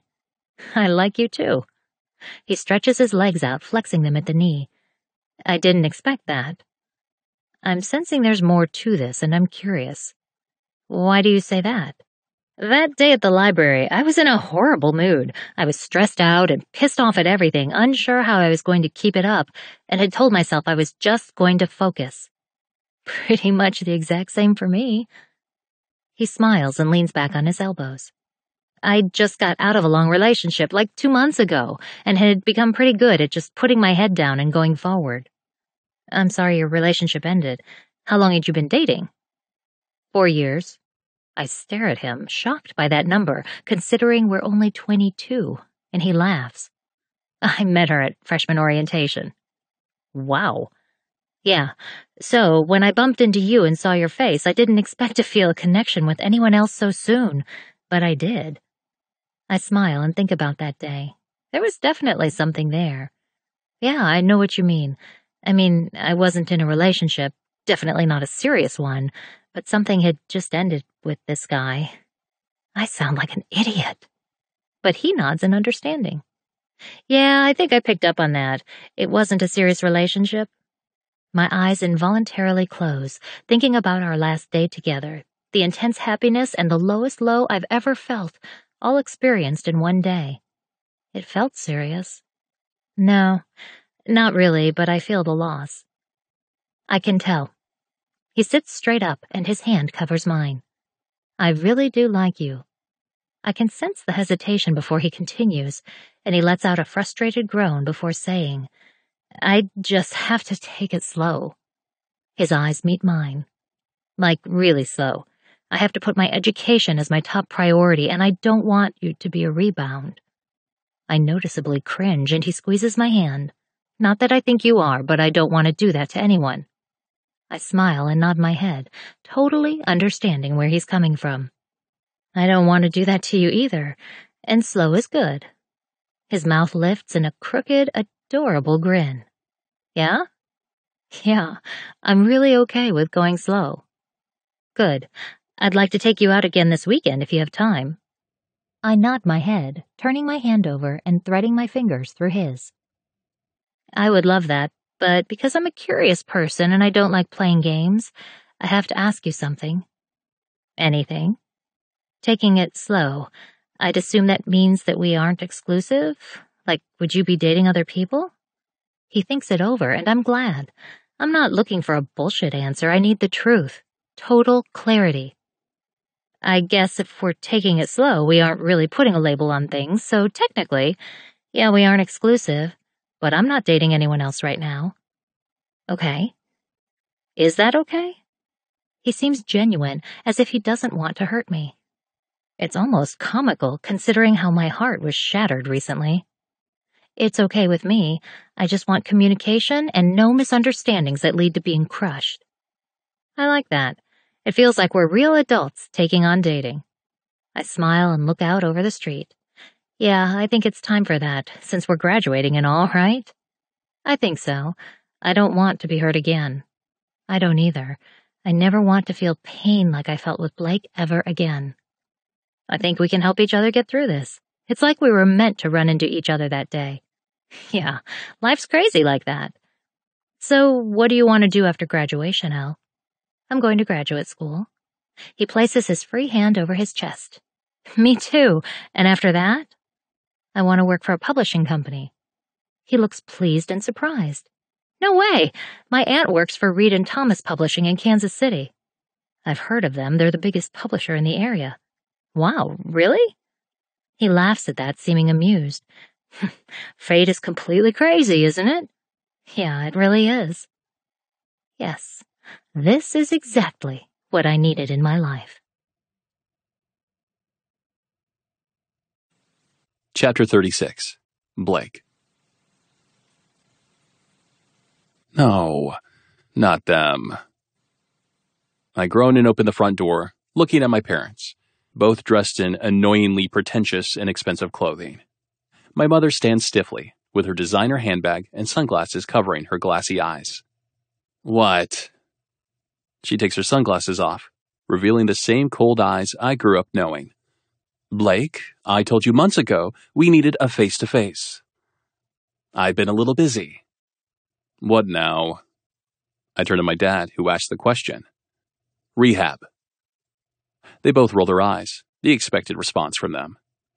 I left a note for my mom the day I left for rehab, but I have no idea if she found it or bothered to tell my father, who is his usual self. Ah, and how long is that going to last? Couldn't tell you. Safe money's on not long since you two did such a bang-up job of raising me. I move from the doorway, heading for the living room, and hear my mom's heels clicking on the wooden floor behind me. Do not blame us for your failures. I spin on one sneaker and face the vapid bitch who birthed me. Right, I forgot. Nothing is ever your fault. She huffs exaggeratedly, her steely blue eyes meeting mine. Blake, we're here to talk about your future. I'm through making excuses for you. Where is this going? They've never cared enough to ask me to do anything before, except stay out of the local news. My father closes the door behind him and joins us. It's time for you to come work for me. Oh, fuck. My grandfather started in real estate before my dad was born and had great success in building grand hotels. The company has now branched out to developing huge luxury townhomes and penthouses all over Kansas City. Nothing like making the world a better place for the uber wealthy, knocking down businesses and small homes to use the land for cookie-cutter million-dollar houses. No. Blake? Fuck, I really despise his authority voice. Unfortunately, I only have one son. This is your legacy, and I need you to step up. Asshole. I know nothing about real estate. It doesn't matter. You'll learn. I turn to my mother. This is what you wanted to talk about? Yes, Blake. You cannot just drift through life. Do you realize how difficult it is when people ask me what you're doing, and I have to make up something and change the subject as quickly as I can? I stare at her, knowing she's completely serious. Her life's passion is making other people envy her. These are the people I come from. My fingernails scrape over the denim fabric of my jeans as I fight the urge to leave, to find my old dealers or go to the liquor store. Finding a quick release is not the answer. It will leave me feeling empty. Fucking AA. I need some time to think about it. My father looks surprised. What's there to think about? I'm handing you a career. For someone with no motivation whatsoever, I think this is a no-brainer. You don't even have to work for it. Maybe I'm tired of having everything handed to me. Maybe I'm through with easy. He laughs in my face. I wouldn't expect anything else. Yeah, I'm not sure what kind of game you're playing, but I'll give you until the end of the summer, no longer. I'll need you to start next fall. I stand tall, but agree to nothing. We'll be in touch. He places a hand on my mother's back and leads her out of the house, and I don't feel any sort of relief until I see their car pull away. I reach into my back pocket and find Michael's number, calling him. He answers quickly, but calmly. What's up? I need to go to a meeting. I can hear him smile. I'll be there in 10. I hang up and sit on the couch, my sweaty palms smoothing over my thighs. How is this worth it? Chapter 37. Blake. I knock on the familiar door and shake my head from side to side, thinking about the first time I showed up here. Seems like a lifetime ago. Brandon opens the door and immediately looks worried. Blake, you okay? I'm fine. Graduation is tomorrow, and I wanted to be here to support Gabby. He looks suspicious, and I don't blame him. It's not like Gabby and I are best friends or anything, but I do owe her a lot for coming to my house on Thanksgiving, starting me toward waking up. And I'm supposed to keep busy. This was something to do. He smiles at that. Yeah, that part's a bitch. Tell me about it. I took up running, like actually running. I've smoked way too much shit for way too long for my lungs to allow that shit. He laughs now, and the sound is comforting. Yeah, been there. I shrug my shoulders. But it keeps me busy. Good. Come in. You can stay here. I shake my head. Nah, I'm staying in a hotel. I just wanted to let you know I'm here, and I'll be at graduation tomorrow. You can stay here, Blake. You're welcome here. No. I swallow hard as I look behind him. I can see the dining room table from here, where we all sat, and I made that bet with Elle about Led Zeppelin songs. There are a lot of memories here. I just thought I'd show up for Gabby. He folds his arms over his chest. Okay, I appreciate that, and I know she will too. I owe you guys a lot, and I'm sorry I was such a shithead, trying to challenge your sobriety every chance I got. It wasn't about you. Oh, I know all about being a shithead. I also knew from the moment you knocked on my door the first time that you came here for help. I swallow the pain. I was alone. I was broken. And I came here because I wasn't sure about where my life was going, even if I couldn't admit it to myself, much less anyone else. I came here for clarity, and I found it. Thank you. It's simple, but there's nothing else to say. Brandon and I aren't going into deep conversation. Neither of us wants or needs that. He knew I needed help, and he helped me. As simple as that. Okay, well, I gotta get going. You really think a hotel is safe? Yeah, I'm going to go check in now. But I chose this one because there's a meeting nearby. I'll go to it. He walks out the door and closes it behind him. What are you doing? I could use a meeting. I smirk, knowing what he's doing, and I'm grateful for it. We ride the few short blocks toward the hotel near Aggieville. But somehow, I'm not worried about the possible temptation. I'm in an oddly calm place. My dad wants me to come work for him. Fucking real estate. I chuckle and park the car in the hotel parking lot. Yeah. And it makes me want to blow my brains out. But what the fuck can I do? It's not like I have any skills, and I can't survive without money. Sounds dangerous to me, man. Your parents are toxic motherfuckers. No doubt. But it's not like my father is even there anymore. It would just be collecting a paycheck, like most of America. He looks worried, but he doesn't say anything. I know it's not a good idea, but I'm not sure I have another choice. Then, something catches my eye across the street. Orange vans. My eyes slide up long legs and faded denim jeans, and a gray sweatshirt with the sleeves slid up to the elbows. And Elle, licking an ice cream cone, casually talking to some douchebag I don't know. Elle. Brandon looks slightly panicked as he looks through the windshield. Oh, fuck. Who the hell is that? Don't worry about it. He points toward the hotel. You're here for graduation and a meeting. Remember? Not L. The guy, who has his own cone, places a hand on her back, and I feel rage like I've never felt, my hands gripping the steering wheel. Who the fuck is he, Brandon? He takes a deep breath and releases it. That's Cooper. Fucking stupid name. Who is he? Don't worry about it. I turn to face him. Who? It's the guy she's dating. I grab the door handle. He's already flying out of his seat and is around to the driver's side as I climb out, his body blocking mine. Move. Do not do anything stupid. She has every right to date someone else, man. You guys were never even really dating. Fuck you and move. I slam the car door, and he runs a hand over his chin, probably thinking about knocking me out for my own good. Brandon, move. He steps out of my way, and I haul ass across the street with him on my heels. Elle looks horrified as we approach. The douchebag with her is uncertain, but calm on the outside. Blake, what are you doing here? I'm here for graduation. What the hell are you doing? I see irritation flicker in her eyes, but she stays calm, still holding the ice cream in her hand. I'm having ice cream and an extremely pleasant conversation. And what do you mean you're here for graduation? You aren't graduating. Gabby is. That's not why you're here. You think I'm here for you? I size up Cooper as I wait for her answer. What the fuck does she see in this guy? The fucker is wearing khakis and a sweater. It's fucking May. You and Gabby aren't even friends. Why would you show up for her graduation? She turns to Brandon. Why wouldn't Gabby tell me this? He raises his hands in surrender. She doesn't even know he's here yet. She's shopping with Brooke. Elle surprises me when she tosses what was left of her ice cream in the trash and grabs my arm, pulling me away from Cooper and Brandon and keeping her voice low. Why are you here? Last time I saw you, you told me to find a guy who fit into my plan. She points over at Cooper, who looks suspicious and confused.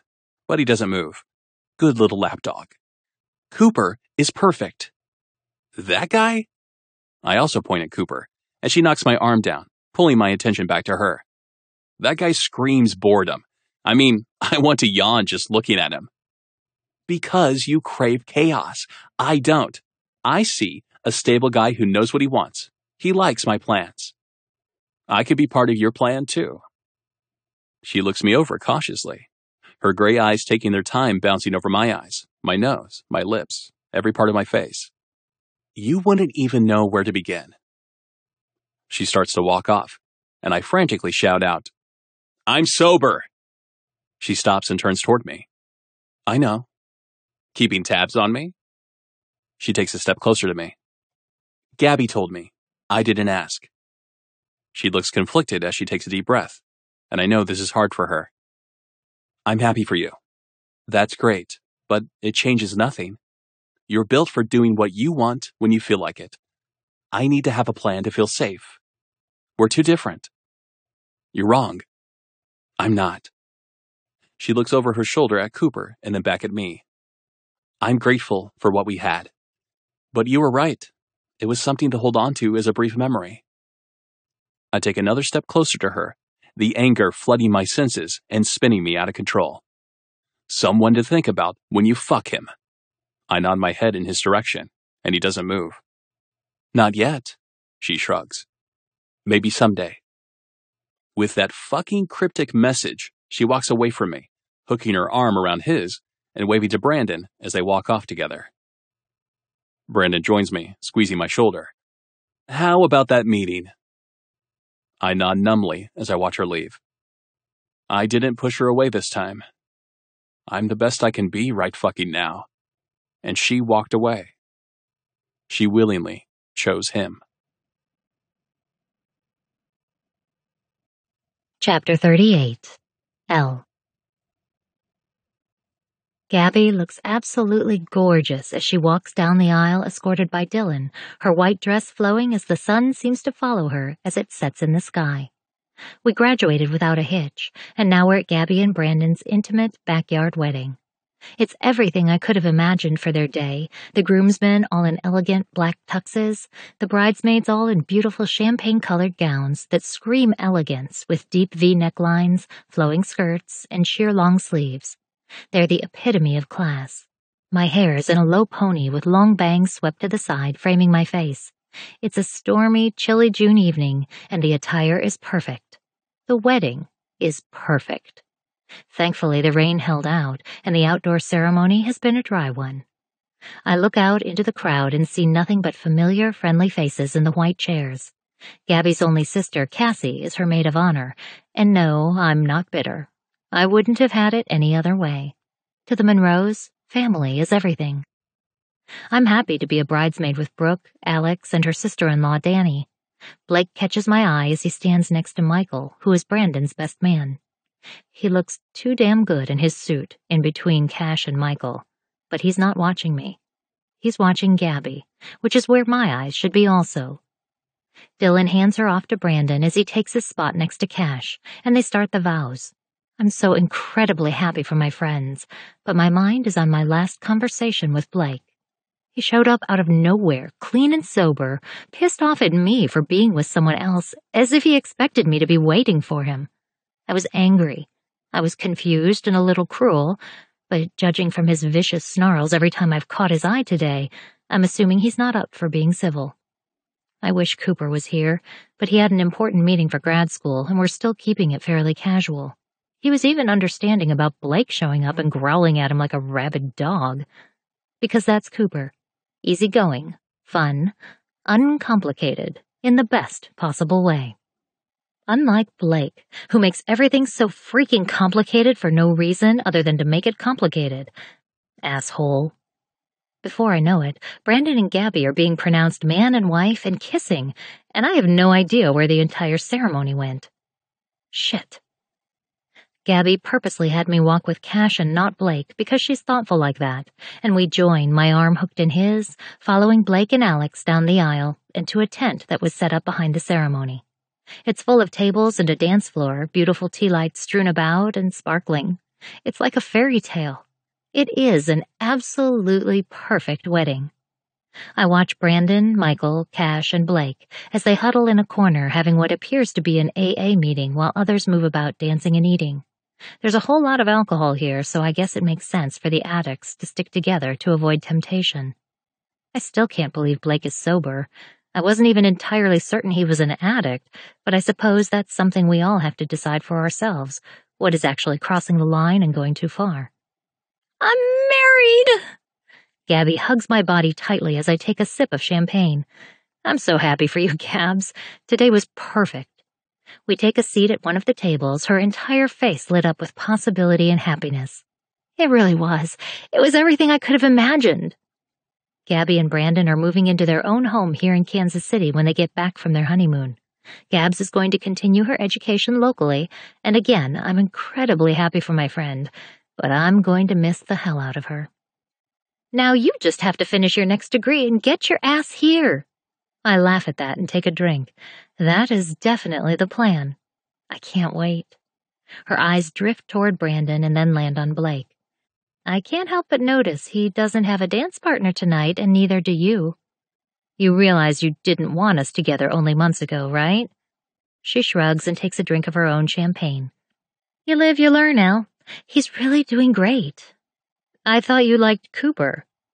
We've done a couple of double dates, and Cooper even gets along with Brandon because that's how perfect he is. I do. I'm just saying you two aren't making it official, and I've seen your eyes on Blake every free second you've had. Well, damn. I take another sip. You saw that? I see everything. She laughs and places the champagne flute on the table and taking mine and placing it next to hers before taking my hands. I just want you to be happy. People are assholes and we all have opinions. I overreacted and I set you on a different path, one I feel guilty about unless you're truly happy. He's just really good looking, Gabs. That's it. I look at Blake over my shoulder, his hair perfectly styled, his tux fitting him to a T, and that handsome face full of laughter and fun as he talks to the guys around him. And sexy. Oh, girl, I worry about you. I laugh and look back at her. You don't worry about anything but this day. The impromptu meeting disperses and Brandon walks over, a sly smile on his face as he reaches his hand out for Gabby.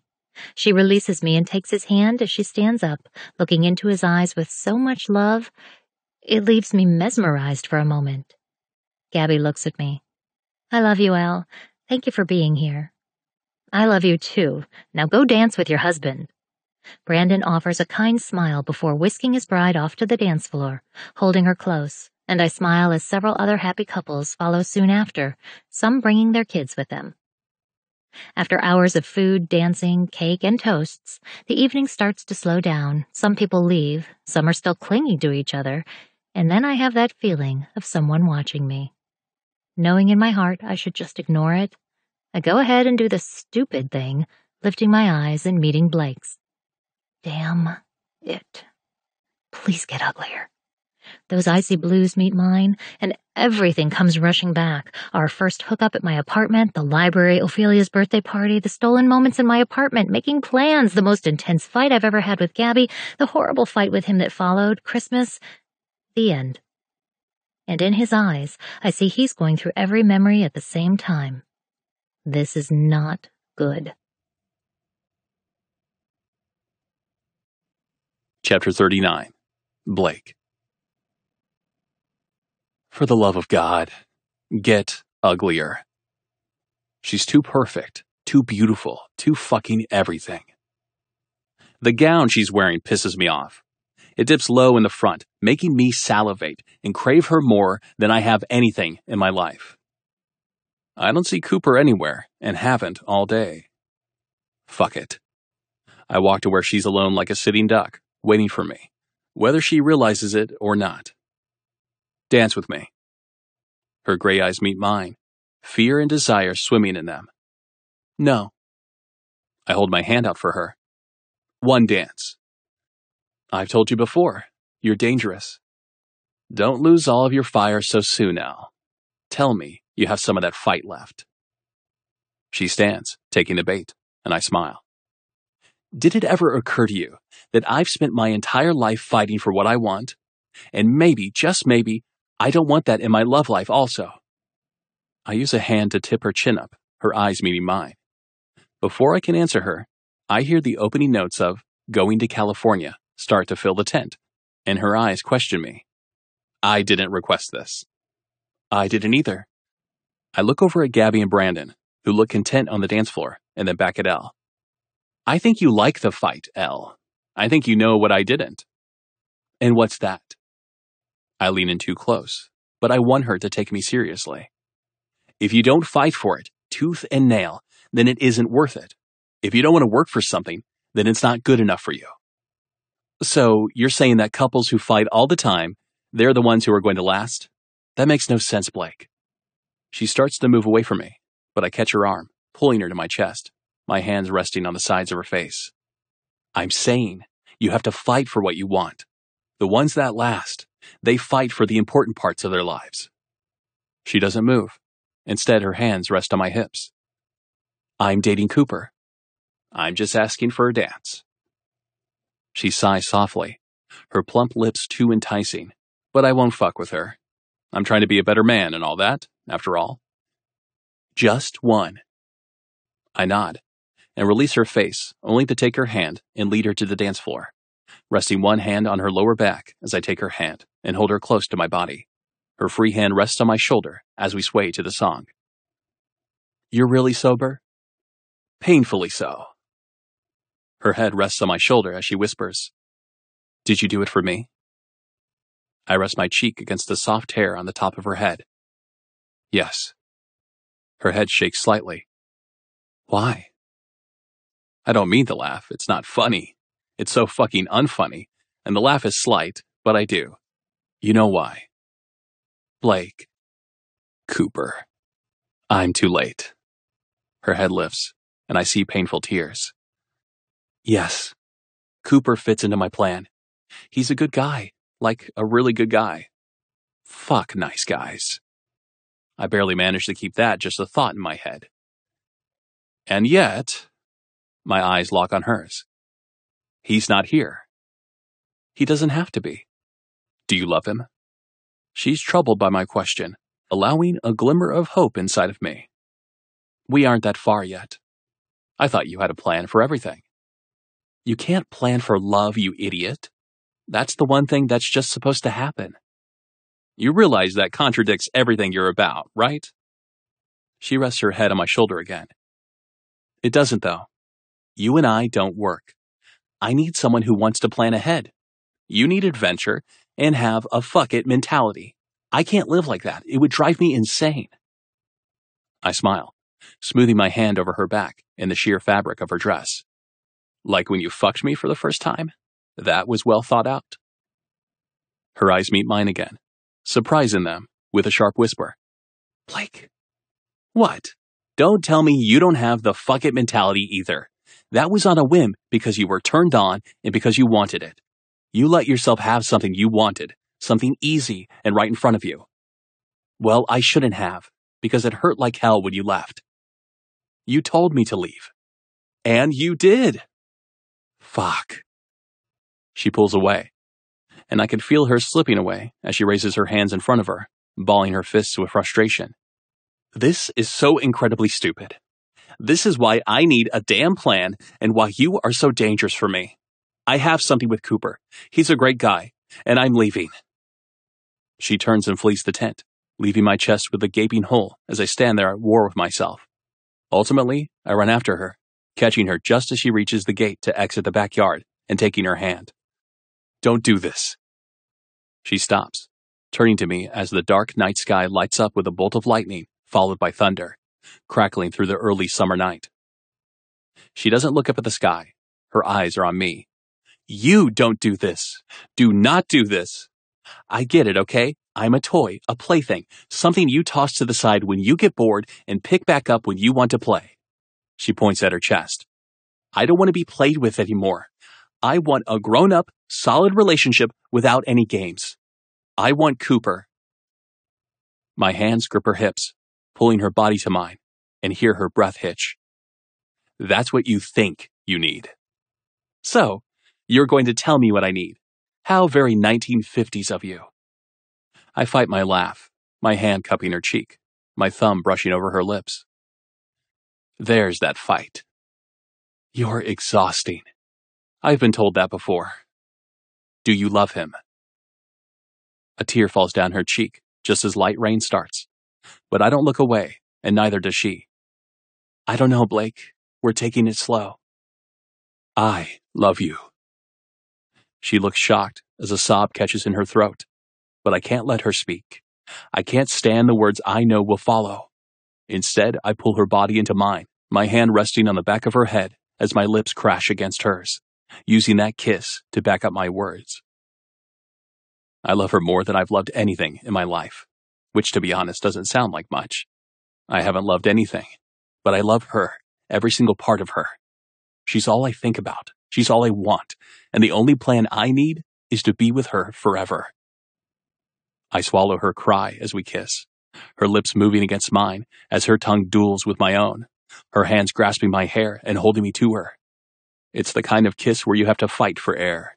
You have to literally choose between breathing and kissing, often leading you to gasp, but it doesn't matter. Nothing matters, except being lost here with her. She loves me too. I could feel it. I feel it with every soft moan, with every tug of my hair and moment we kiss. But then she releases my hair, using her hand to push my chest away, wet angry tears mixing with the rain. No. What? No. She bites her bottom lip, her hand covering her heart as she catches her breath. No, Blake. She opens the gate and takes steps back through it, her face haunting me as the rain pours down. Elle! No. She shakes her head and then turns, running off into the soggy night toward her car, and I think my knees may give out. I feel like I'm going to collapse, and don't fucking fight it. I drop, the black slacks soaking against wet earth, and I couldn't give a fuck. She's gone again. She loves him. I love her. And that's it. I'm alone. Literally just a fool in the rain. Chapter 40. L. Are you okay? I probably look awful. I drove straight back to Manhattan from the wedding. My dress is dried, but it's wrinkled. My hair has lost the polish it had at the beginning of the day. My mascara is non-existent, and my eyes are puffy from crying. He told me he loved me? How could he say that to me? Blake doesn't even know love. Shit, I can't breathe. Elle? Cooper's hands are on my shoulders as he leans down to figure out what the hell is wrong with me. I kissed him. He looks confused, but not angry. Yet. Kissed who? Blake, at the wedding. You weren't there and he was, and I fucking kissed him like an idiot. He visibly swallows, and it seems painful. Okay, I mean, technically we aren't exclusive. Right, but I kissed him. Why? That question I didn't really expect as I stare into Cooper's eyes. I don't know. I don't know why I do anything when it comes to Blake. He makes my life so fucking unorganized. He nods his head like he understands as he directs me to his sofa, wrapping an arm around me. My ex was like that. I couldn't get her to plan anything, and I would be pulling my hair out by the end of every conversation. I sobbed softly as I lay my head on his broad shoulders. Is that why it ended? Yeah, at the end of the day, we were just too different. What about the whole opposites attract thing? He shrugs his shoulders. He leans back into the couch, taking me with him. I think that's correct to a point, but at your core, you have to be somewhat similar. I mean, sure, you disagree on pizza, but not the path you want for your life. That makes sense, and so does Cooper. My fingers run over my bottom lip, and I can still feel Blake's kiss there. Please don't let him relapse. Please don't let this break him. The thought is too great to bear. The confusion was too great. The kiss was too intense, speaking to my soul. I couldn't breathe, and I ran. I had to run. Suddenly, nothing makes sense. Chapter 41. Blake. I'm not sure how long I sat in the rain, thinking over every possible place I could have gone wrong, until Brandon and Michael found me. I wanted to drink. I wanted to get so fucked up that I never came down from the high, but those motherfuckers wouldn't let me. So now, the morning after, instead of nursing a hangover and curing it with more alcohol, my ass is running around the block. My lungs are getting used to it, but I just get more and more pissed off every time my foot hits the pavement. She left. Probably ran to him. After I told her I fucking love her. Why? I called my dad this morning and told him I'll start in the fall. Who the fuck knows if it'll last? Who knows if my sobriety will last? Nothing makes sense. Everything is fucked up, and I'm coming to terms with that just being my fucking life. I hear feet on the pavement behind me and get irritated and stay that way when someone joins me. Fucking really? Michael just laughs easily. You're running, huh? Good call. He keeps up with me easily as we turn the corner. I did expect to find you passed out in your own piss, so this is a pleasant surprise. Fuck you. You don't mean that. I don't need you to check up on me.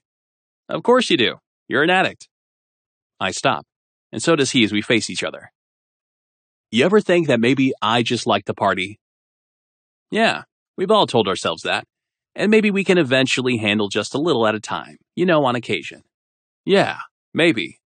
He laughs and punches my shoulder before starting the run again. Doesn't work that way. Fucker. I start running again to catch up to him. Why not? I have no fucking clue. When you're drinking every day and can't function without it, you have a problem. And you have a problem. You chose to get sober for a reason. Don't fuck it up because the girl you love ran away. Fuck that. You speaking from experience? Of course. I fucked things up so bad with Danny at one time, she ran away to live with Cash in Texas. Damn. Yep.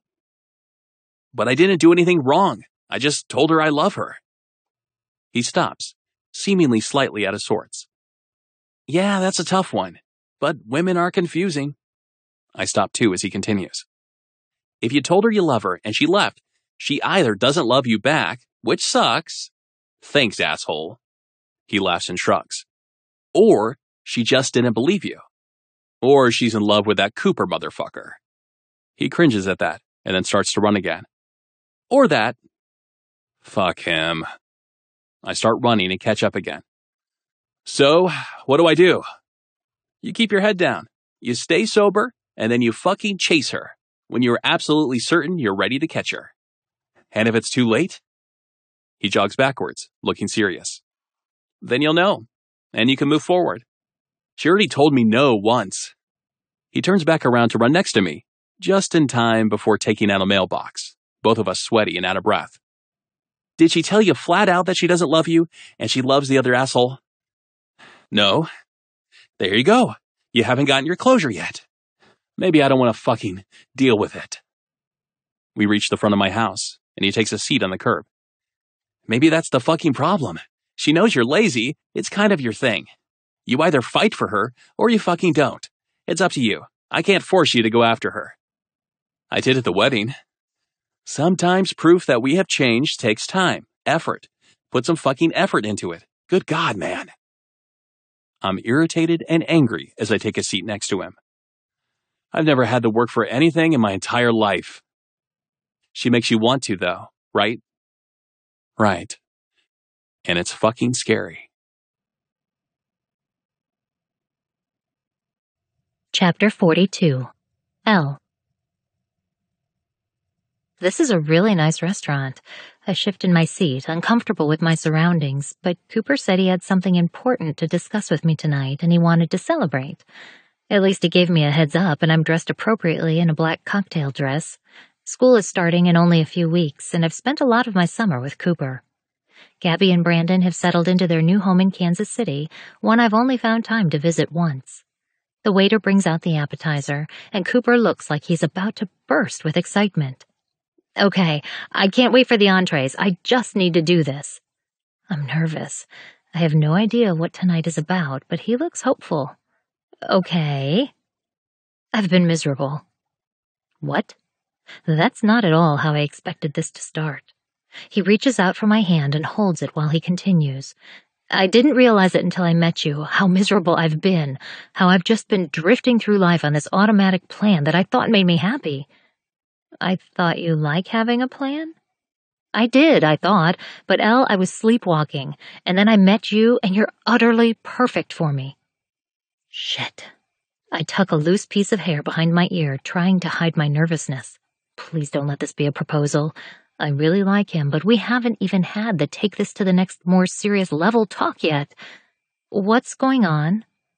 I don't want to go to graduate school. I don't want years of more education when I'm more than likely going to work for my father anyway. What? You're not going to grad school? He shakes his head. No, with my parents' blessing, I'm not, Elle. I'm going to do something to make a bigger impact on the world. His eyes meet mine. And I want you to go with me. My eyes are huge. I know they are. I'm going to graduate school. But does that really make you happy? Because when we get back, I can talk to my aunt. You already have your undergraduate degree. You don't really need your master's for publishing. But it could help me get a job in a tough industry. My aunt loves me. I raise an eyebrow. Pulling my hand from his, I cross my arms as we sit at the table. I like Cooper. We have fun. But is he serious right now? I've never even met her, and I don't need anything handed to me. What about fate, Elle? I think we were meant to meet. This was all part of a plan. I shake my head from side to side. Not my plan. He looks disheartened, a strong contrast from when the conversation started. Elle, I want you to be part of this new plan. I really care about you. Where exactly are you going since you aren't going to graduate school? I'm going on a trip, working with one of my parents' charitable programs in Guatemala. I'm going to help bring education, technology, and maybe even hope to children who need it. Well, shit. He makes it really hard to hate him. Where is this coming from? It's something I've always wanted to do. I read a book in high school about this couple who did something similar. It's been a dream of mine ever since, but I've never had the time. I stare at him blankly. How do you have the time now? Couldn't you do this after you finish graduate school? Don't you see, Al? All I've done is push things off that I want to do for what I thought I had to do. Before I know it, I'll wake up and be 40, never having done what I wanted to do. I can't just drop out of graduate school. It wasn't easy to get into. It's my goal. He looks sad, but not angry. I just thought... I mean, you're such a good person. I thought you'd jump at this. What makes you think I'm that good of a person? I mean, seriously. He reaches out for my hand, and I unfold my arms to take it. I don't want to lose you. Then don't. Cooper, I can't change everything around. I never even thought you would be capable of that. He smiles. I didn't think I would be either, but when I brought it up to my dad and he was completely on board, I finally let myself get excited. My heart was racing for the first time since... His eyes meet mine. Since I bumped into you. My chest aches the way he's looking at me. You were exactly what I needed when we met. His hand squeezes mine. But not now. It's not a question, and I hate this. I hate everything about this. He's such a good man, perfect in almost every way, and yet somehow, he's not perfect for me. Books truly are better than boys. Real boys leave. Real boys are assholes who break your heart and put their dreams ahead of your own, and I can't even be mad about this because he's changing the world for the better. He's walking the walk and making the world a kinder place. I'm happy for you. I'm happy for the kids in Guatemala. You really won't go with me? You know I can't. You sure you want to live your whole life with can't? He's a pretty good salesman because for a moment, I do allow myself to think about saying fuck the plan and living my life on a whim. But that's just not me. Chapter 43. Blake. I'll be fine. I'll catch a meeting. I need to do this. Michael doesn't sound worried on the phone. More amused. I know you do, man. If it goes south, call me. Thanks for the confidence boost, Monroe. Always happy to help. I hang up and place my phone in my pocket. Take a deep breath, dipshit. Don't forget how to breathe. Taking a solid advice from myself, I let air fill my lungs before slowly releasing it. Good job. But all that goes out the window when I see Elle exiting Knox's bar. My breath hitches, and I struggle to do something I've been doing easily since birth. It's been almost a year since the day we met. It was hard to not run right back here after the wedding and my talk with Michael. But he was right. I needed to do some work. I needed to prove I can stay sober and that I can hold a job. That I'm not just totally lazy and complacent. I started working at my father's company, and somehow, I don't hate it. Maybe it is in my blood, or maybe it's just something to do. I like finding rundown places and building something new. Maybe it's some sort of twisted metaphor for my life and new sobriety. Although, someday I hope to shift the company toward building more affordable homes. I think my father will have to be 6 feet under before that happens. Who cares? It keeps me busy, and I show up every day.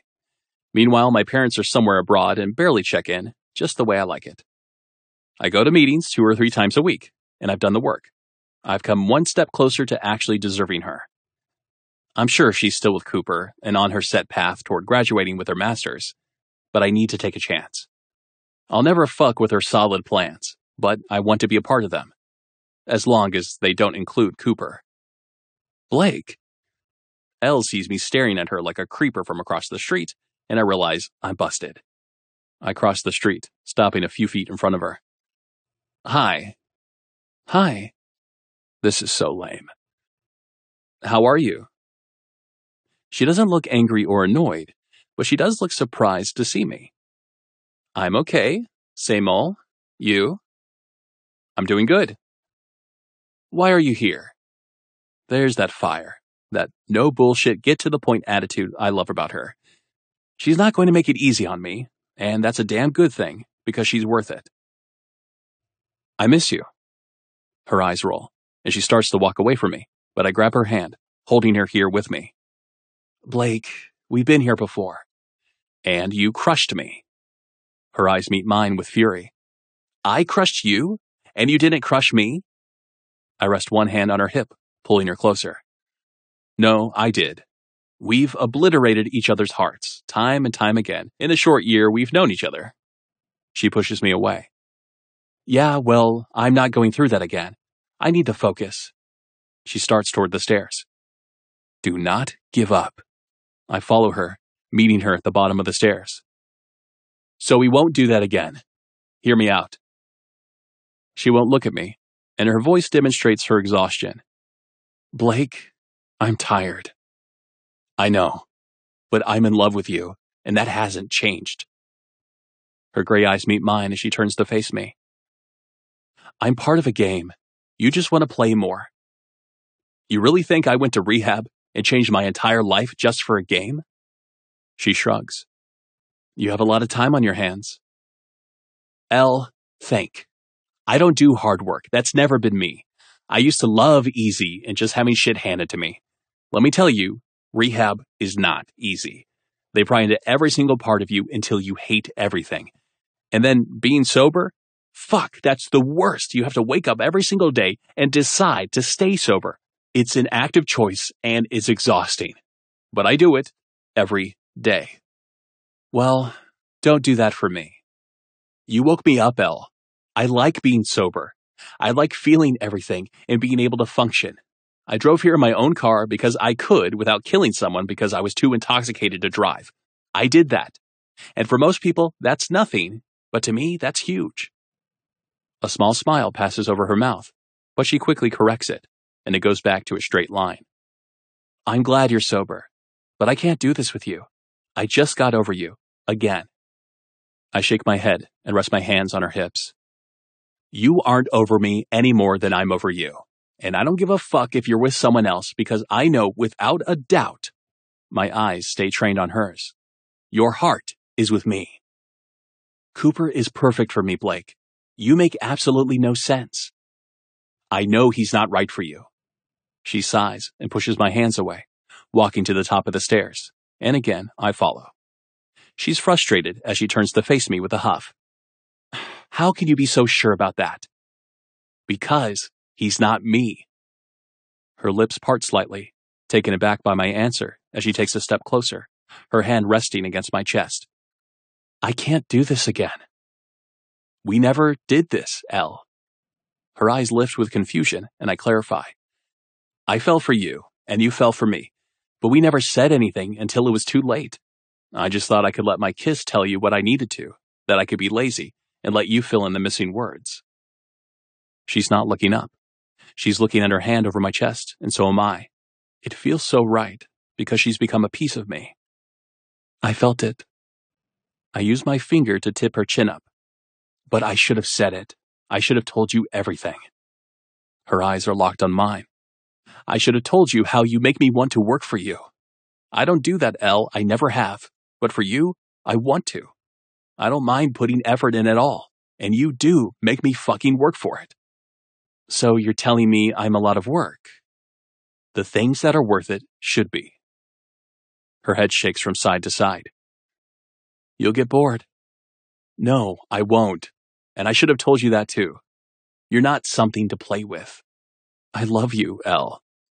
Unlike sobriety, loving you isn't a choice for me. I just do. I always will. She swallows, her eyes filling with tears. We are so different. I stop her. No, we aren't.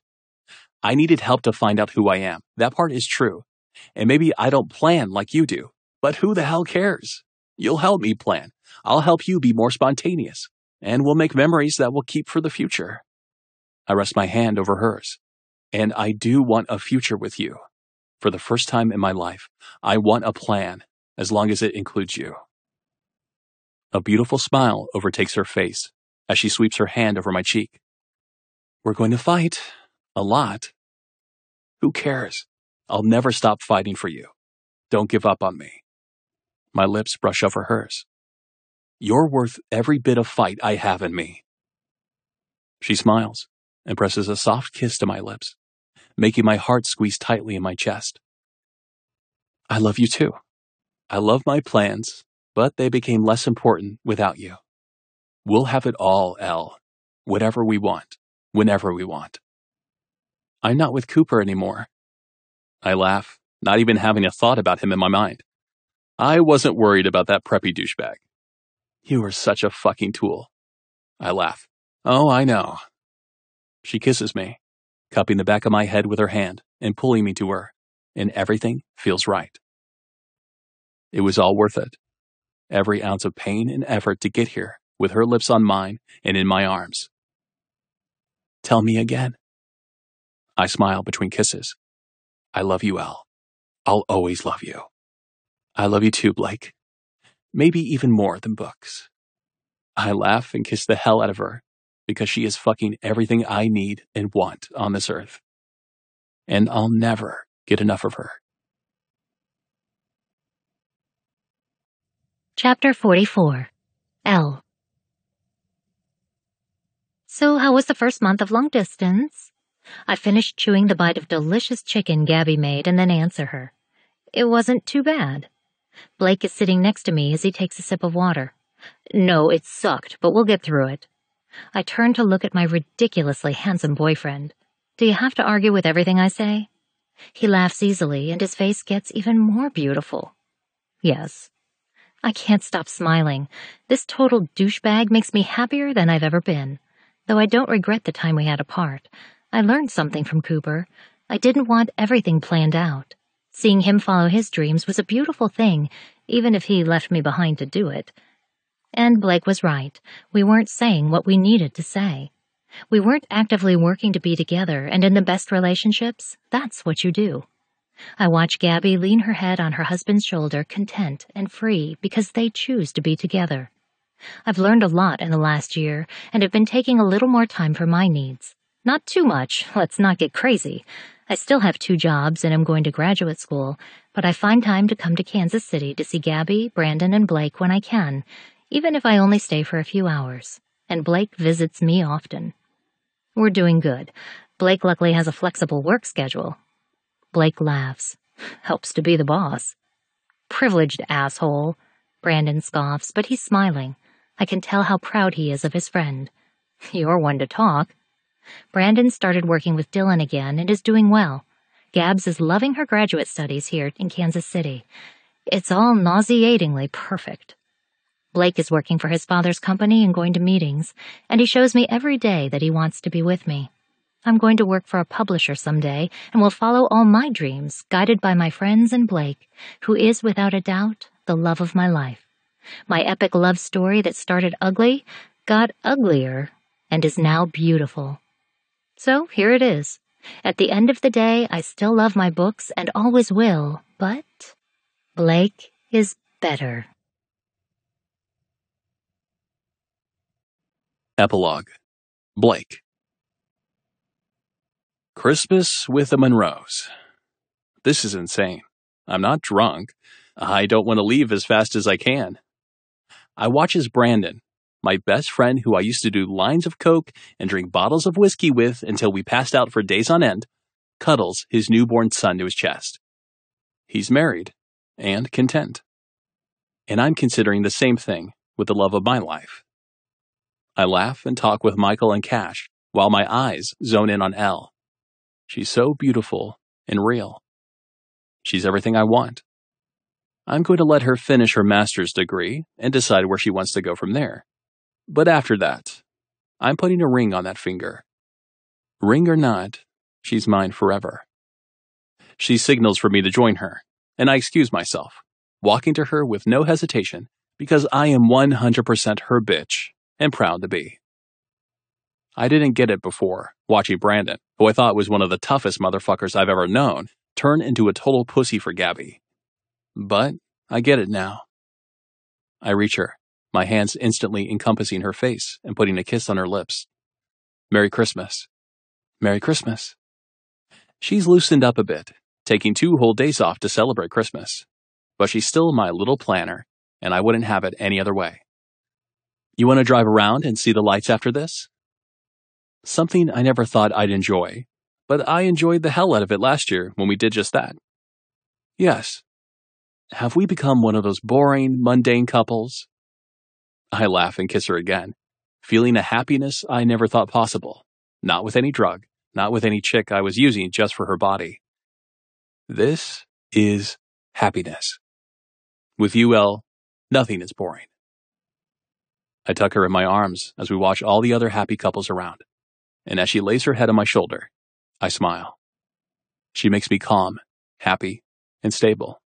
She is the greatest fix of all time.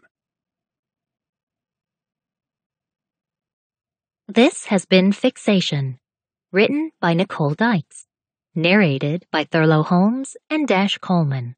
Copyright 2020 by Nicole Dykes. Production copyright 2020 by Nicole Dykes. Produced by Suggestive Audio.